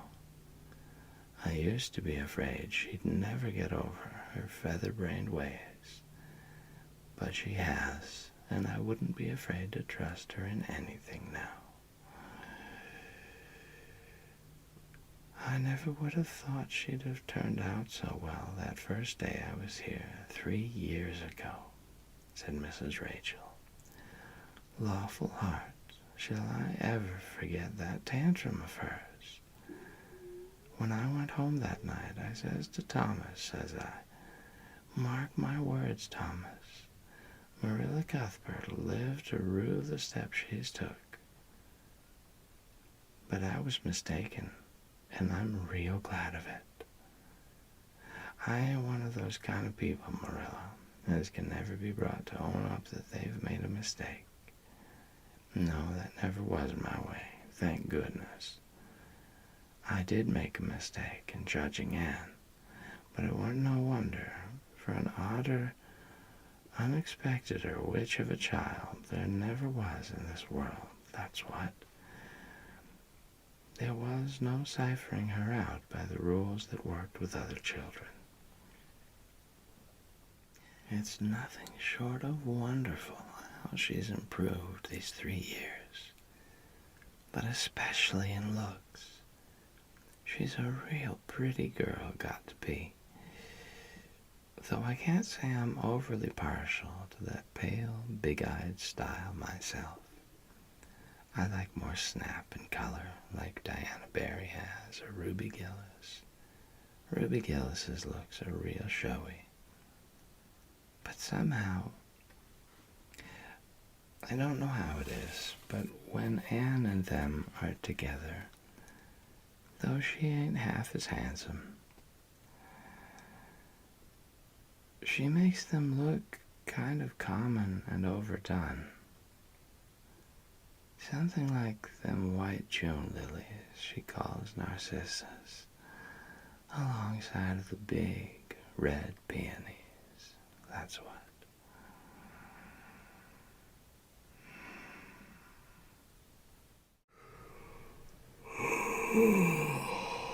Welcome back. This is Sleepy Reader with another chapter from Anne of Green Gables. Go ahead and get your bedtime routine started, and I'll start reading. And with any luck, you'll be falling asleep before I do. Let's begin. Chapter 31, Where the Brook and River Meet. Anne had her good summer and enjoyed it wholeheartedly. She and Diana fairly lived out of doors, reveling in all the delights that Lover's Lane and the Dryad's Bubble and Willowmere and Victoria Island afforded. Marilla offered no objections to Anne's gypsyings.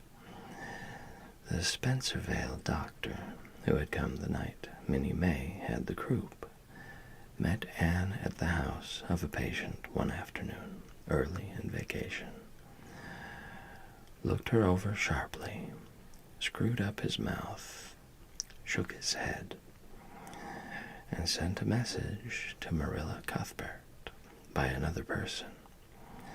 It was, "Keep that red-headed girl of yours in the open air all summer, and don't let her read books until she gets more spring into her step." This message frightened Marilla wholesomely. She read Anne's death warrant by consumption in it unless it was scrupulously obeyed. As a result, Anne had the golden summer of her life as far as freedom and frolic went. She walked, rode, buried, and dreamed to her heart's content. And when September came, she was bright-eyed and alert, with a step that would have satisfied the Spencervale doctor, and a heart full of ambition and zest once more. "I feel just like studying with might and main," she declared, as she brought her books down from the attic. "Oh, you good old friends, I'm glad to see your honest face once more.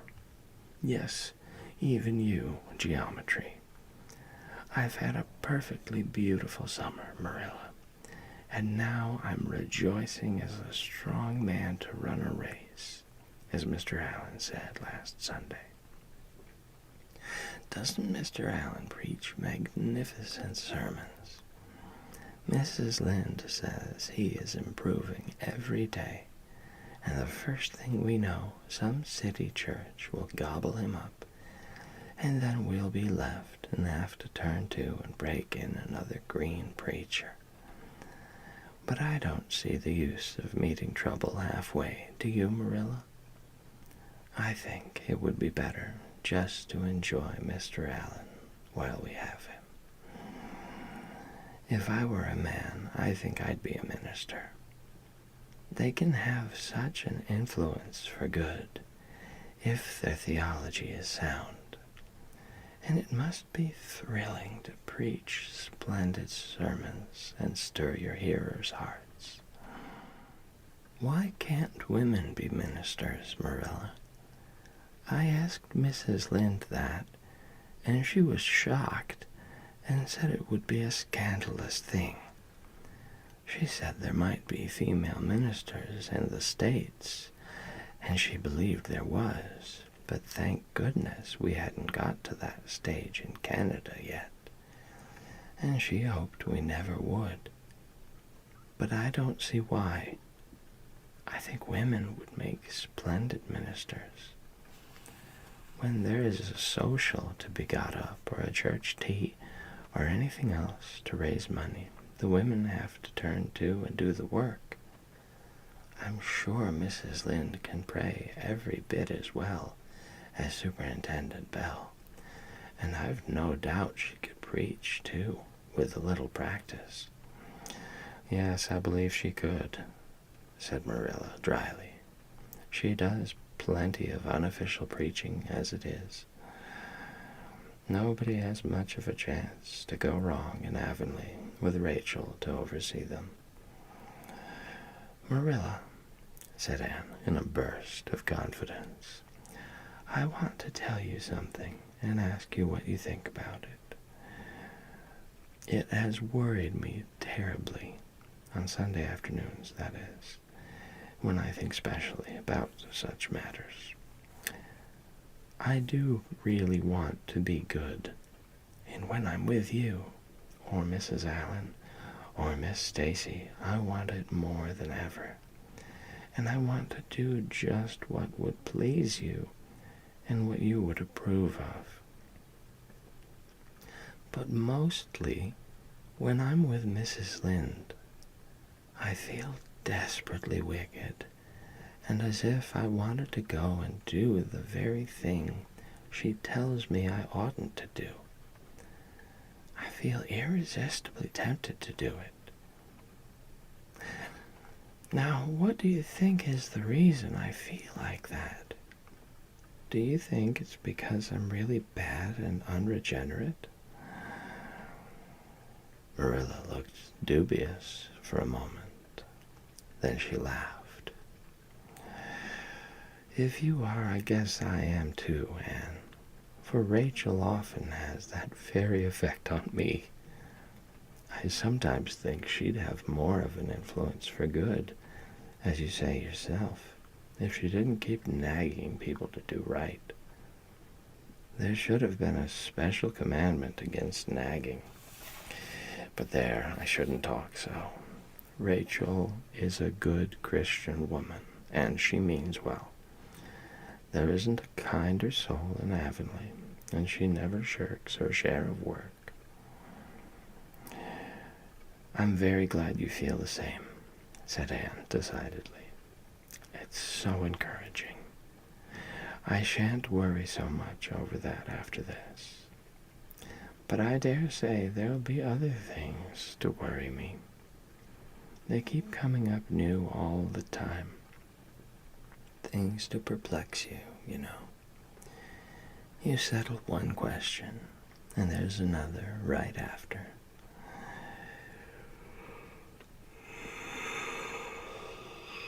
There's so many things to be thought over and decided when you're beginning to grow up. It keeps me busy all the time, thinking them over and deciding what is right. It's a serious thing to grow up, isn't it, Marilla? But when I have such good friends as you and Matthew and Mrs. Allen and Miss Stacy, I ought to grow up successfully. And I'm sure it will be my own fault if I don't. I feel it's a great responsibility because I have only the one chance. If I don't grow up right, I can't go back and begin over again. I've grown 2 inches this summer, Marilla, Mr. Gillis measured me at Ruby's party. I'm so glad you made my new dresses longer. That dark green one is so pretty, and it was sweet of you to put on the flounce. Of course, I know it wasn't really necessary, but flounces are so stylish this fall, and Josie Pye has flounces on all her dresses. I know I'll be able to study better because of mine. I shall have such a comfortable feeling deep down in my mind about that flounce. It's worth something to have that, admitted Marilla. Miss Stacy came back to Avonlea School and found all her pupils eager for work once more. Especially did the Queen's class gird up their loins for the fray, for at the end of the coming year, dimly shadowing their pathway already, loomed up that fateful thing known as the entrance, at the thought of which one and all felt their hearts sink into their very shoes. Suppose they did not pass. That thought was doomed to haunt Anne through the waking hours of that winter, Sunday afternoons inclusive, to the almost entire exclusion of moral and theological problems. When Anne had bad dreams, she found herself staring miserably at pass lists of the entrance exams, where Gilbert Blythe's name was blazoned at the top, and in which hers did not appear at all. But it was a jolly, busy, happy, swift-flying winter. Schoolwork was as interesting, class rivalry as absorbing as of yore. New worlds of thought, feeling, and ambition, fresh, fascinating fields of unexplored knowledge seemed to be opening out before Anne's eager eyes. Hills peeped o'er hill, and Alps on Alps arose.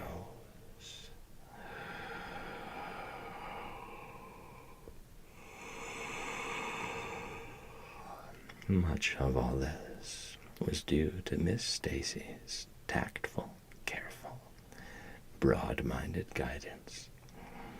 She led her class to think and explore and discover for themselves, and encouraged straying from the old beaten paths to a degree that quite shocked Mrs. Lynde and the school trustees, who viewed all innovations on established methods rather dubiously.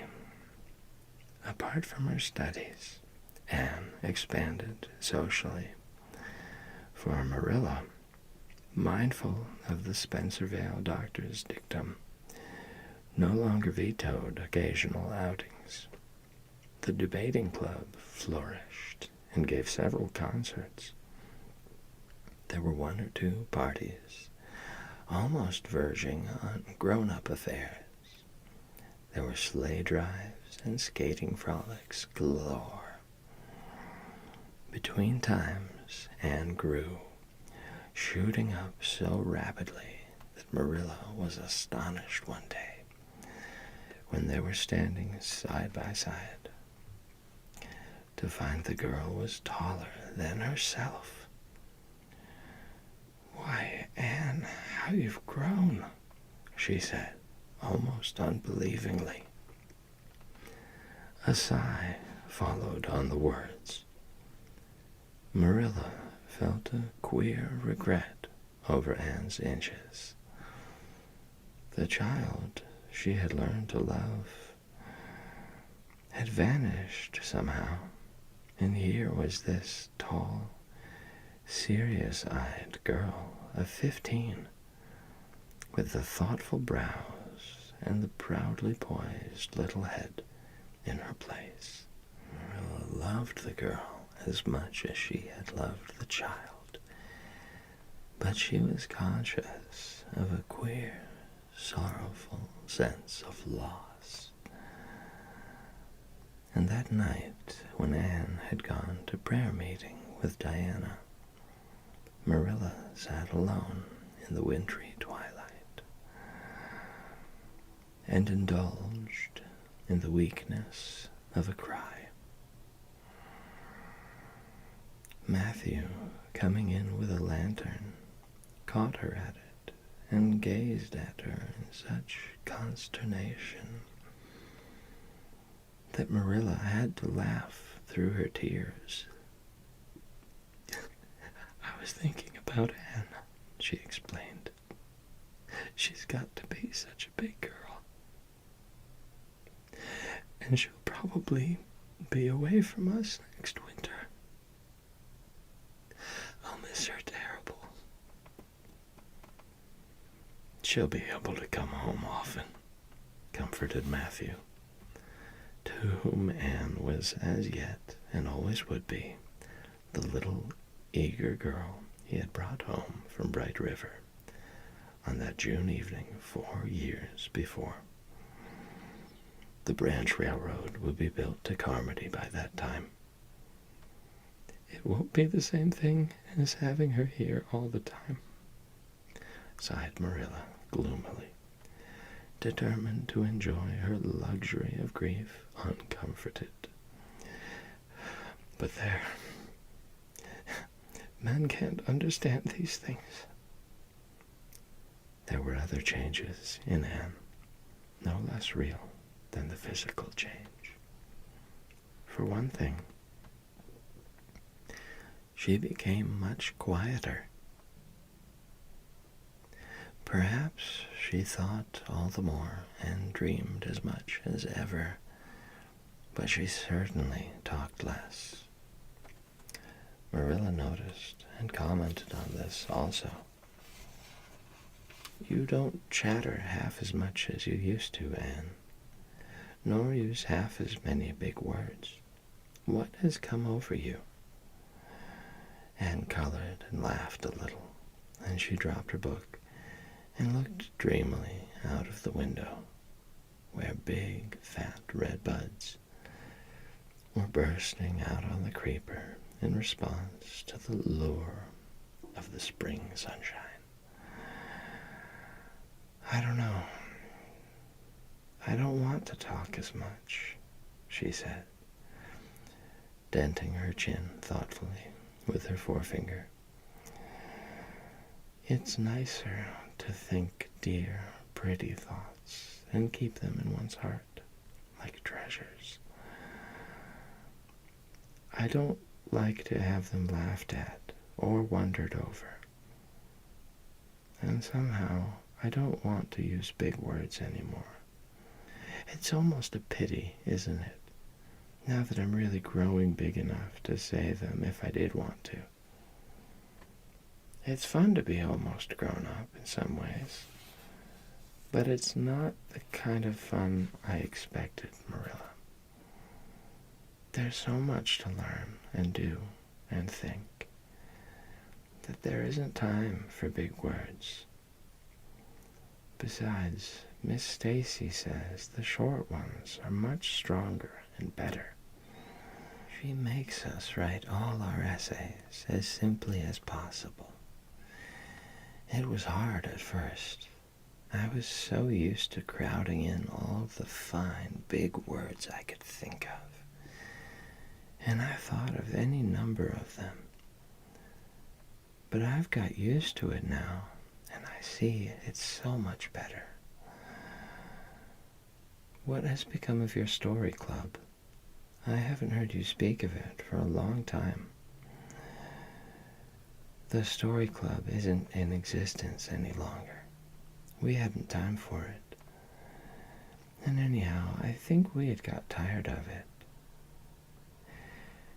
It was silly to be writing about love and murder and elopements and mysteries. Miss Stacy sometimes has us write a story for training in composition, but she won't let us write anything but what might happen in Avonlea in our own lives. And she criticizes it very sharply and makes us criticize our own, too. I never thought my compositions had so many faults until I began to look for them myself. I felt so ashamed I wanted to give up altogether. But Miss Stacy said I could learn to write well if I only trained myself to be my own severest critic. And so I am trying to. "You've only 2 more months before the entrance," said Marilla. "Do you think you'll be able to get through?" Anne shivered. "I don't know. Sometimes I think I'll be all right, and then I get horribly afraid. We've studied hard, and Miss Stacy has drilled us thoroughly, but we mayn't get through for all that. We've each got a stumbling block. Mine is geometry, of course. Jane's is Latin, and Ruby's and Charlie's is algebra, and Josie's is arithmetic. Moody Spurgeon says he feels it in his bones that he is going to fail English history. Miss Stacy is going to give us examinations in June, just as hard as we'll have at the entrance, and mark us just as strictly, so we'll have some idea. I wish it was all over, Marilla. It haunts me. Sometimes I wake up in the night and wonder what I'll do if I don't pass.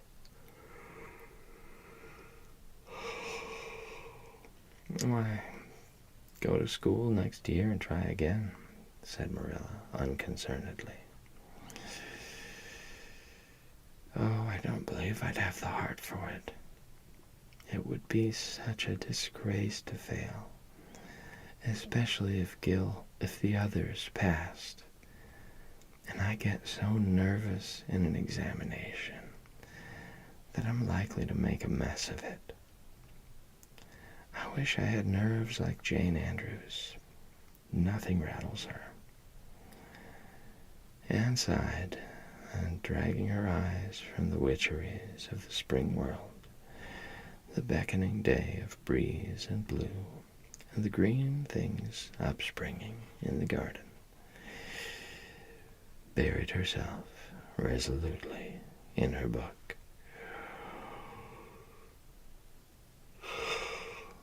There would be other springs, but if she did not succeed in passing the entrance,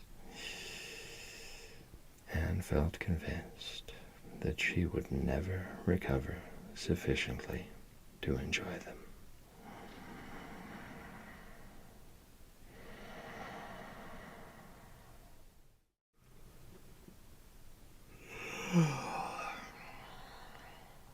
Welcome back. This is Sleepy Reader with another chapter from Anne of Green Gables.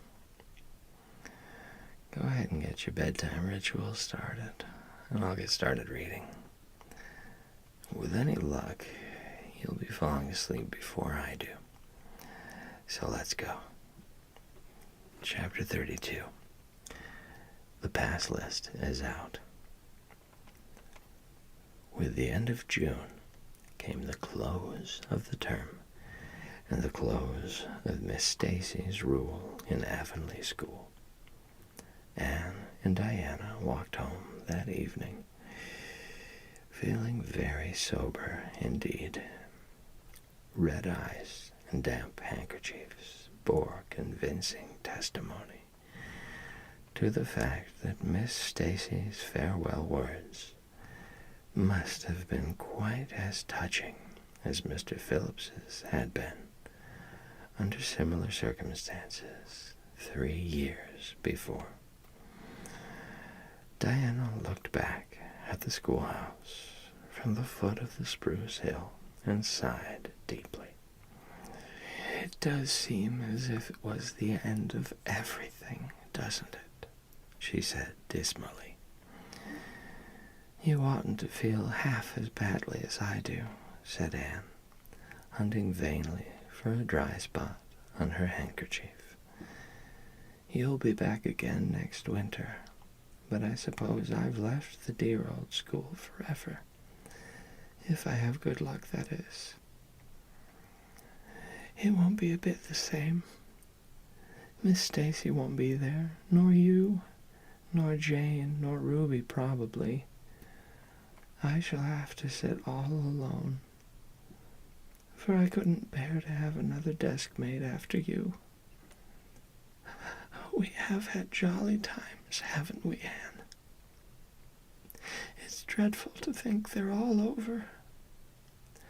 2 big tears rolled down by Diana's nose. If you would stop crying, I could, said Anne imploringly. Just as soon as I put away my hanky, I see you brimming up, and that starts me off again. As Mrs. Lynde says, if you can't be cheerful, be as cheerful as you can. After all, I dare say I'll be back next year. This is one of the times I know I'm not going to pass. They're getting alarmingly frequent. Why, you came out splendidly in the exams Miss Stacy gave. Yes, but those exams didn't make me nervous. When I think of the real thing, you can't imagine what a horrid, cold, fluttery feeling comes round my heart. And then my number is 13, and Josie Pye says it's so unlucky. I am not superstitious, and I know it can make no difference.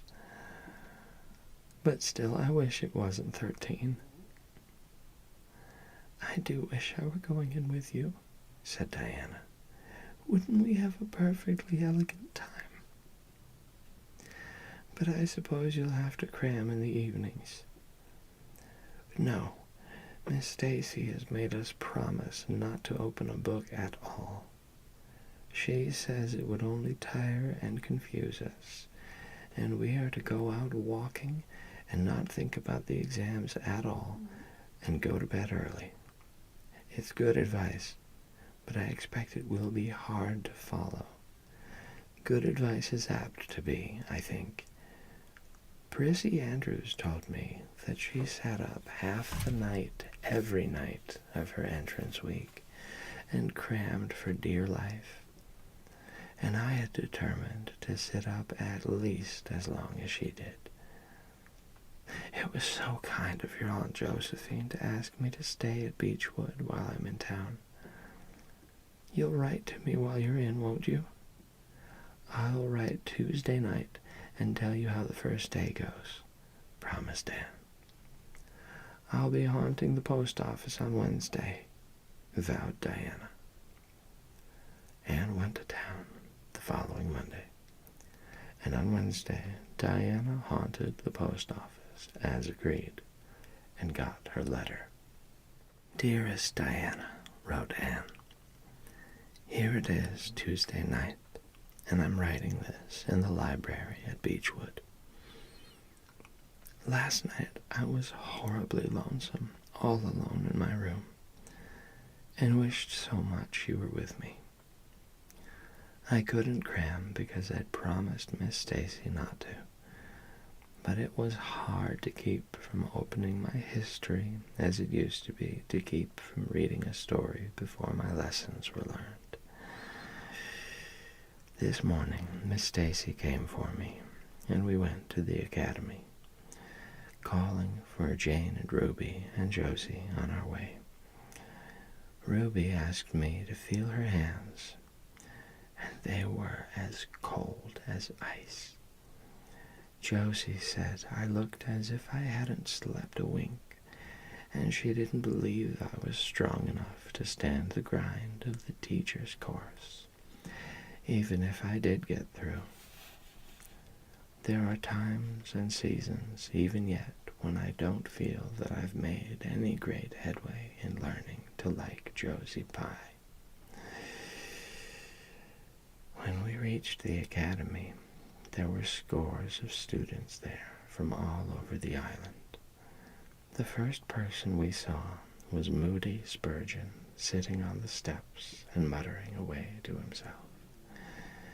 Jane asked him what on earth he was doing, and he said he was repeating the multiplication table over and over to steady his nerves, and for pity's sake not to interrupt him, because if he stopped for a moment, he got frightened and forgot everything he ever knew. But the multiplication table kept all his facts firmly in their proper place. When we were assigned to our rooms, Miss Stacy had to leave us. Jane and I sat together, and Jane was so composed that I envied her. No need of the multiplication table for good, steady, sensible Jane. I wondered if I looked as I felt, and if they could hear my heart thumping clear across the room. Then a man came in and began distributing the English examination sheets. My hands grew cold then, and my head fairly whirled around as I picked it up. Just one awful moment. Diana, I felt exactly as I did 4 years ago when I asked Marilla if I might stay at Green Gables. And then everything cleared up in my mind, and my heart began beating again. I forgot to say that it had stopped altogether, for I knew I could do something with that paper anyhow. At noon, we went home for dinner, and then back again for history in the afternoon. The history was a pretty hard paper, and I got dreadfully mixed up in the dates.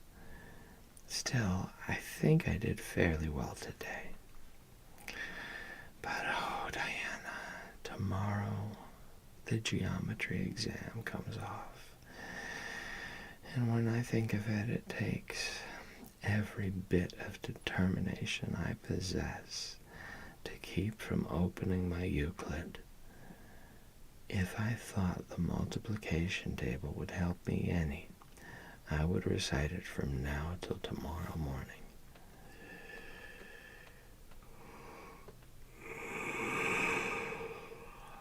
I went down to see the other girls this evening. On my way, I met Moody Spurgeon wandering distractedly around. He said he knew he had failed in history, and he was born to be a disappointment to his parents, and he was going home on the morning train, and it would be easier to be a carpenter than a minister anyhow. I cheered him up and persuaded him to stay to the end, because it would be unfair to Miss Stacy if he didn't. Sometimes I have wished I was born a boy. But when I see Moody Spurgeon, I'm always glad I'm a girl, and not his sister. Ruby was in hysterics when I reached their boarding house. She had just discovered a fearful mistake she had made in her English paper. When she recovered, we went uptown and had an ice cream. How we wished you had been with us. Oh, Diana, if only the geometry examination were over. But there, as Mrs. Lynde would say, the sun will go on rising and setting, whether I fail in geometry or not.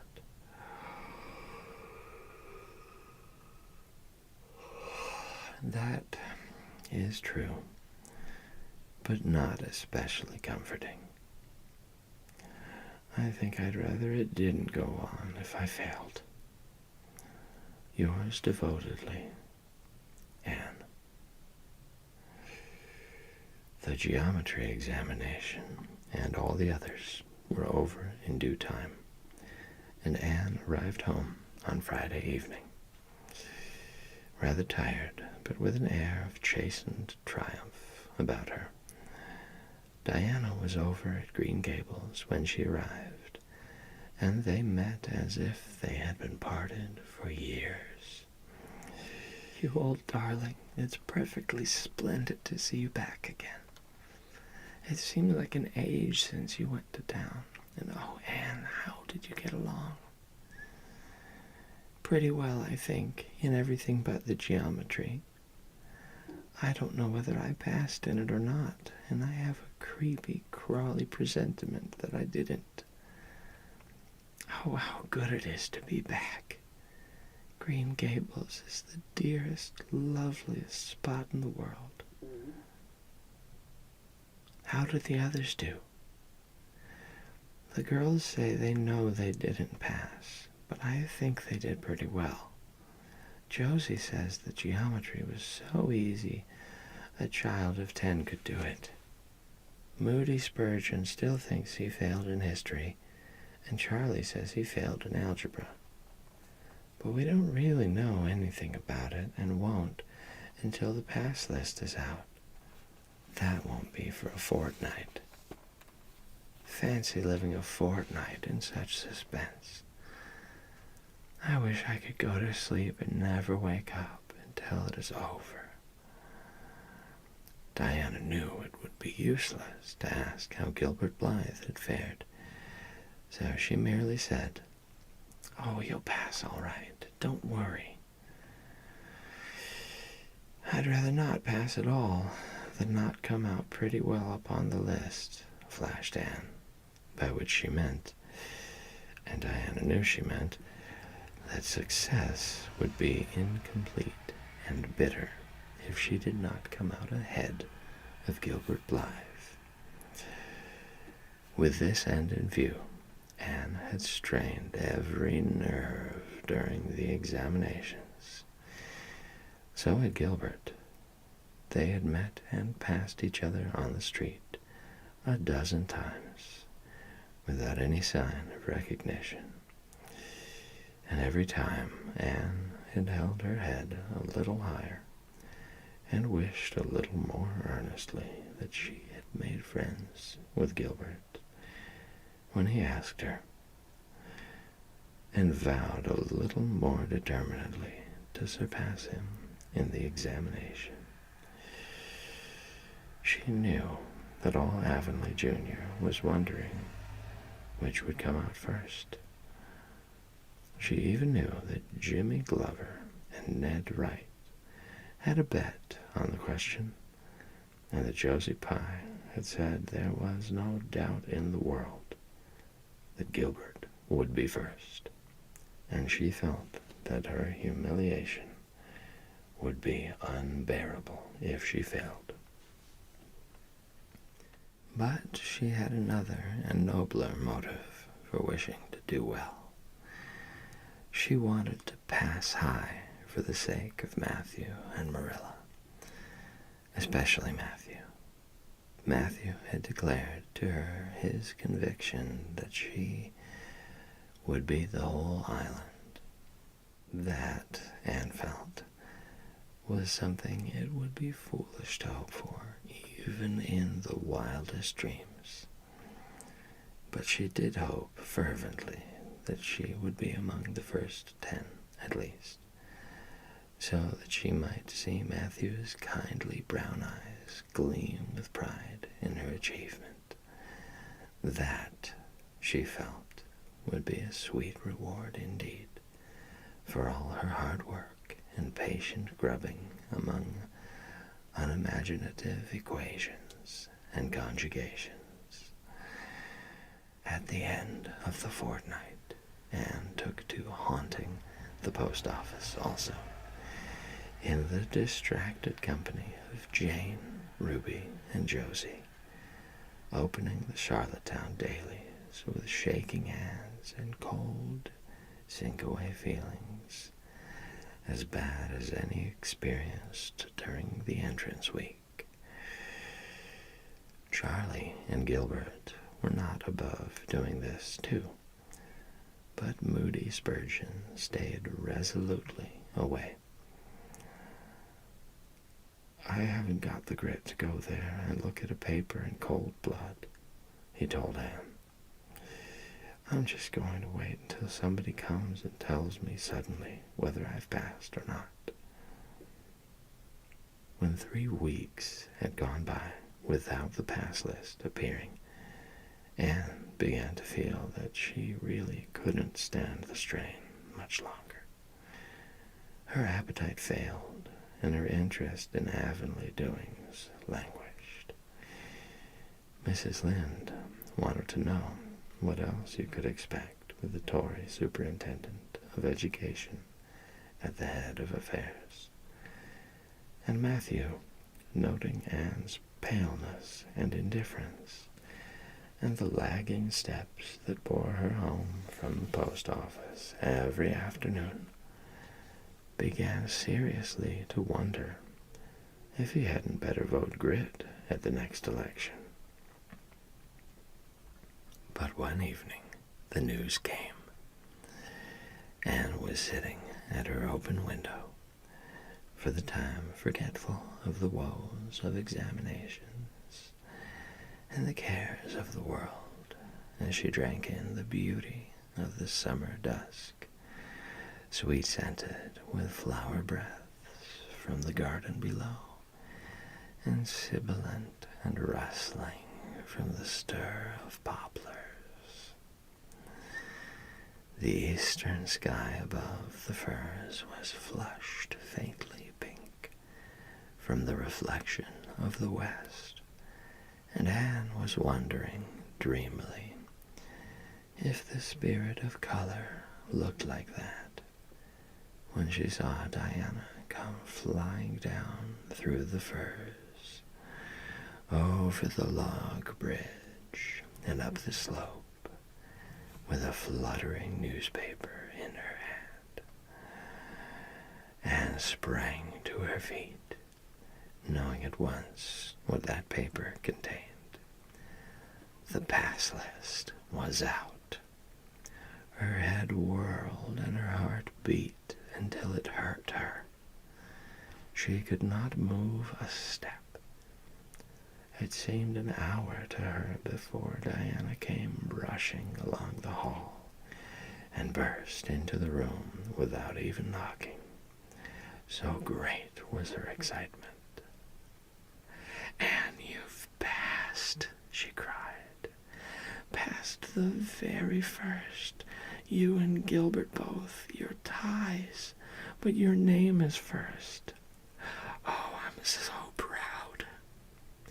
Diana flung the paper on the table and herself on Anne's bed, utterly breathless and incapable of further speech. Anne lighted the lamp, oversetting the match safe and using up half a dozen matches before her shaking hands could accomplish the task.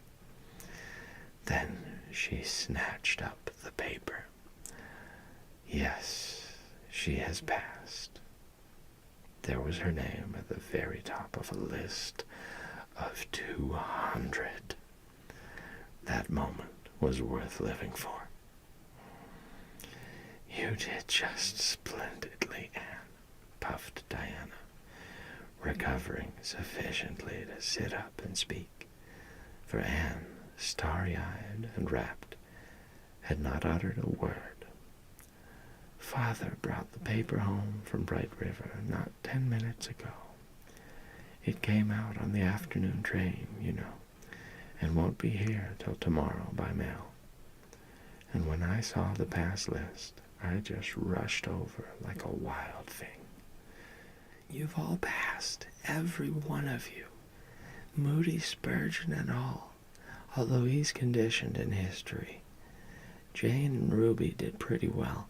They're halfway up, and so did Charlie. Josie just scraped through with 3 marks to spare. but you'll see she'll put on as many airs as if she'd led. Won't Miss Stacy be delighted?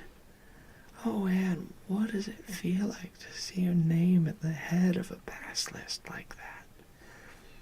If it were me, I know I'd go crazy with joy.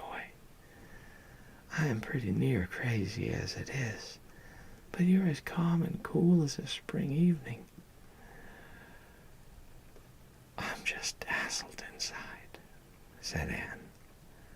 I want to say 100 things, and I can't find words to say them in. I never dreamed of this. Yes, I did too, just once. I let myself think once. What if I should come out first? Quakingly, you know, for it seemed so vain and presumptuous to think I could lead the island. Excuse me a minute, Diana.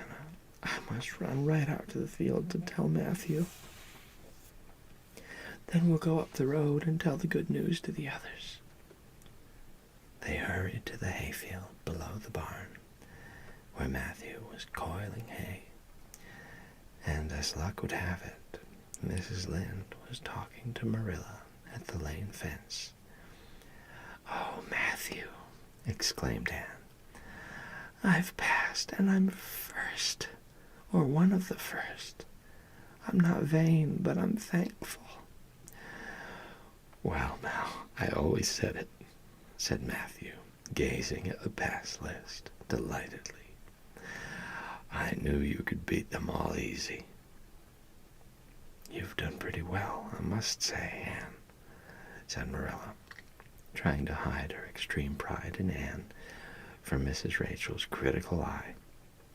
But that good soul said heartily, I just guess she has done well, and far be it from me to be backward in saying it.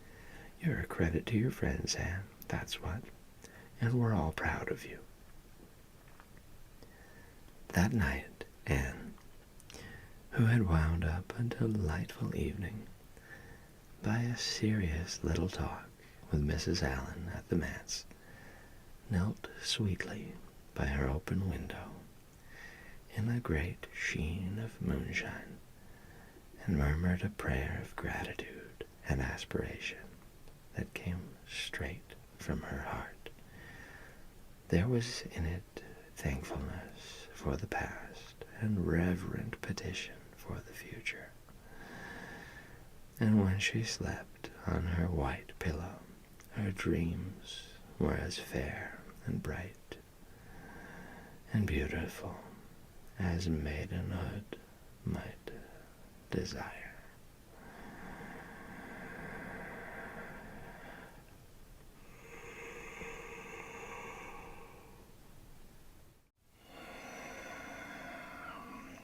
Welcome back. This is Sleepy Reader with another chapter from Anne of Green Gables. Go ahead and get your bedtime routine started as I start reading. With any luck, you'll be falling asleep before I do. Let's begin. Chapter 33, The Hotel Concert. Put on your white organdy by all means, Anne, advised Diana decidedly. They were together in the east gable chamber. Outside it was only twilight, a lovely yellowish green twilight with a clear blue, cloudless sky. A big, round moon, slowly deepening from her pallid luster into burnished silver, hung over the haunted wood. The air was full of sweet summer sounds, sleepy birds twittering, freakish breezes, faraway voices, and laughter. But in Anne's room the blind was drawn and the lamp lighted, for an important toilet was being made. The East Gable was a very different place from what it had been on that night 4 years before, when Anne had felt its bareness penetrate to the marrow of her spirit with its inhospitable chill. Changes had crept in, Marilla conniving at them resignedly, until it was as sweet and dainty a nest as a young girl could desire. The velvet carpet with the pink roses and the pink silk curtains of Anne's early visions had certainly never materialized, but her dreams had kept pace with her growth, and it is not probable she lamented them. The floor was covered with a pretty matting, and the curtains that softened the high window and fluttered in the vagrant breezes were of pale green art muslin.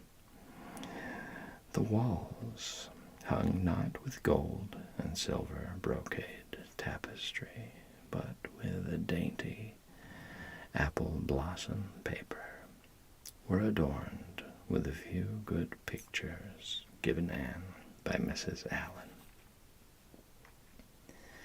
Miss Stacy's photograph occupied the place of honor, and Anne made a sentimental point of keeping fresh flowers on the bracket under it. Tonight, a spike of white lilies faintly perfumed the room.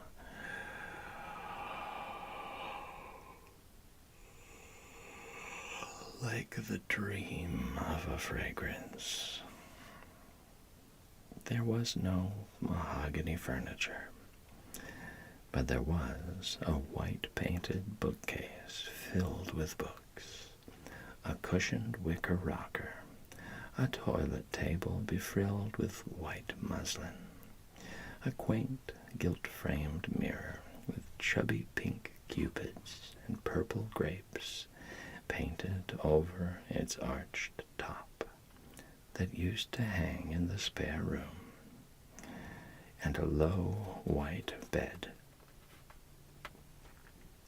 Anne was dressing for a concert at the White Sands Hotel.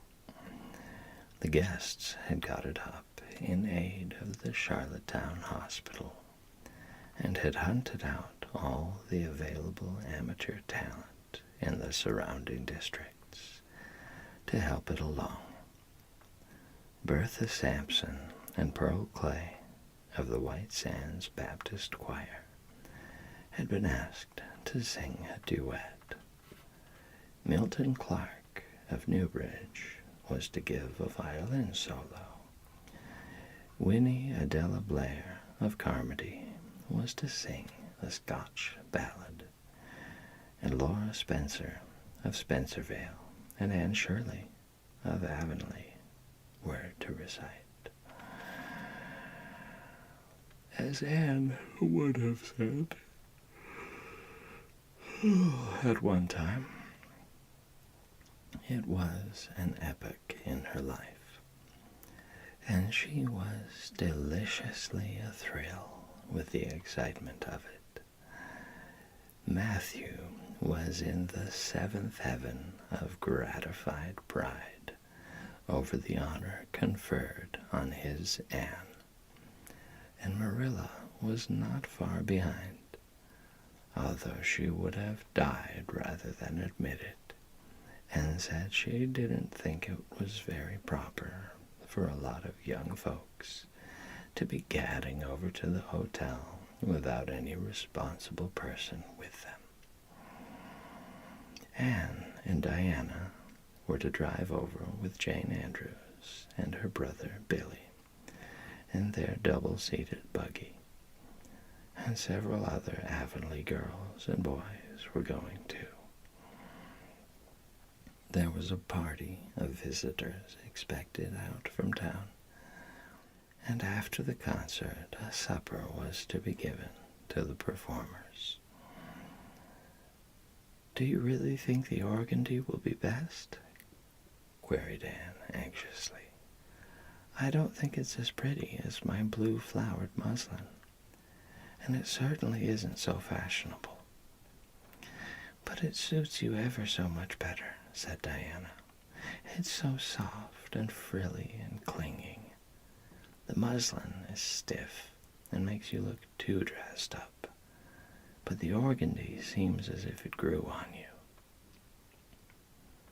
Anne sighed and yielded. Diana was beginning to have a reputation for notable taste in dressing, and her advice on such subjects was much sought after. She was looking very pretty herself on this particular night, in a dress of the lovely wild rose pink, from which Anne was forever debarred. But she was not to take any part in the concert, so her appearance was of minor importance.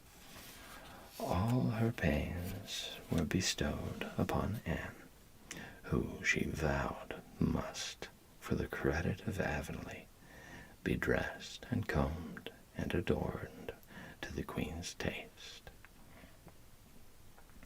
"Pull out that frill a little more. So, here, let me tie your sash. Now for your slippers. I'm going to braid your hair in 2 thick braids and tie them halfway up with big white bows. No, don't pull out a single curl over your forehead. Just have the soft part. There is no way you do your hair suits you so well, Anne, and Mrs. Allen says you look like a Madonna when you part it so. I shall fasten this little white house rose just behind your ear. There was just one on my bush, and I saved it for you." "Shall I put my pearl beads on?" asked Anne. "Matthew brought me a string from town last week, and I know he'd like to see them on me." Diana pursed up her lips, put her black head on one side critically, and finally pronounced in favor of the beads, which were thereupon tied round Anne's slim milk-white throat.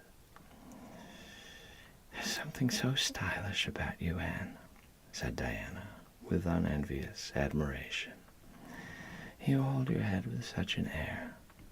I suppose it's your figure. I am just a dumpling. I've always been afraid of it, and now I know it is so. Well, I suppose I shall just have to resign myself to it." "But you have such dimples," said Anne, smiling affectionately into the pretty, vivacious face so near her own. "Lovely dimples, like little dents in cream. I have given up all hope of dimples. My dimple dream will never come true. But so many of my dreams have that I mustn't complain. Am I all ready now?" "All ready," assured Diana, as Marilla appeared in the doorway, a gaunt figure with grayer hair than of yore and no fewer angles, but with a much softer face. "Come right in and look at our elocutionist, Marilla. Doesn't she look lovely?" Marilla emitted a sound between a sniff and grunt. "She looks neat and proper. I like that way of fixing her hair. But I expect she'll ruin that dress driving over there in the dust and dew with it. And it looks most too thin for these damp nights. Organdy's the most unserviceable stuff in the world anyhow. And I told Matthew so when he got it. There's no use in saying anything to Matthew nowadays. Time was when he would take my advice, but now he just buys things for Anne regardless. And the clerks at Carmody know they can palm anything off on him. Just let them tell him a thing is pretty and fashionable, and Matthew plunks his money down for it. Mind you keep your skirt clear of the wheel, Anne, and put your warm jacket on." Then Marilla stalked downstairs, thinking proudly how sweet Anne looked, with that one moonbeam from the forehead to the crown, and regretting that she could not go to the concert herself to hear her girl recite. "I wonder if it is too damp for my dress," said Anne anxiously. "Not a bit of it," said Diana, pulling up the window blind. "It's a perfect night, and there won't be any dew. Look at the moonlight." "I'm so glad my window looks east into the sun rising," said Anne, going over to Diana.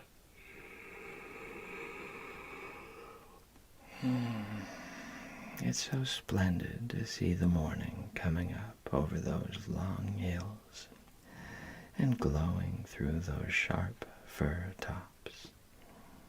It's new every morning, and I feel as if I washed my very soul in that bath of earliest sunshine. Oh, Diana, I love this little room so dearly. I don't know how I'll get along without it when I go to town next month." "Don't speak of your going away tonight," begged Diana. "I don't want to think of it. It makes me so miserable. And I do want to have a good time this evening." "What are you going to recite, Anne? And are you nervous?" "Not a bit. I've recited so often in public, I don't mind at all now. I've decided to give The Maiden's Vow. It's so pathetic. Laura Spencer is going to give a comic recitation, but I'd rather make people cry than laugh." "What will you recite if they encore you?" "They won't dream of encoring me," scoffed Anne, who was not without her own secret hopes that they would, and already visioned herself telling Matthew all about it at the next morning's breakfast table. "There are Billy and Jane now. I hear the wheels. Come on." Billy Andrews insisted that Anne should ride on the front seat with him, so she unwillingly climbed up. She would have much preferred to sit back with the girls, where she could have laughed and chattered to her heart's content. There was not much of either laughter or chatter in Billy. He was a big, fat, stolid youth of 20, with a round, expressionless face and a painful lack of conversational gifts.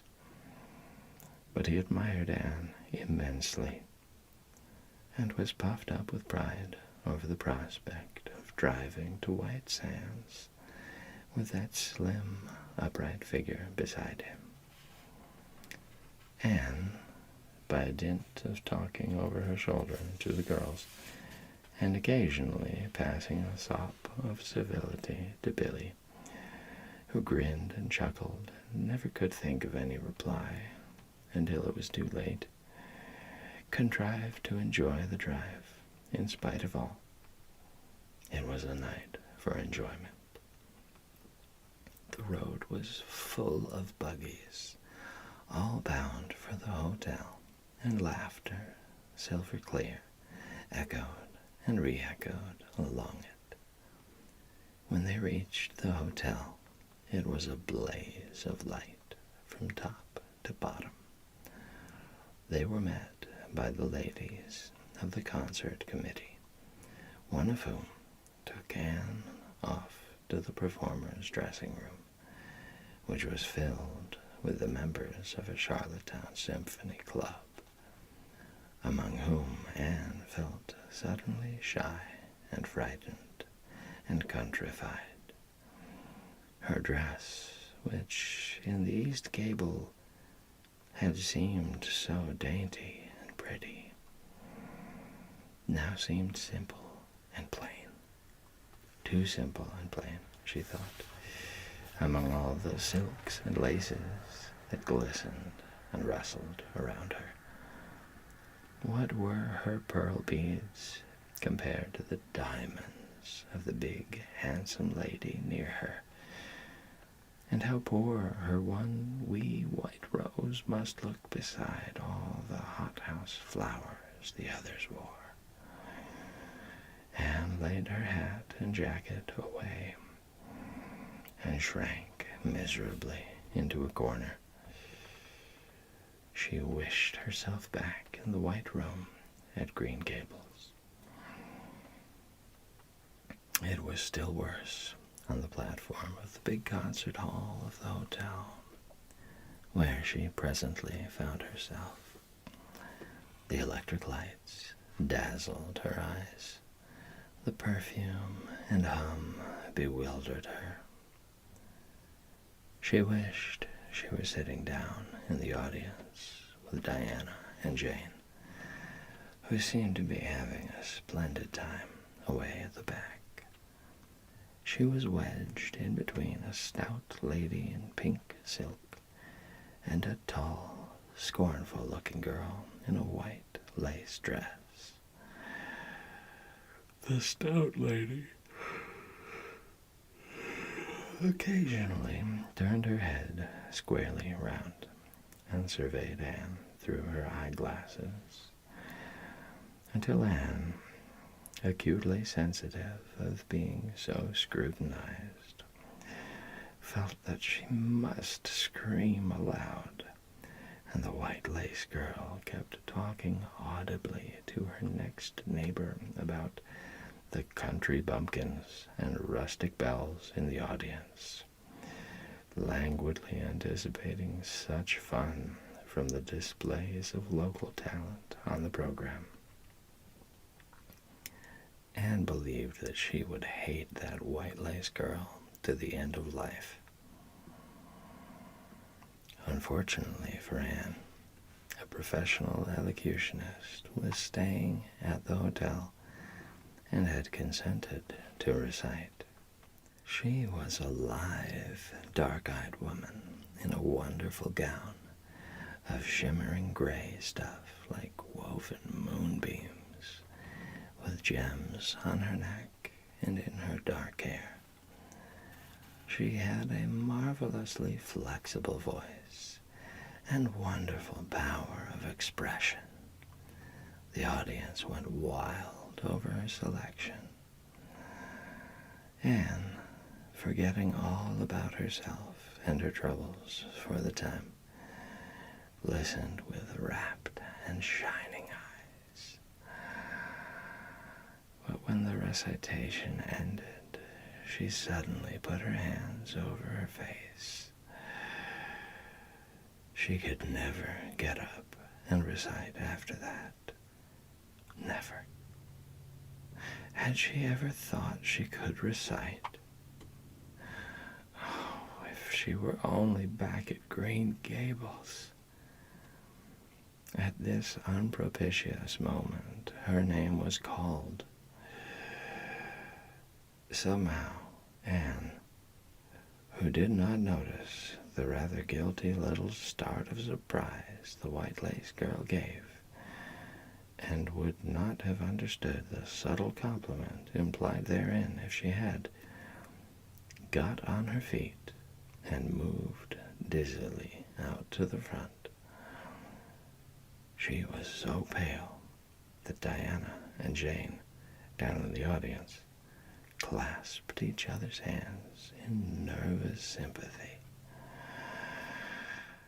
Anne was the victim of an overwhelming attack of stage fright. Often as she had recited in public, she had never before faced such an audience as this, and the sight of it paralyzed her energies completely. Everything was so strange, so brilliant, so bewildering. The rows of ladies in evening dress, the critical faces, the whole atmosphere of wealth and culture about her. Very different this from the plain benches at the debating club, filled with the homely, sympathetic faces of friends and neighbors. These people, she thought, would be merciless critics.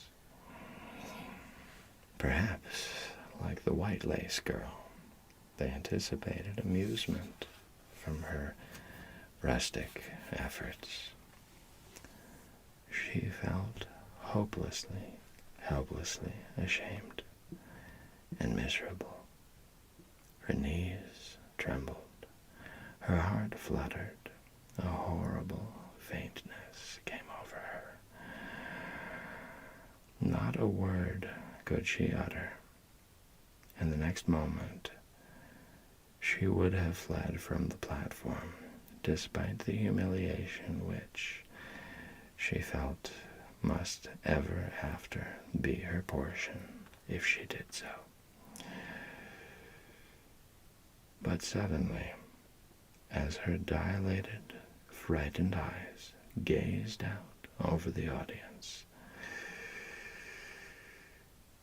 she saw Gilbert Blythe away at the back of the room, bending forward with a smile on his face, a smile which seemed to Anne at once triumphant and taunting. In reality, it was nothing of the kind.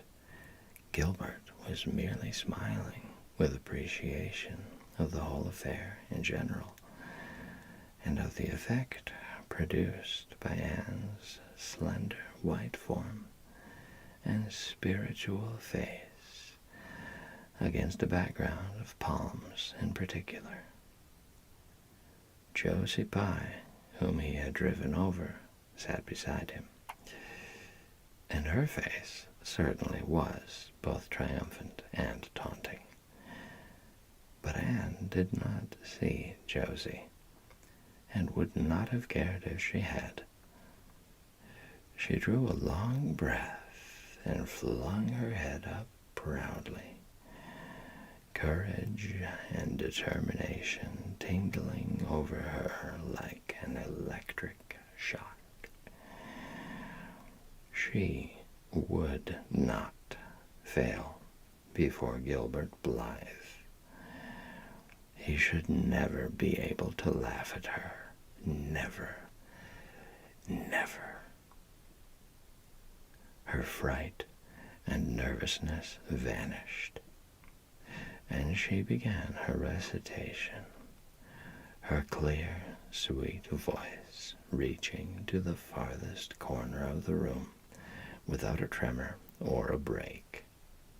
Self-possession was fully restored to her, and in the reaction from that horrible moment of powerlessness, she recited as she had never done before. When she finished, there were bursts of honest applause. Anne, stepping back to her seat, blushing with shyness and delight, found her hand vigorously clasped and shaken by the stout lady in pink silk. "My dear, you did splendidly," she puffed. "I've been crying like a baby. Actually, I have. They're encoring you. They're bound to have you back." "Oh, I can't go," said Anne confusingly. "But yet I must, or Matthew will be disappointed. He said they would encore me." "Then don't disappoint Matthew," said the pink lady, laughing. Smiling, blushing, limpid-eyed, Anne tripped back and gave a quaint, funny little selection that captivated her audience still further. The rest of the evening was quite a little triumph for her.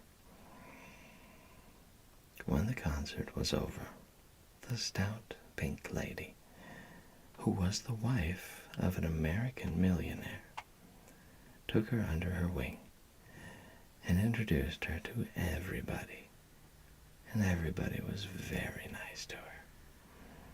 The professional elocutionist, Mrs. Evans, came and chatted with her, telling her that she had a charming voice and interpreted her selections beautifully. Even the white lace girl paid her a languid little compliment. They had supper in the big, beautifully decorated dining room. Diana and Jane were invited to partake of this also, since they had come with Anne. But Billy was nowhere to be found, having decamped in mortal fear of some such invitation. He was in waiting for them with the team, however, when it was all over, and the three girls came merrily out into the calm, white moonshine radiance.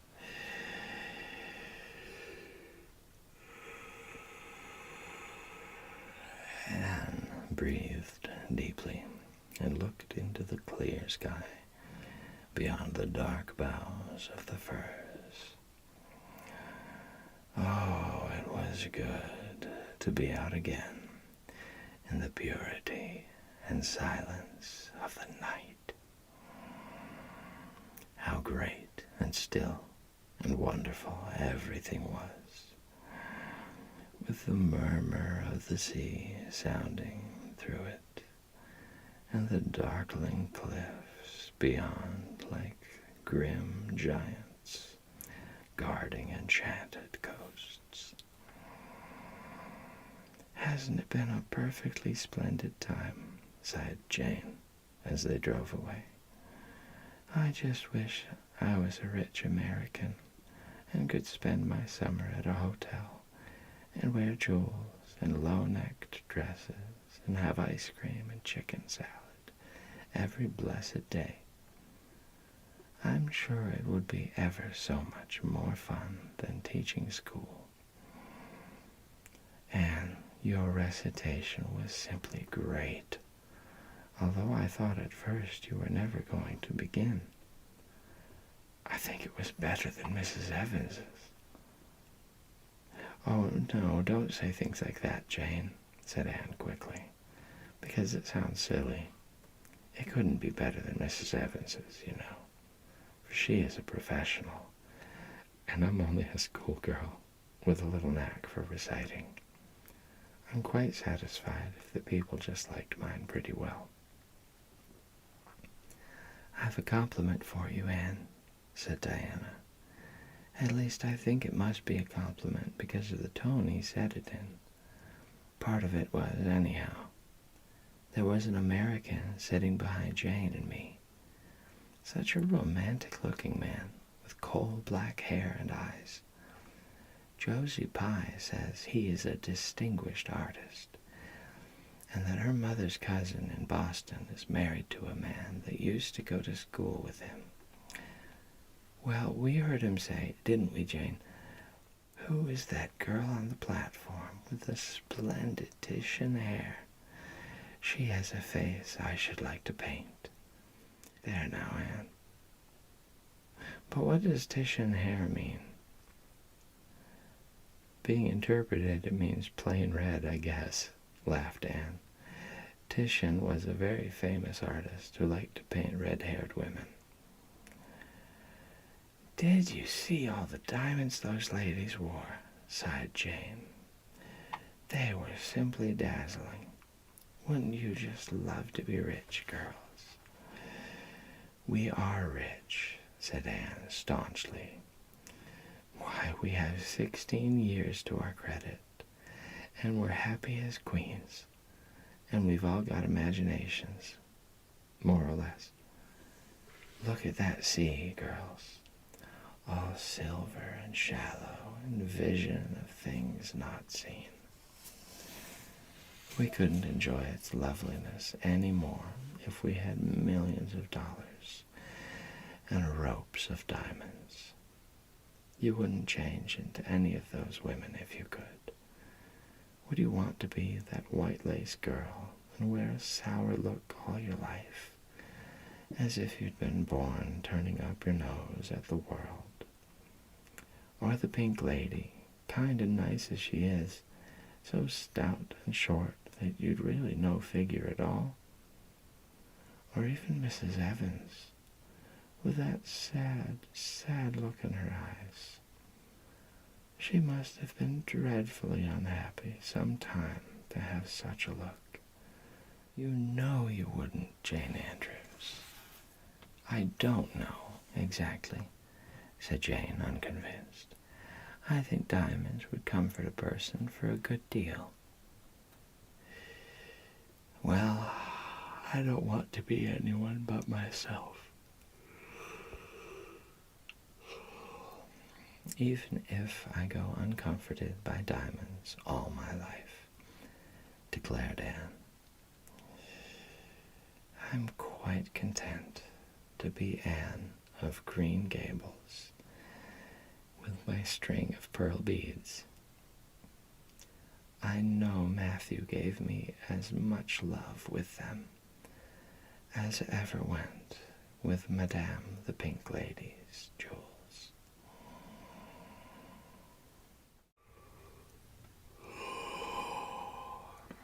Welcome back. This is Sleepy Reader with another chapter from Anne of Green Gables. Go ahead and get your bedtime routine started, and I'll start reading. And with any luck, you'll be falling asleep before I do. Chapter 34, A Queen's Girl. The next 3 weeks were busy ones at Green Gables, for Anne was getting ready to go to Queen's. And there was much sewing to be done, and many things to be talked over and arranged. Anne's outfit was ample and pretty, for Matthew saw to that, and Marilla, for once, made no objections whatever to anything he purchased or suggested. More, one evening she went up to the east gable with her arms full of a delicate pale green material. Anne, here's something for a nice light dress for you. I don't suppose you really need it. You've plenty of pretty waists. But I thought maybe you'd like something real dressy to wear if you were asked out anywhere of an evening in town, to a party or anything like that. I hear that Jane and Ruby and Josie have got evening dresses, as they call them, and I don't mean you shall be behind them. I got Mrs. Allen to help me pick it in town last week, and we'll get Emily Gillis to make it for you. Emily has got taste, and her fits aren't to be equaled. Oh, Marilla, it's just lovely, said Anne. Thank you so much. I don't believe you ought to be so kind to me. It's making it harder every day for me to go away. The green dress was made up with as many tucks and frills and shirrings as Emily's taste permitted. Anne put it on one evening for Matthew's and Marilla's benefit, and recited the Maiden's Vow for them in the kitchen. As Marilla watched the bright, animated face and graceful motions, her thoughts went back to the evening Anne had arrived at Green Gables, and memory recalled a vivid picture of the odd, frightened child in her preposterous yellowish-brown wincey dress, the heartbreak looking out of her tearful eyes. Something in the memory brought tears to Marilla's own eyes. "I declare my recitation has made you cry, Marilla," said Anne gaily, stooping over Marilla's chair to drop a butterfly kiss on that lady's cheek. "Now, I call that a positive triumph." "No, I wasn't crying over your piece," said Marilla, who would have scorned to be betrayed into such weakness by any poetry stuff. "I just couldn't help thinking of the little girl you used to be, Anne.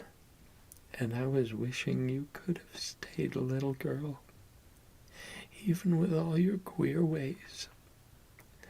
You're grown up now and you're going away. And you look so tall and stylish and so different altogether in that dress, as if you didn't belong in Avonlea at all. And I just got lonesome thinking it all over." "Marilla," Anne sat down on Marilla's gingham lap, took Marilla's lined face between her hands, and looked gravely and tenderly into Marilla's eyes. "I'm not a bit changed. Not really. I'm only just pruned down and branched out. The real me back here is just the same. It won't make a bit of difference where I go or how much I change outwardly. At heart, I shall always be your little Anne, who will love you and Matthew and dear Green Gables more and better every day of her life." Anne laid a fresh young cheek against Marilla's faded one and reached out a hand to pat Matthew's shoulder. Marilla would have given much just then to have possessed Anne's power of putting her feelings into words. But nature and habit had willed it otherwise, and she could only put her arms close about her girl and hold her tenderly to her heart, wishing that she need never let her go. Matthew, with a suspicious moisture in his eyes, got up and went out of doors, under the stars of the blue summer night. He walked agitatedly across the yard to the gate under the poplars. "Well, now, I guess she ain't much been spoiled," he muttered proudly. "I guess my putting in my oar occasional never did much harm, after all. She's smart and pretty and loving, too, which is better than all the rest. She's been a blessing to us. And there never was a luckier mistake than what Mrs. Spencer made, if it was luck. I don't believe it was any such thing. It was Providence. Because the Almighty saw we needed her, I reckon."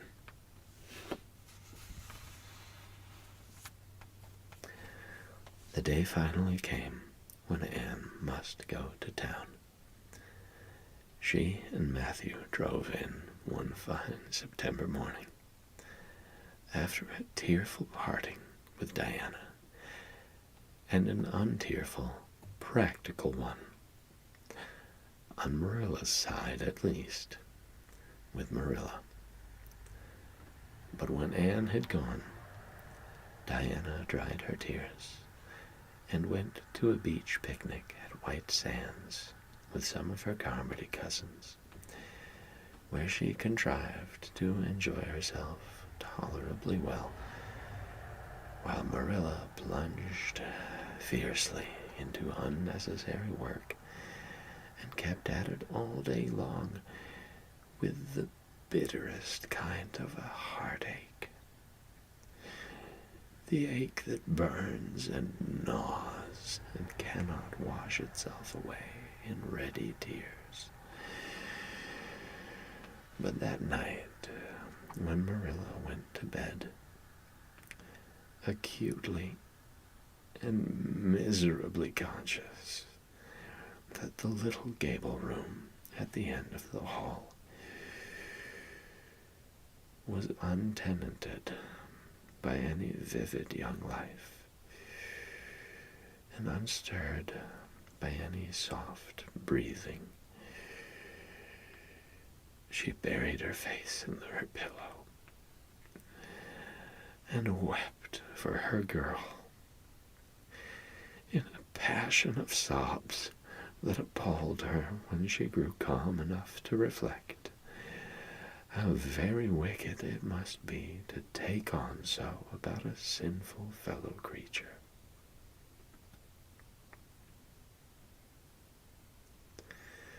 Anne and the rest of the Avonlea scholars reached town just in time to hurry off to the academy.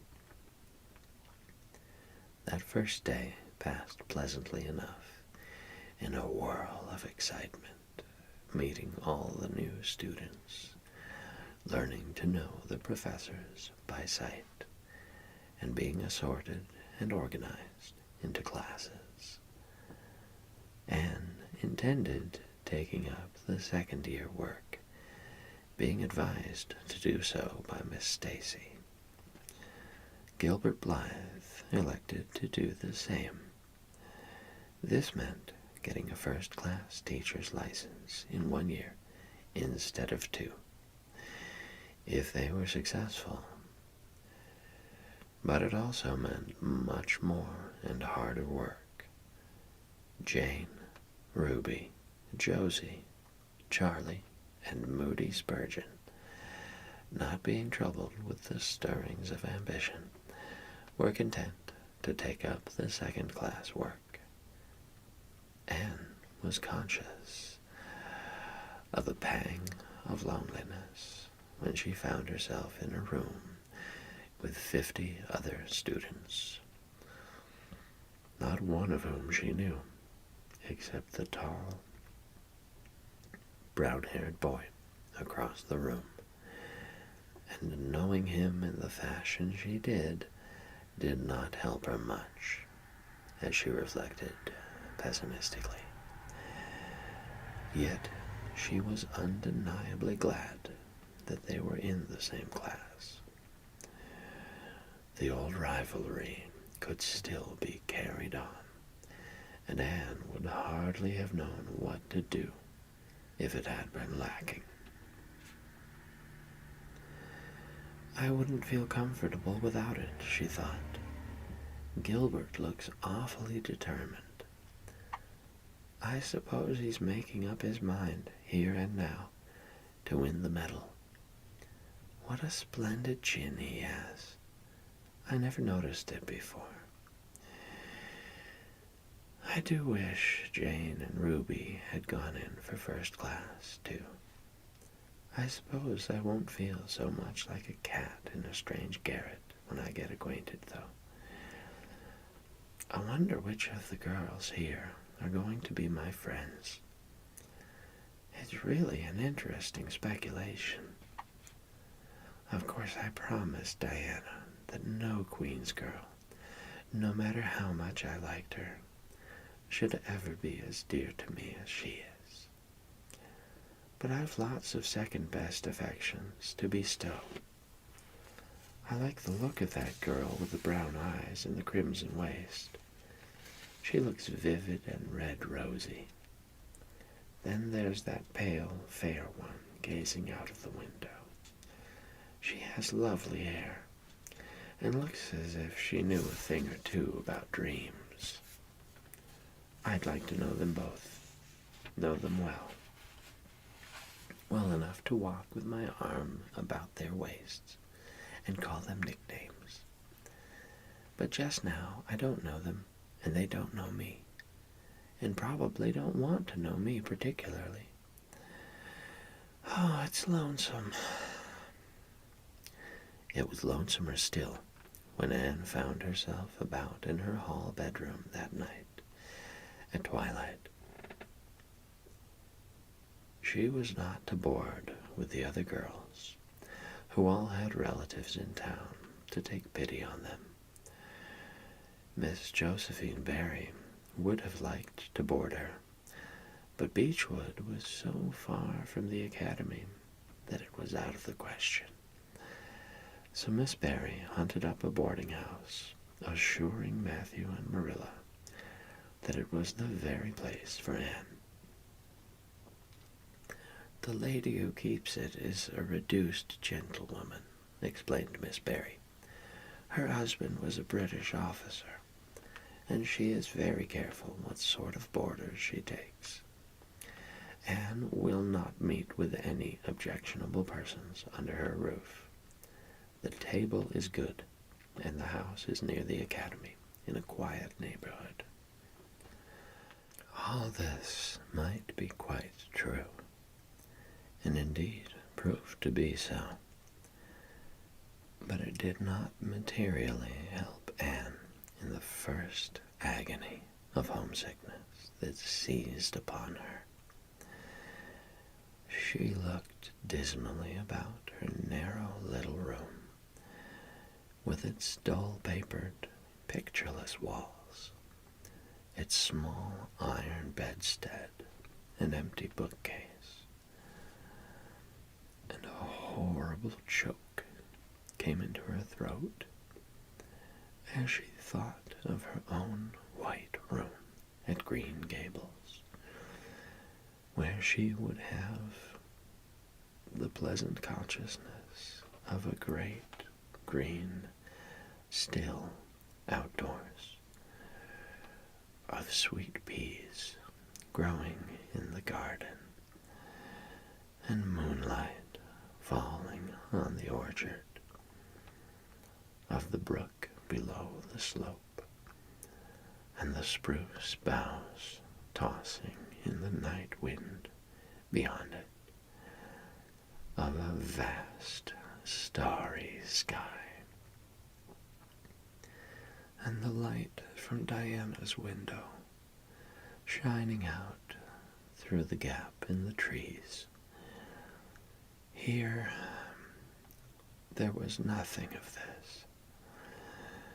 Anne knew that outside of her window was a hard street with a network of telephone wires shutting out the sky, the tramp of alien feet, and 1,000 lights gleaming on stranger faces. She knew that she was going to cry,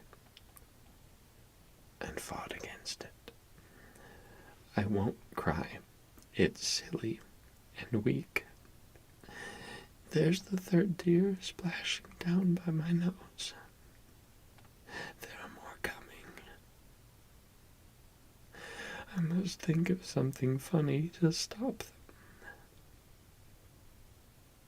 But there's nothing funny, except what is connected with Avonlea, and that only makes things worse.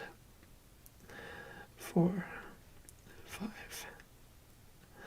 I'm going home next Friday, but that seems 100 years away.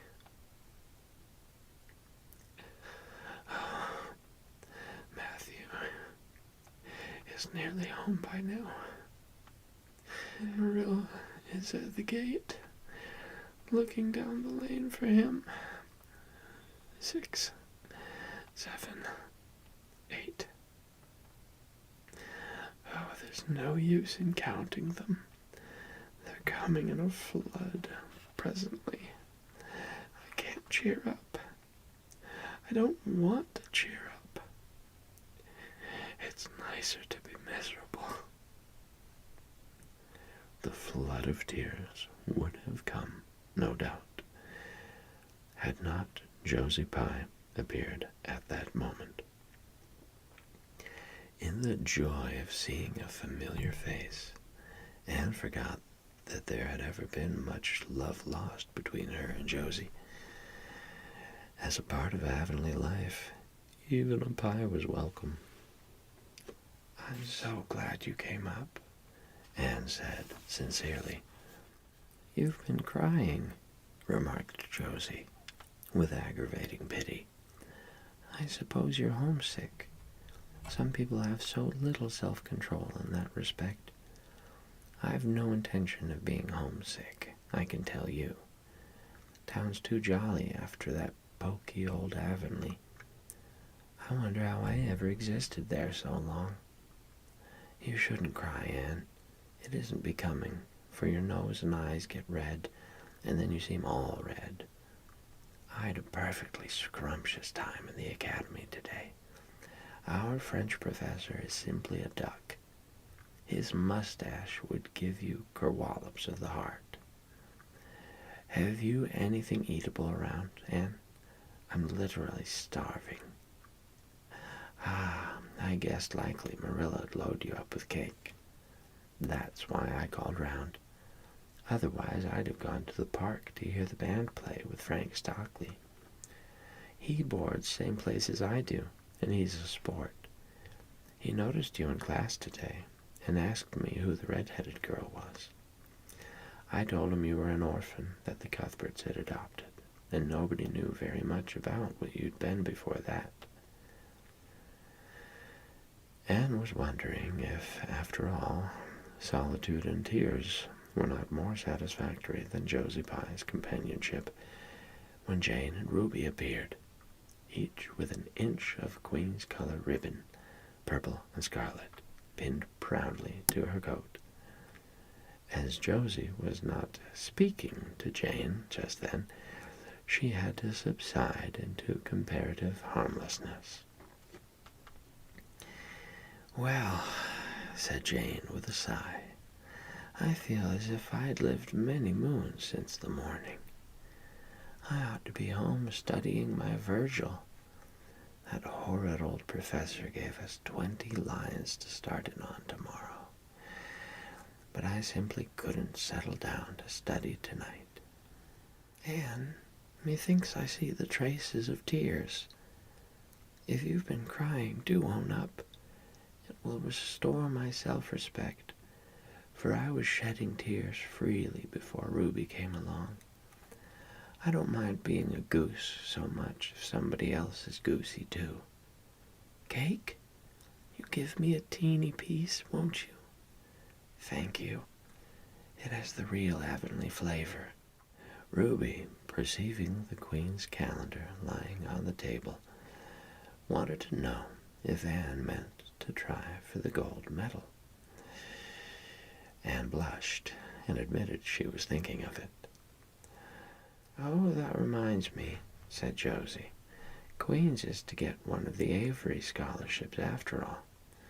The word came today, Frank Stockley told me. His uncle is one of the board of governors, you know. It will be announced in the academy tomorrow." An Avery scholarship. Anne felt her heart beat more quickly, and the horizons of her ambition shifted and broadened as if by magic. Before Josie had told the news, Anne's highest pinnacle of aspiration had been a teacher's provincial license, class first at the end of the year, and perhaps the medal.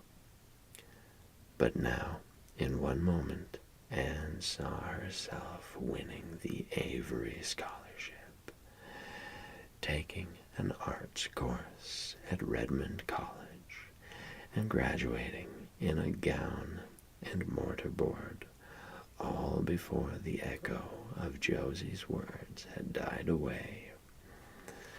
For the Avery Scholarship was in English, and Anne felt that here her foot was on her native heath.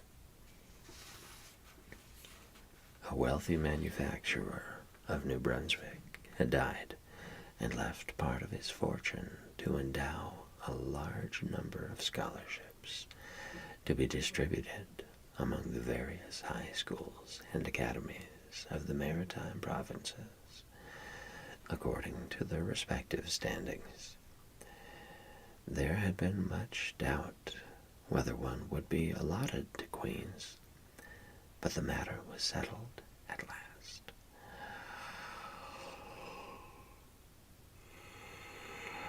And at the end of the year, the graduate who made the highest mark in English and English literature would win the scholarship. $250 a year for 4 years at Redmond College. No wonder that Anne went to bed that night with tingling cheeks. I'll win that scholarship if hard work can do it, she resolved. Wouldn't Matthew be proud if I got to be a B.A.? Oh, it's delightful to have ambitions. I'm so glad I have such a lot. And there never seems to be any end to them. That's the best of it.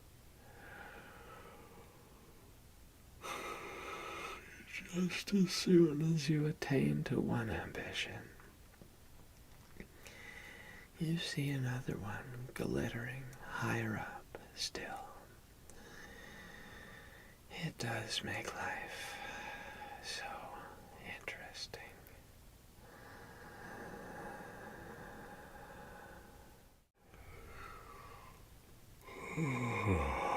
Welcome.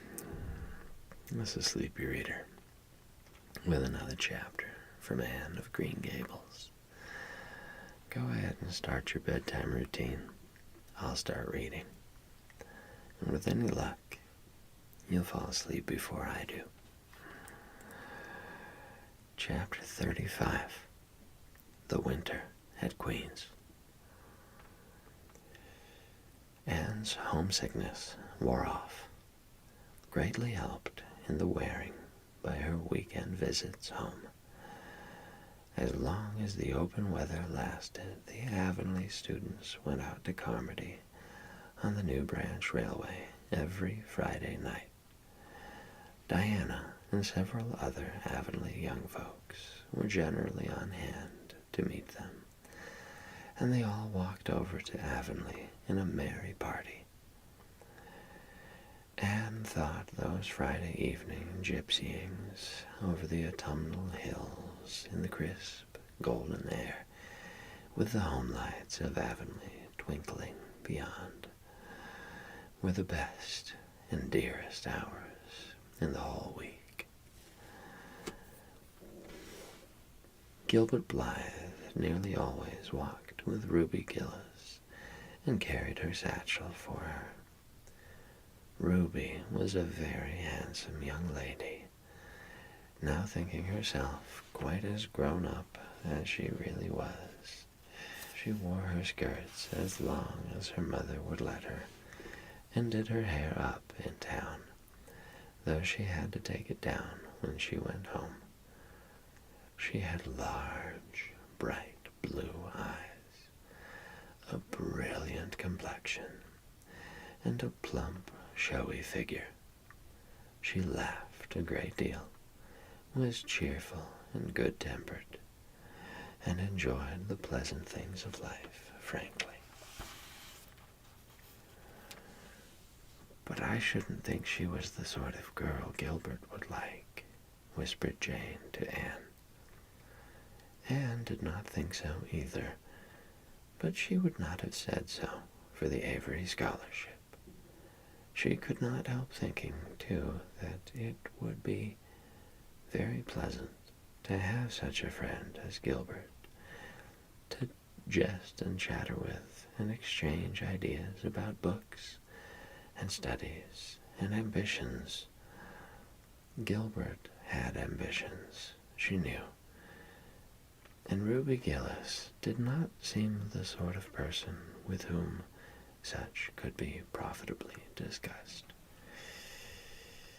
There was no silly sentiment in Anne's ideas concerning Gilbert. Boys were to her, when she thought about them at all, merely possible good comrades. If she and Gilbert had been friends, she would not have cared how many other friends he had, nor with whom he walked. She had a genius for friendship. Girl friends she had in plenty. But she had a vague consciousness that masculine friendship might also be a good thing to round out one's conceptions of companionship and furnish broader standpoints of judgment and comparison. Not that Anne could have put her feelings on the matter into just such clear definition, but she thought that if Gilbert had ever walked home with her from the train, over the crisp fields and along the ferny byways, they might have had many and merry and interesting conversations about the new world that was opening around them and their hopes and ambitions therein. Gilbert was a clever young fellow, with his own thoughts about things and a determination to get the best out of life and put the best into it. Ruby Gillis told Jane Andrews that she didn't understand half the things Gilbert Blythe said. He talked just like Anne Shirley did when she had a thoughtful fit on, and for her part she didn't think it any fun to be bothering about books and that sort of thing when you didn't have to. Frank Stockley had lots more dash and go, but then he wasn't half as good looking as Gilbert, and she really couldn't decide which she liked best. In the academy, Anne gradually drew a little circle of friends about her, thoughtful, imaginative, ambitious students like herself. With the rosy-red girl, Stella Maynard, and the dream girl, Priscilla Grant, she soon became intimate, finding the latter pale, spiritual-looking maiden to be full to the brim of mischief and pranks and fun, while the vivid, black-eyed Stella had a heart full of wistful dreams and fancies, as aerial and rainbow-like as Anne's own. After the Christmas holidays, the Avonlea students gave up going home on Fridays and settled down to hard work. By this time, all the Queen's scholars had gravitated into their own places in the ranks, and the various classes had assumed distinct and settled shadings of individuality. Certain facts had become generally accepted. It was admitted that the medal contestants had practically narrowed down to three: Gilbert Blythe, Anne Shirley, and Lewis Wilson. The Avery Scholarship was more doubtful, any one of a certain six being a possible winner. The bronze medal for mathematics was considered as good as won by a fat, funny little up-country boy with a bumpy forehead and a patched coat. Ruby Gillis was the handsomest girl of the year at the academy. In the second-year classes, Stella Maynard carried off the palm for beauty, with a small but critical minority in favor of Anne Shirley. Ethel Marr was admitted by all competent judges to have the most stylish modes of hairdressing, and Jane Andrews, plain, plodding, conscientious Jane, carried off the honors in the domestic science course. Even Josie Pye attained a certain preeminence as the sharpest-tongued young lady in attendance at Queen's. So it may be fairly stated that Miss Stacy's old pupils held their own in the wider arena of the academical course. Anne worked hard and steadily. Her rivalry with Gilbert was as intense as it had ever been in Avonlea School, although it was not known in the class at large. But somehow the bitterness had gone out of it. Anne no longer wished to win for the sake of defeating Gilbert, rather for the proud consciousness of a well-won victory over a worthy foeman. It would be worthwhile to win, but she no longer thought life would be insupportable if she did not. In spite of lessons, the students found opportunities for pleasant times. Anne spent many of her spare hours at Beechwood, and generally ate her Sunday dinners there, and went to church with Miss Barry. The latter was, as she admitted, growing old, but her black eyes were not dim, nor the vigor of her tongue in the least abated. But she never sharpened the latter on Anne, who continued to be a prime favorite with the critical old lady. "That Anne girl improves all the time," she said.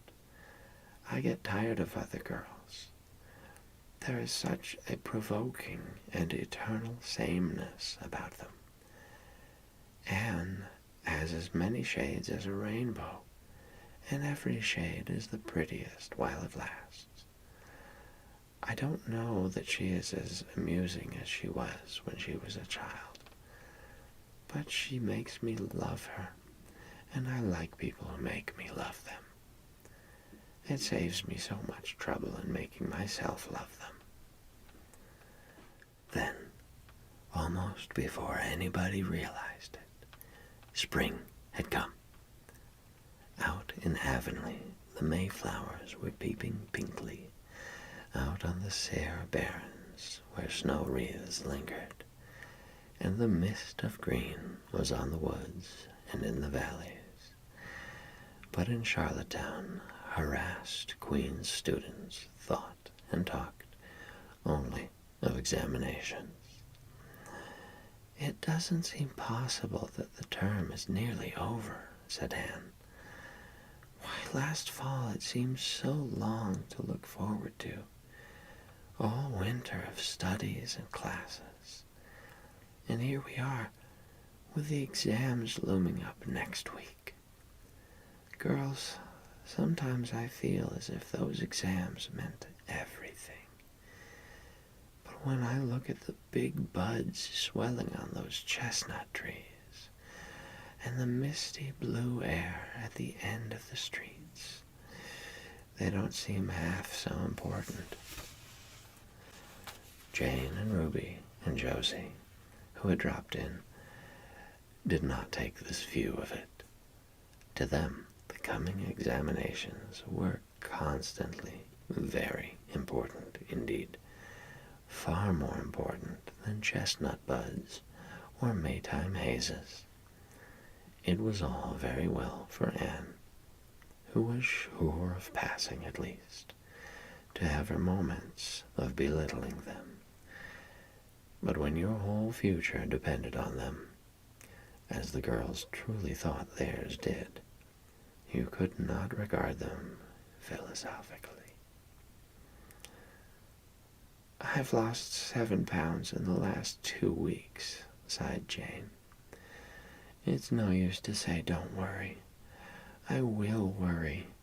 Worrying helps you some. It seems as if you were doing something when you're worrying.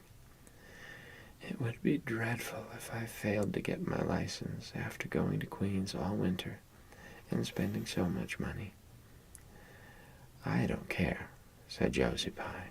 "If I don't pass this year, I'm coming back next. my father can afford to send me. And Frank Stockley says that Professor Tremaine said Gilbert Blythe was sure to get the medal, and that Emily Clay would likely win the Avery Scholarship. That may make me feel badly tomorrow, Josie, laughed Anne, but just now I honestly feel that as long as I know the violets are coming out, all purple, down in the hollow below Green Gables, and that little ferns are poking their heads up in Lover's Lane, it's not a great deal of difference whether I win the Avery or not. I've done my best, and I begin to understand what is meant by the joy of the strife. Next to trying and winning, the best thing is trying and failing. Girls, don't talk about exams. Look at that arch of pale green sky over those houses, and picture to yourselves what it must look like over the purply dark beech woods back of Avonlea. What are you going to wear for commencement, Jane? Asked Ruby practically. Jane and Josie both answered at once, and the chatter drifted into a side eddy of fashions.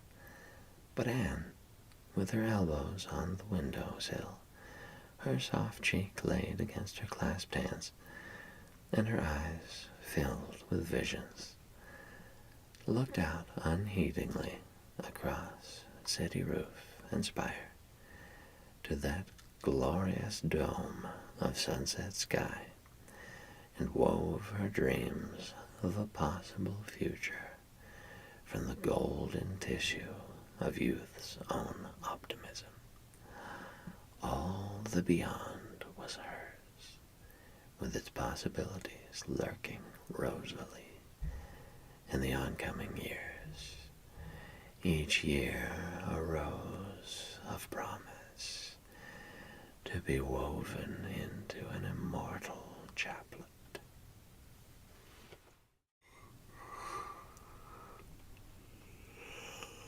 Oh, welcome. This is Sleepy Reader with another chapter from Anne of Green Gables. Go ahead, start your bedtime rituals. I'll start reading. And with any luck, you'll fall asleep before I do. Let's begin. Tonight in chapter 36, The Glory and the Dream. On the morning when the final results of all the examinations were to be posted on the bulletin board at Queen's, Anne and Jane walked down the street together. Jane was smiling and happy. Examinations were over, and she was comfortably sure she had made a pass at least. Further considerations troubled Jane not at all. She had no soaring ambitions, and consequently was not affected with the unrest attendant thereon. For we pay a price for everything we get or take in this world, and although ambitions are well worth having, they are not to be cheaply won, but exact their dues of work and self-denial, anxiety and discouragement. Anne was pale and quiet. In 10 more minutes, she would know who had won the medal and who the Avery. Beyond those 10 minutes, there did not seem, just then, to be anything worth being called time. Of course you'll win one of them anyhow, said Jane, who couldn't understand how the faculty could be so unfair as to order it otherwise. I have no hope of the Avery, said Anne. Everybody says Emily Clay will win it, and I'm not going to march up to that bulletin board and look at it before everybody. I haven't the moral courage. I'm going straight to the girls' dressing room. You must read the announcements and then come and tell me, Jane. and I implore you, in the name of our old friendship, to do it as quickly as possible. If I have failed, just say so, without trying to break it gently. And whatever you do, don't sympathize with me. Promise me this, Jane. Jane promised solemnly. But as it happened, there was no necessity for such a promise. When they went up the entrance steps of Queen's, they found the hall full of boys who were carrying Gilbert Blythe around on their shoulders and yelling at the tops of their voices, "Hurrah for Blythe, medalist!" For a moment, Anne felt one sickening pang of defeat and disappointment. So she had failed, and Gilbert had won. Well, Matthew would be sorry. He had been so sure she would win. And then somebody called out, "3 cheers for Miss Shirley, winner of the Avery." "Oh, Anne," gasped Jane, as they fled to the girls' dressing room amid hearty cheers. "Oh, Anne, I'm so proud. Isn't it splendid?" And then the girls were around them, and Anne was the center of a laughing, congratulating group. Her shoulders were thumped, and her hands shaken vigorously.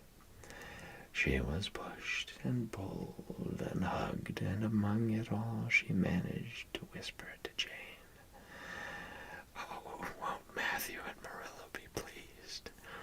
I must write the news home right away."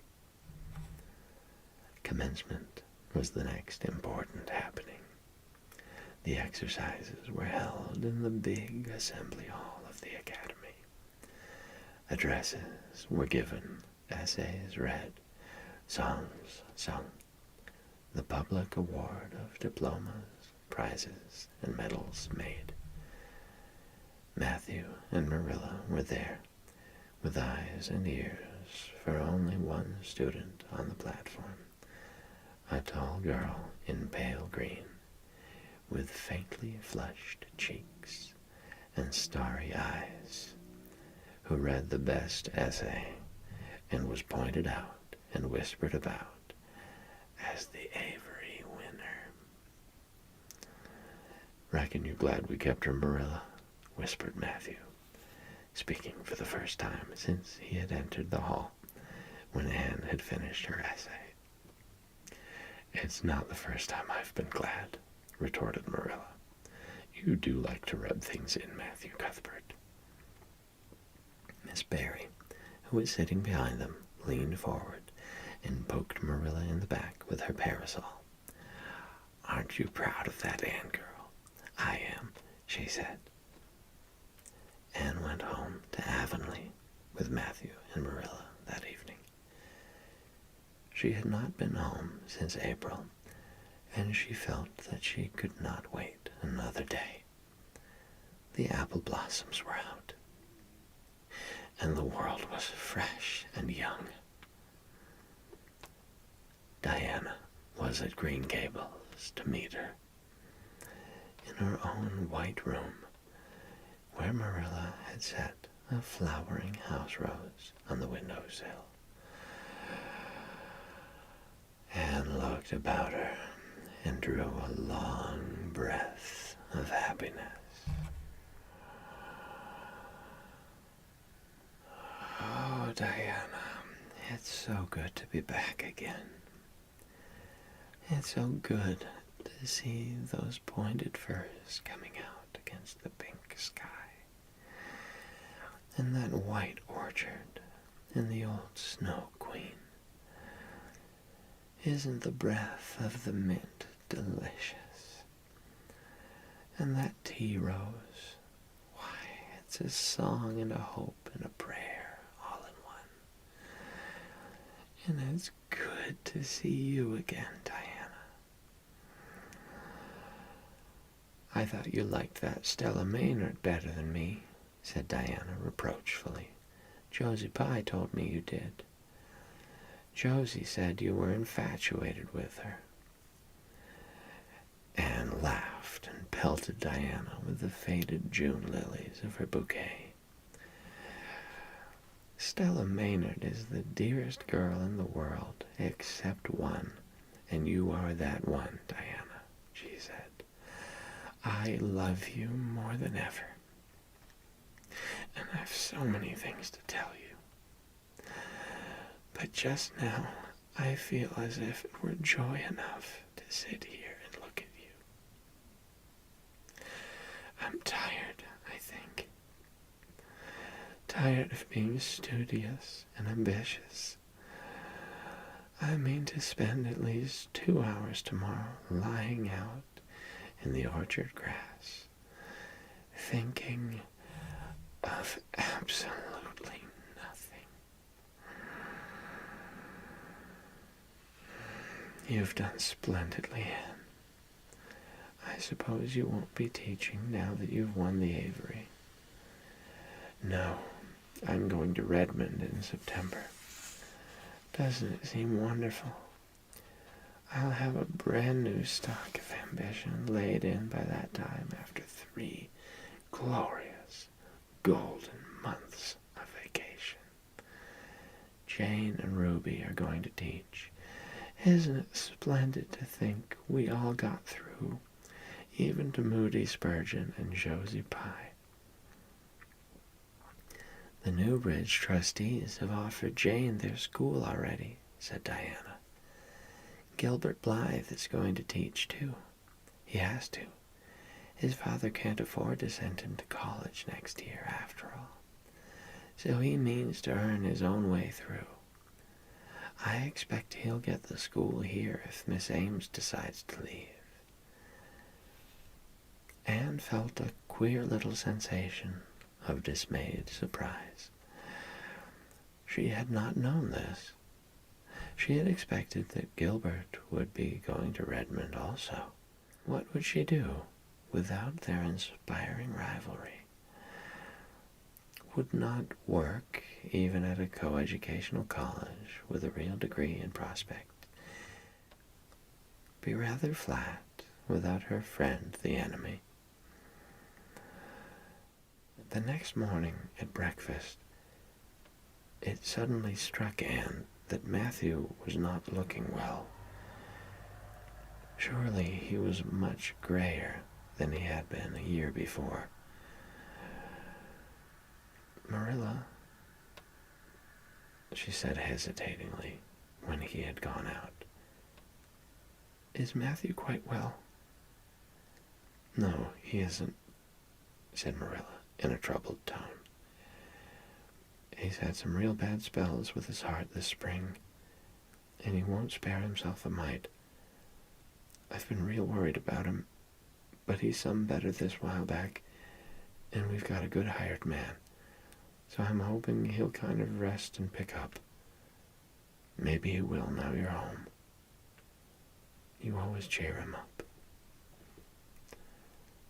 Anne leaned across the table and took Marilla's face in her hands. You are not looking as well yourself as I'd like to see you, Marilla. You look tired. I'm afraid you've been working too hard. You must take a rest now that I'm home. I'm just going to take this one day off to visit all the dear old spots and hunt up my old dreams. And then it will be your turn to be lazy while I do the work. Marilla smiled affectionately at her girl. It's not the work, it's my head. I have a pain so often now, behind my eyes. Dr. Spencer's been fussing with glasses, but they don't do me any good.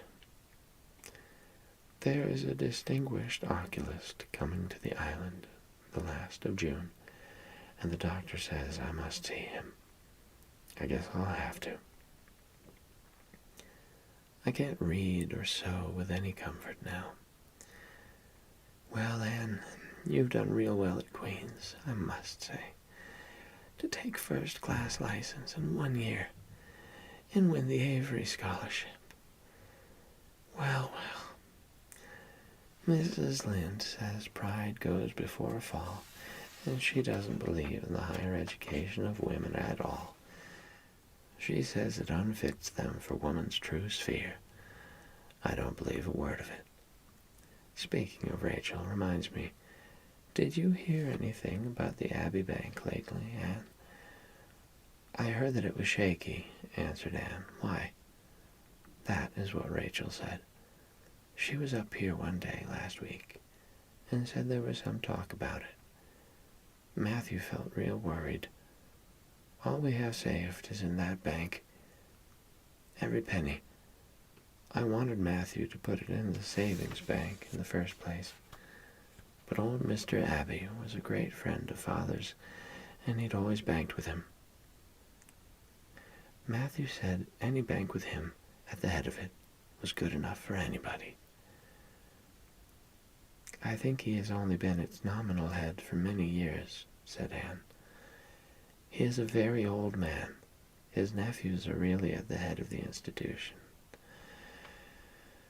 Well, when Rachel told us that, I wanted Matthew to draw our money right out, and he said he'd think about it. But Mr. Russell told him yesterday that the bank was all right. Anne had her good day in the companionship of the outdoor world. She never forgot that day. It was so bright and golden and fair, so free from shadow and so lavish of blossom. Anne spent some of its rich hours in the orchard. She went to the Dryad's Bubble and Willowmere and Violet Vale. She called at the manse and had a satisfying talk with Mrs. Allen. And finally, in the evening, she went with Matthew for the cows, through Lover's Lane to the back pasture. The woods were all gloried through with sunset, and the warm splendor of it streamed down through the hill gaps in the west. Matthew walked slowly with bent head. Anne, tall and erect, suited her springing step to his.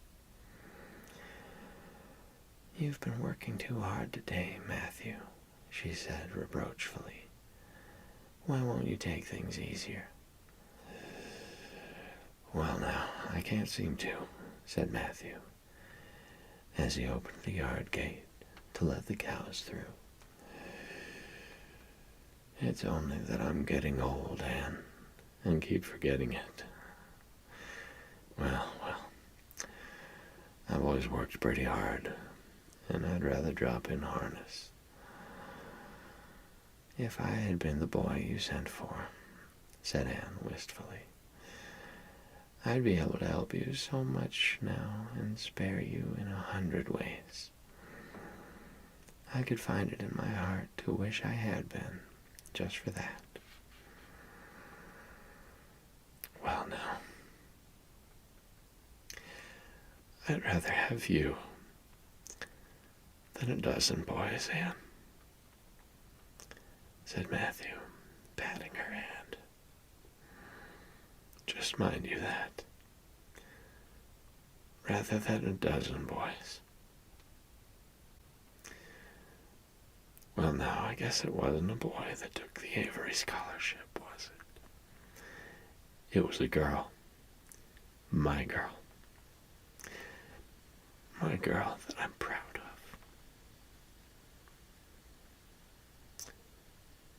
He smiled his shy smile at her as he went into the yard.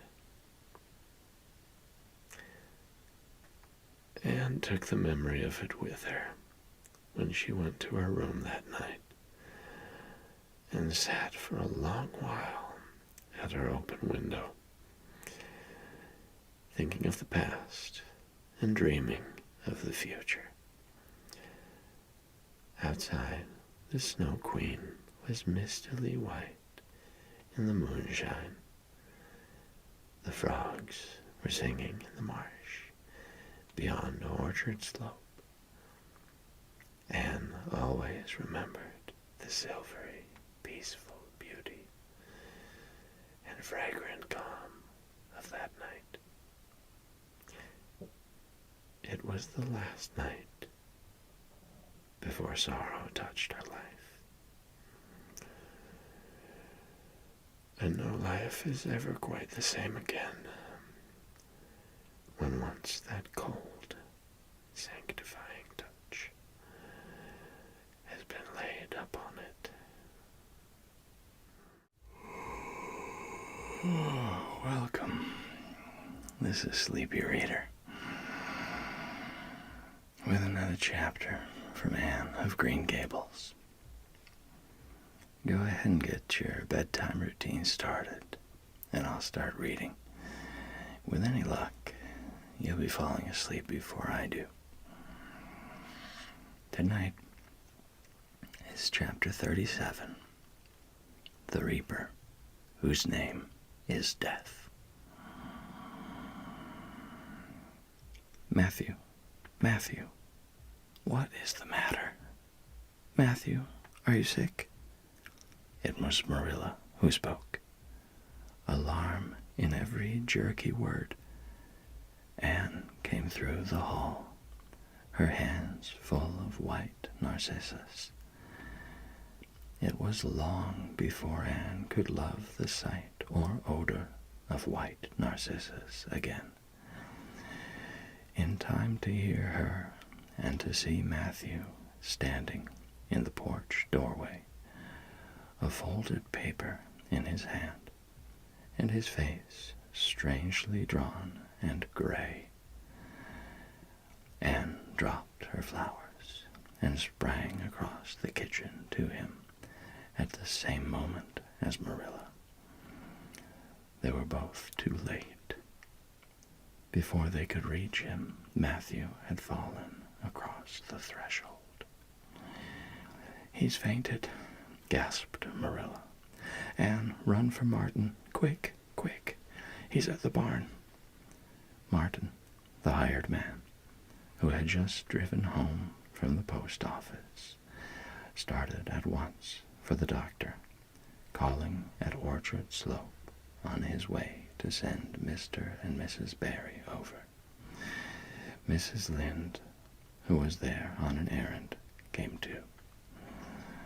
They found Anne and Marilla distractedly trying to restore Matthew to consciousness.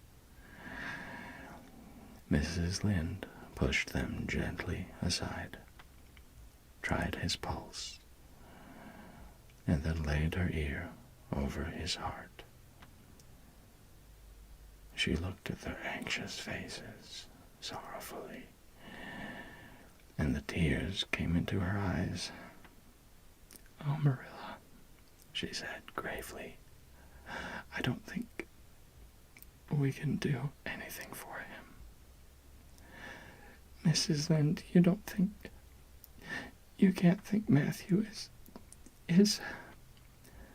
Anne could not say the dreadful word. She turned sick and pallid. "Child, yes, I'm afraid of it. Look at his face. When you've seen that look as often as I have, you'll know what it means." Anne looked at the still face, and there beheld the seal of the great presence. When the doctor came, he said that death had been instantaneous and probably painless, caused in all likelihood by some sudden shock. The secret of the shock was discovered to be in the paper Matthew had held, and which Martin had brought from the office that morning. It contained an account of the failure of the Abbey Bank. The news spread quickly through Avonlea, and all day friends and neighbors thronged Green Gables, and came and went on errands of kindness for the dead and living. For the first time, shy, quiet Matthew Cuthbert was a person of central importance. The white majesty of death had fallen on him and set him apart as one crowned. When the calm night came softly down over Green Gables, the old house was hushed and tranquil. In the parlor lay Matthew Cuthbert in his coffin, his long gray hair framing his placid face, on which there was a little kindly smile, as if he but slept, dreaming pleasant dreams. There were flowers about him, sweet, old-fashioned flowers, which his mother had planted in the homestead garden in her bridal days, and for which Matthew had always had a secret, wordless love.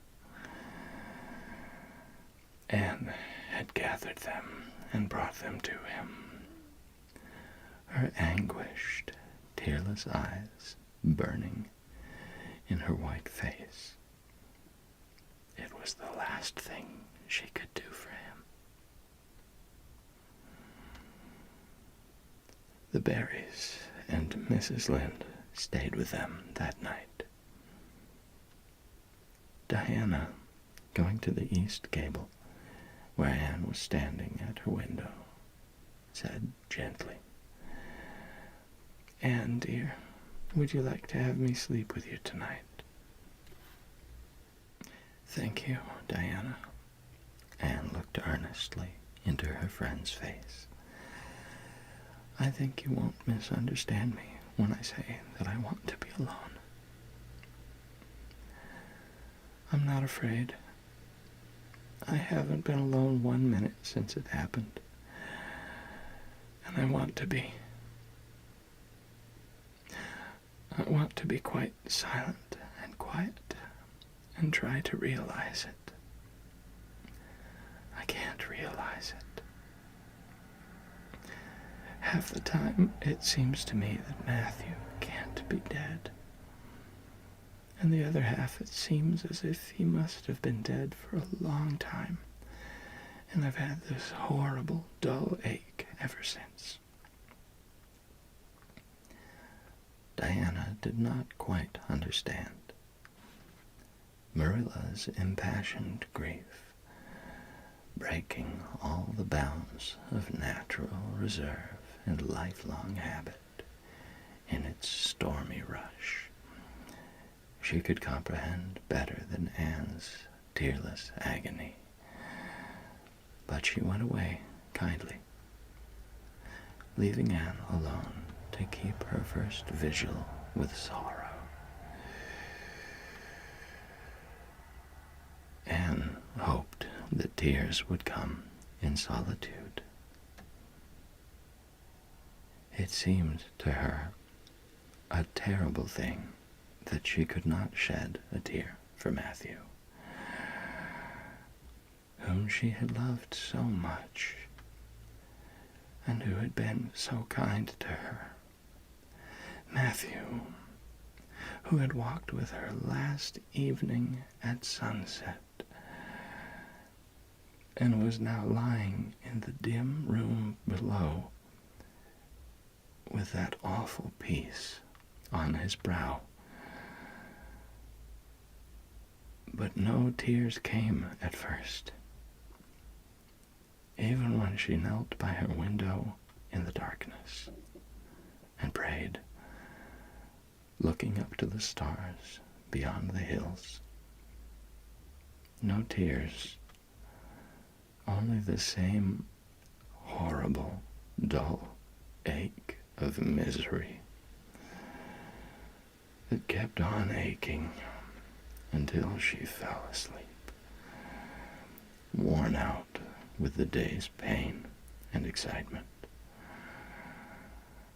In the night, she awakened with the stillness and the darkness about her,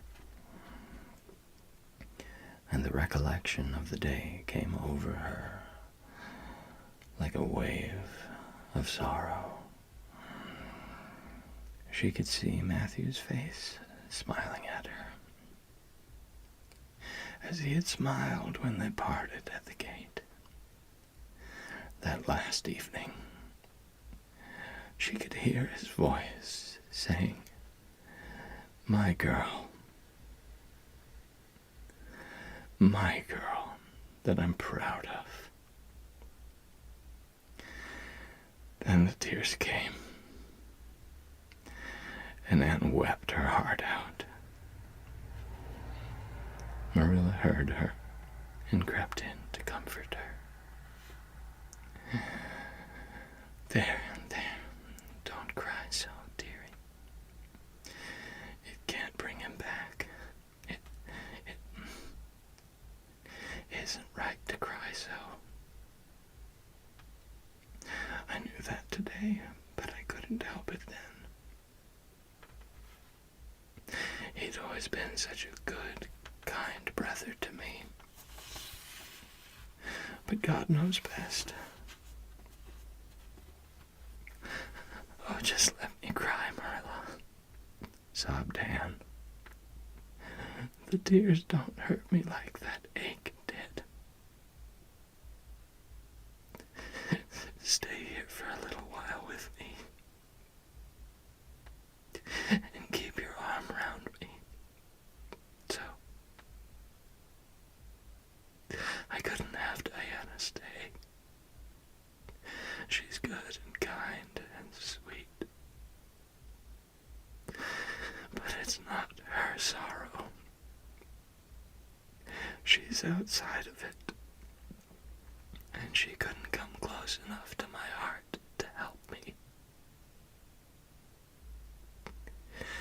It's our sorrow, yours and mine. Oh, Marilla, what will we do without him? We've got each other, Anne. I don't know what I'd do if you weren't here, if you'd never come. Oh, Anne, I know I've been kind of strict and harsh with you, maybe, but you mustn't think I didn't love you as well as Matthew did, for all that. I want to tell you now, when I can. It's never been easy for me to say things out of my heart. But at times like this, it's easier. I love you as dear as if you were my own flesh and blood. You've been my joy and comfort ever since you came to Green Gables. 2 days afterwards, they carried Matthew Cuthbert over his homestead threshold and away from the fields he had tilled, and the orchards he had loved, and the trees he had planted. And then Avonlea settled back to its usual placidity, and even at Green Gables affairs slipped into their old groove, and work was done and duties fulfilled with regularity as before, although always with the aching sense of loss in all familiar things. Anne, new to grief, thought it almost sad that it could be so, that they could go on in the old way without Matthew. She felt something like shame and remorse when she discovered that the sunrises behind the firs and the pale pink buds opening in the garden gave her the old inrush of gladness when she saw them. That Diana's visits were pleasant to her, and that Diana's merry words and ways moved her to laughter and smiles. That, in brief, the beautiful world of blossom and love and friendship had lost none of its power to please her fancy and thrill her heart. That life still called to her with many insistent voices. It seems like disloyalty to Matthew, somehow, to find pleasure in these things, now that he is gone, she said wistfully to Mrs. Allen one evening when they were together in the manse garden. I miss him so much, all the time. And yet, Mrs. Allen, the world and life seem very beautiful and interesting to me for all. Today, Diana said something funny, and I found myself laughing. I thought when it happened, I could never laugh again, and it somehow seems as if I oughtn't to. When Matthew was here, he liked to hear you laugh, and he liked to know that you found pleasure in the pleasant things around you, said Mrs. Allen gently. He is just away now, and he likes to know it just the same. I am sure we should not shut our hearts against the healing influences that nature offers us. But I understand your feeling. I think we all experience the same thing. We resent the thought that anything can please us when someone we love is no longer here to share the pleasure with us. And we almost feel as if we were unfaithful to our sorrow when we find our interest in life returning to us. I was down to the graveyard to plant a rose bush on Matthew's grave this afternoon, said Anne dreamily. I took a slip of the little white Scotch rose bush his mother brought out from Scotland long ago. Matthew always liked those roses the best. They were so small and sweet on their thorny stems. It made me feel glad that I could plant it by his grave. As if I were doing something that must please him in taking it there to be near him. I hope he has roses like them in heaven. Perhaps the souls of all those little white roses that he has loved so many summers were all there to meet him. I must go home now. Marilla is all alone, and she gets lonely at twilight. She will be lonelier still, I fear, when you go away again to college, said Mrs. Allen. Anne did not reply. She said good night and went slowly back to Green Gables. Marilla was sitting on the front doorsteps, and Anne sat down beside her. The door was open behind them, held back by a big pink conch shell with hints of sea sunsets in its smooth inner convolutions. Anne gathered some sprays of pale yellow honeysuckle and put them in her hair. She liked the delicious hint of fragrance, as of some aerial benediction above her every time she moved. Dr. Spencer was here while you were away, Marilla said. He says that the specialist will be in town tomorrow, and he insists that I must go in and have my eyes examined. I suppose I'd better go and have it over. I'll be more than thankful if the man can give me the right kind of glasses to suit my eyes. You won't mind staying here alone while I'm away, will you? Martin will have to drive me in, and there's ironing and baking to do. I shall be all right.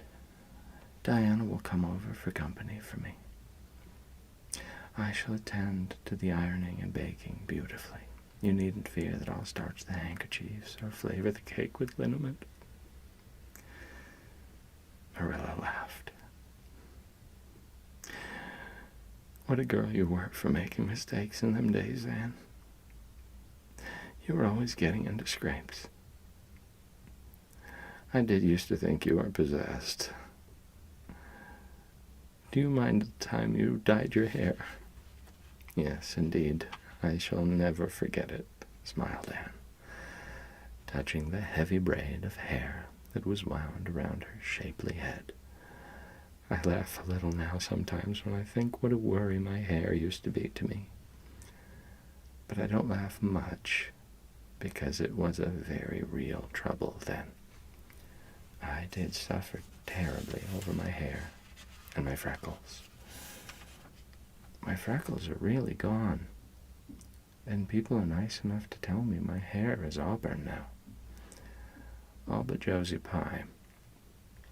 She informed me yesterday that she really thought it was redder than ever, or at least my black dress made it look redder. And she asked me if people who had red hair ever got used to having it. Marilla, I've almost decided to give up trying to like Josie Pye. I've made what I would once have called a heroic effort to like her. But Josie Pye won't be liked. Josie is a pie, said Marilla sharply, so she can't help being disagreeable. I suppose people of that kind serve some useful purpose in society. But I must say, I don't know what it is any more than I know the use of thistles. Is Josie going to teach? No, she's going back to Queen's next year. So are Moody Spurgeon and Charlie Sloane. Jane and Ruby are going to teach, and they have both got schools. Jane at Newbridge, and Ruby at some place up west. Gilbert Blythe is going to teach too, isn't he? Yes, briefly. What a nice-looking young fellow he is, said Marilla absently. I saw him in church last Sunday, and he seemed so tall and manly. He looks a lot like his father did at the same age. John Blythe was a nice boy. We used to be real good friends, he and I. People called him my beau. Anne looked up with swift interest. Oh, Marilla. And what happened? Why didn't you... We had a quarrel. I wouldn't forgive him when he asked me to. I meant to, after a while. But I was sulky and angry, and I wanted to punish him first. He never came back. The Blythes were all mighty independent, but I always felt rather sorry. I've always kind of wished I'd forgiven him when I had the chance. So you've had a bit of romance in your life, too, said Anne softly. Yes, I suppose you might call it that. You wouldn't think so to look at me, would you? But you never can tell about people from their outsides. Everybody has forgotten about me and John. I'd forgotten myself. But it all came back to me when I saw Gilbert last Sunday.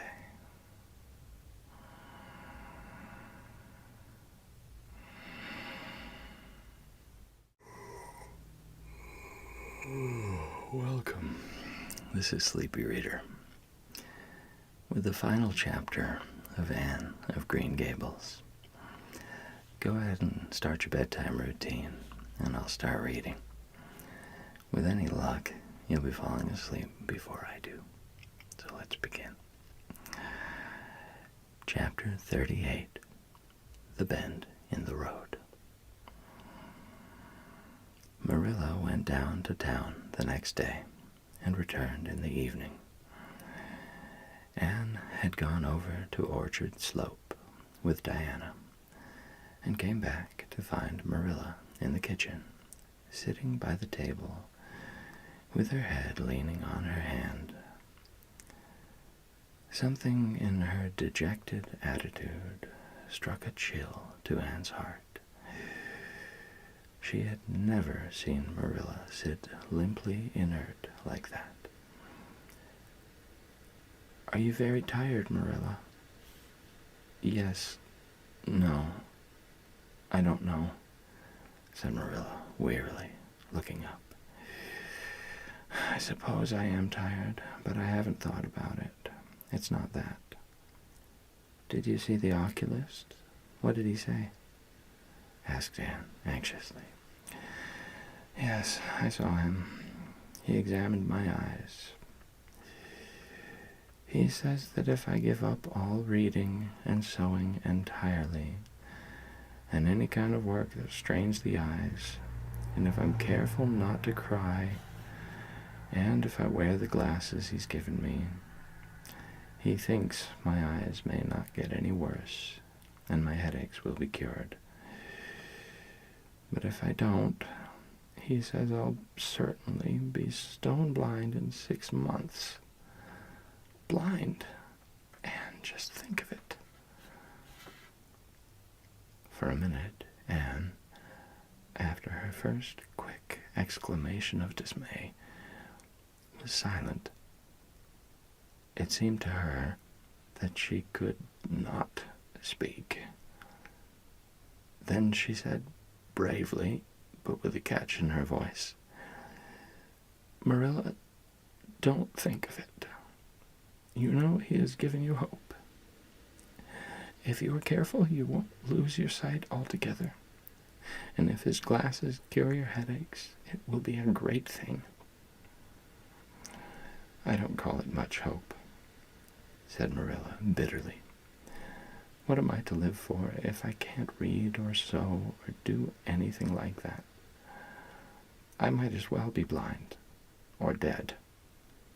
And as for crying, I can't help that when I get lonesome. But there, it's no good talking about it. If you'll get me a cup of tea, I'll be thankful. I'm about done out. Don't say anything about this to anyone for a spell yet, anyway. I can't bear that folks should come here to question and sympathize and talk about it." When Marilla had eaten her lunch, Anne persuaded her to go to bed. Then Anne went herself to the east gable and sat down by her window in the darkness alone, with her tears and her heaviness of heart. How sadly things had changed since she had sat there the night after coming home. Then she had been full of hope and joy, and the future had looked rosy with promise. Anne felt as if she had lived years since then.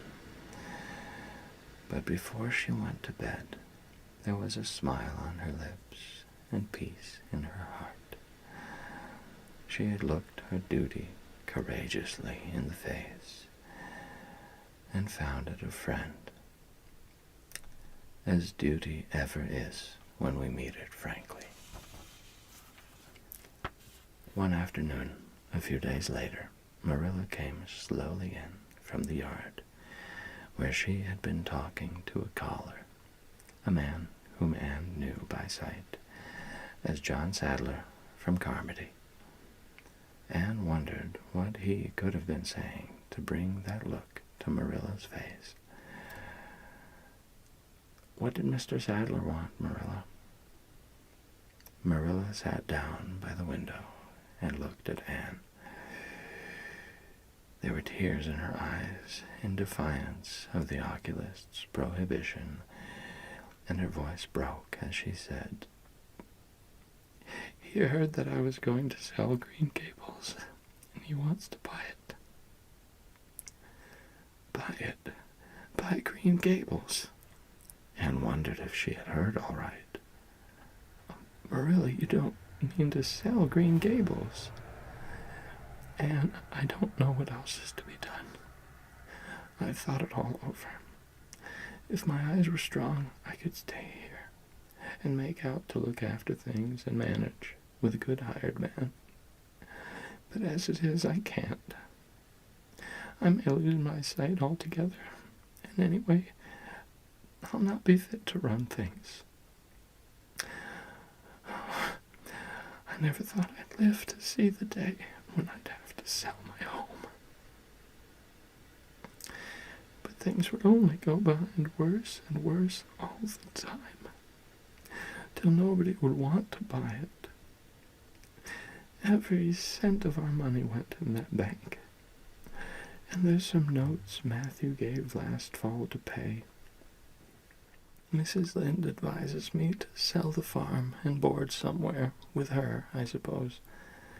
It won't bring much. It's small and the buildings are old. But it'll be enough for me to live on, I reckon. I'm thankful you're provided for with that scholarship, Anne. I'm sorry you won't have a home to come to in your vacations. That's all. But I suppose you'll manage somehow." Marilla broke down and wept bitterly. "You mustn't sell Green Gables," said Anne resolutely. "Oh, Anne, I wish I didn't have to. But you can see for yourself. I can't stay here alone. I'd go crazy with trouble and loneliness. And my sight would go. I know it would." "You won't have to stay here alone, Marilla. I'll be with you. I'm not going to Redmond." "Not going to Redmond?" Marilla lifted her worn face from her hands and looked at Anne. What do you mean?" "Just what I say. I'm not going to take the scholarship. I decided so the night after you came home from town. You surely don't think I could leave you alone in your trouble, Marilla. After all you've done for me. I've been thinking and planning. Let me tell you my plans. Mr. Barry wants to rent the farm for next year, so you won't have any bother over that. And I'm going to teach. I've applied for the school here, but I don't expect to get it, for I understand the trustees have promised it to Gilbert Blythe. But I can have the Carmody School. Mr. Blair told me so last night at the store. Of course, that won't be quite as nice or convenient as if I had the Avonlea School. But I can board home and drive myself over to Carmody and back, in the warm weather at least. And even in winter, I can come home on Fridays.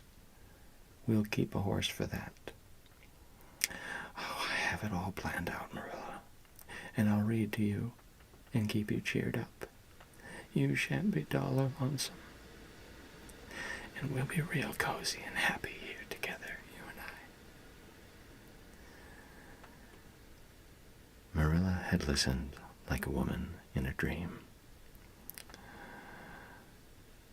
Oh, Anne, I could get on real well if you were here, I know. But I can't let you sacrifice yourself so for me. It would be terrible.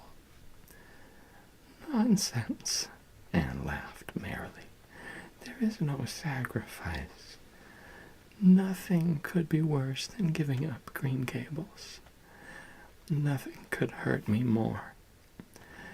We must keep the dear old place. My mind is quite made up, Marilla. I'm not going to Redmond. I am going to stay here and teach. Don't you worry about me a bit. But your ambitions, and I'm just as ambitious as ever. Only I've changed the object of my ambitions. I'm going to be a good teacher. And I'm going to save your eyesight. Besides, I mean to study at home here and take a little college course all by myself. Oh, I've dozens of plans, Marilla. I've been thinking them out for a week. I shall give life here my best, and I believe it will give its best to me in return. When I left Queens, my future seemed to stretch out before me like a straight road. I thought I could see along it for many a milestone. Now there is a bend in it. I don't know what lies around the bend, but I'm going to believe that the best does. It has a fascination of its own, that bend, Marilla. I wonder how the road beyond it goes, what there is of green glory and soft, checkered light and shadows. What new landscapes, what new beauties, what curves and hills and valleys farther on. I don't feel as if I ought to let you give it up, said Marilla, referring to the scholarship. But you can't prevent me. I'm 16 and a half, obstinate as a mule, as Mrs. Lynde once told me, laughed Anne. Oh, Marilla, don't you go pitying me. I don't like to be pitied, and there's no need for it. I'm heart glad over the very thought of staying at dear Green Gables. Nobody could love it as you and I do. So we must keep it. You blessed girl, said Marilla, yielding. I feel as if you'd given me new life. I guess I ought to stick out and make you go to college. But I know I can't. So I ain't gonna try. I'll make it up to you, though, Anne. When it became noised abroad in Avonlea that Anne Shirley had given up the idea of going to college and intended to stay home and teach, there was a good deal of discussion over it. Most of the good folks, not knowing about Marilla's eyes, thought she was foolish. Mrs. Allen did not. She told Anne so in approving words that brought tears of pleasure to the girl's eyes. Neither did good Mrs. Lynde. She came up one evening and found Anne and Marilla sitting at the front door in the warm, scented summer dusk. They liked to sit there when the twilight came down and the white moths flew about in the garden, and the odor of mint filled the dewy air. Mrs. Rachel deposited her substantial person upon the stone bench by the door, behind which grew a row of tall pink and yellow hollyhocks, with a long breath of mingled weariness and relief. I declare I'm glad to sit down. I've been on my feet all day, and 200 pounds is a good bit for 2 feet to carry around. It's a great blessing not to be fat, Marilla. I hope you appreciate it. Well, Anne, I hear you've given up your notion of going to college. I was real glad to hear it. You've got as much education now as a woman can be comfortable with. I don't believe in girls going to college with the men and cramming their heads full of Latin and Greek and all that nonsense. But I'm going to study Latin and Greek just the same, Mrs. Lynde, said Anne, laughing. I'm going to take my arts course right here at Green Gables and study everything that I would at college. Mrs. Lynde lifted her hands in holy horror And surely you'll kill yourself. Not a bit of it. I shall thrive on it. Oh, I'm not going to overdo things. As Josiah Allen's wife says, I shall be medium. But I'll have lots of spare time in the long winter evenings, and I've no vocation for fancy work. I'm going to teach over at Carmody, you know. I don't know it. I guess you're going to teach right here in Avonlea. The trustees have decided to give you the school. Mrs. Lynde, cried Anne, springing to her feet in her surprise. Why, I thought they had promised it to Gilbert Blythe. So they did. But as soon as Gilbert heard that you had applied for it, he went to them. They had a business meeting at the school last night, you know, and told them that he withdrew his application and suggested that they accept yours. He said he was going to teach at White Sands.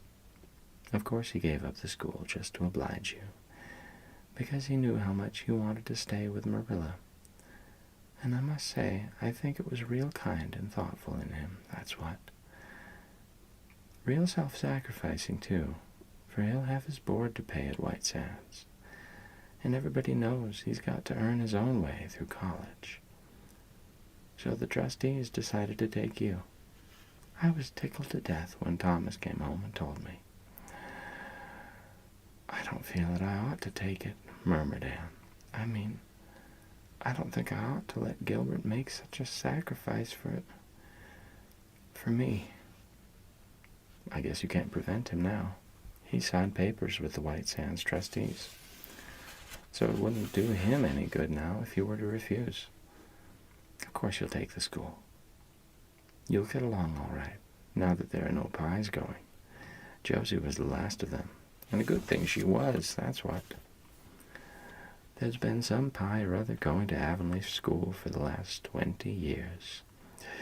And I guess their mission in life was to keep school teachers reminded that Earth isn't their home. Bless my heart, what does all that winking and blinking at the Barry Gable mean? Diana signaling for me to go over, laughed Anne. You know we keep up the old custom. Excuse me while I run over and see what she wants. Anne ran down the clover slope like a deer and disappeared in the furry shadows of the haunted wood. Mrs. Lynde looked after her indulgently. There's a good deal of the child about her yet, in some ways. There's a good deal more of the woman about her in others, retorted Marilla, with a momentary return of her old crispness. But crispness was no longer Marilla's distinguishing characteristic. As Mrs. Lynde told her Thomas that night, Marilla Cuthbert has got mellow, and that's what. Anne went to the little Avonlea graveyard the next evening to put fresh flowers on Matthew's grave and water the Scotch rose bush.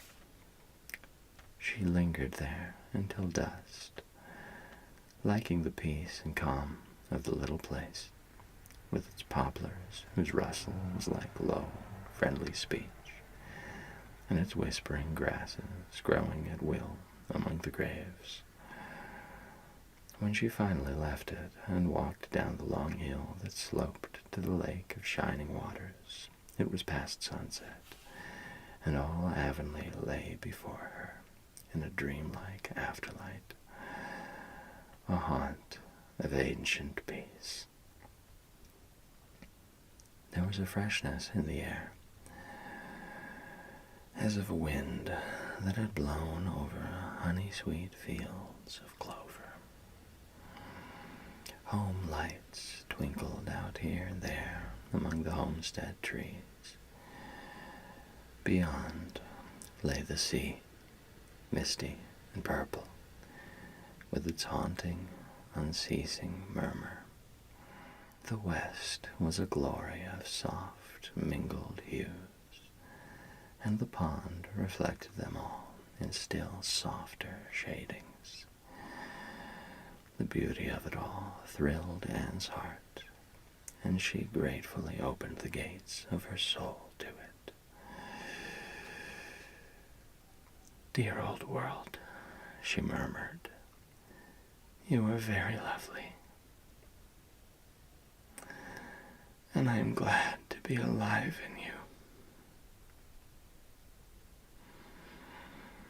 Halfway down the hill, a tall lad came whistling out of a gate before the Blythe homestead.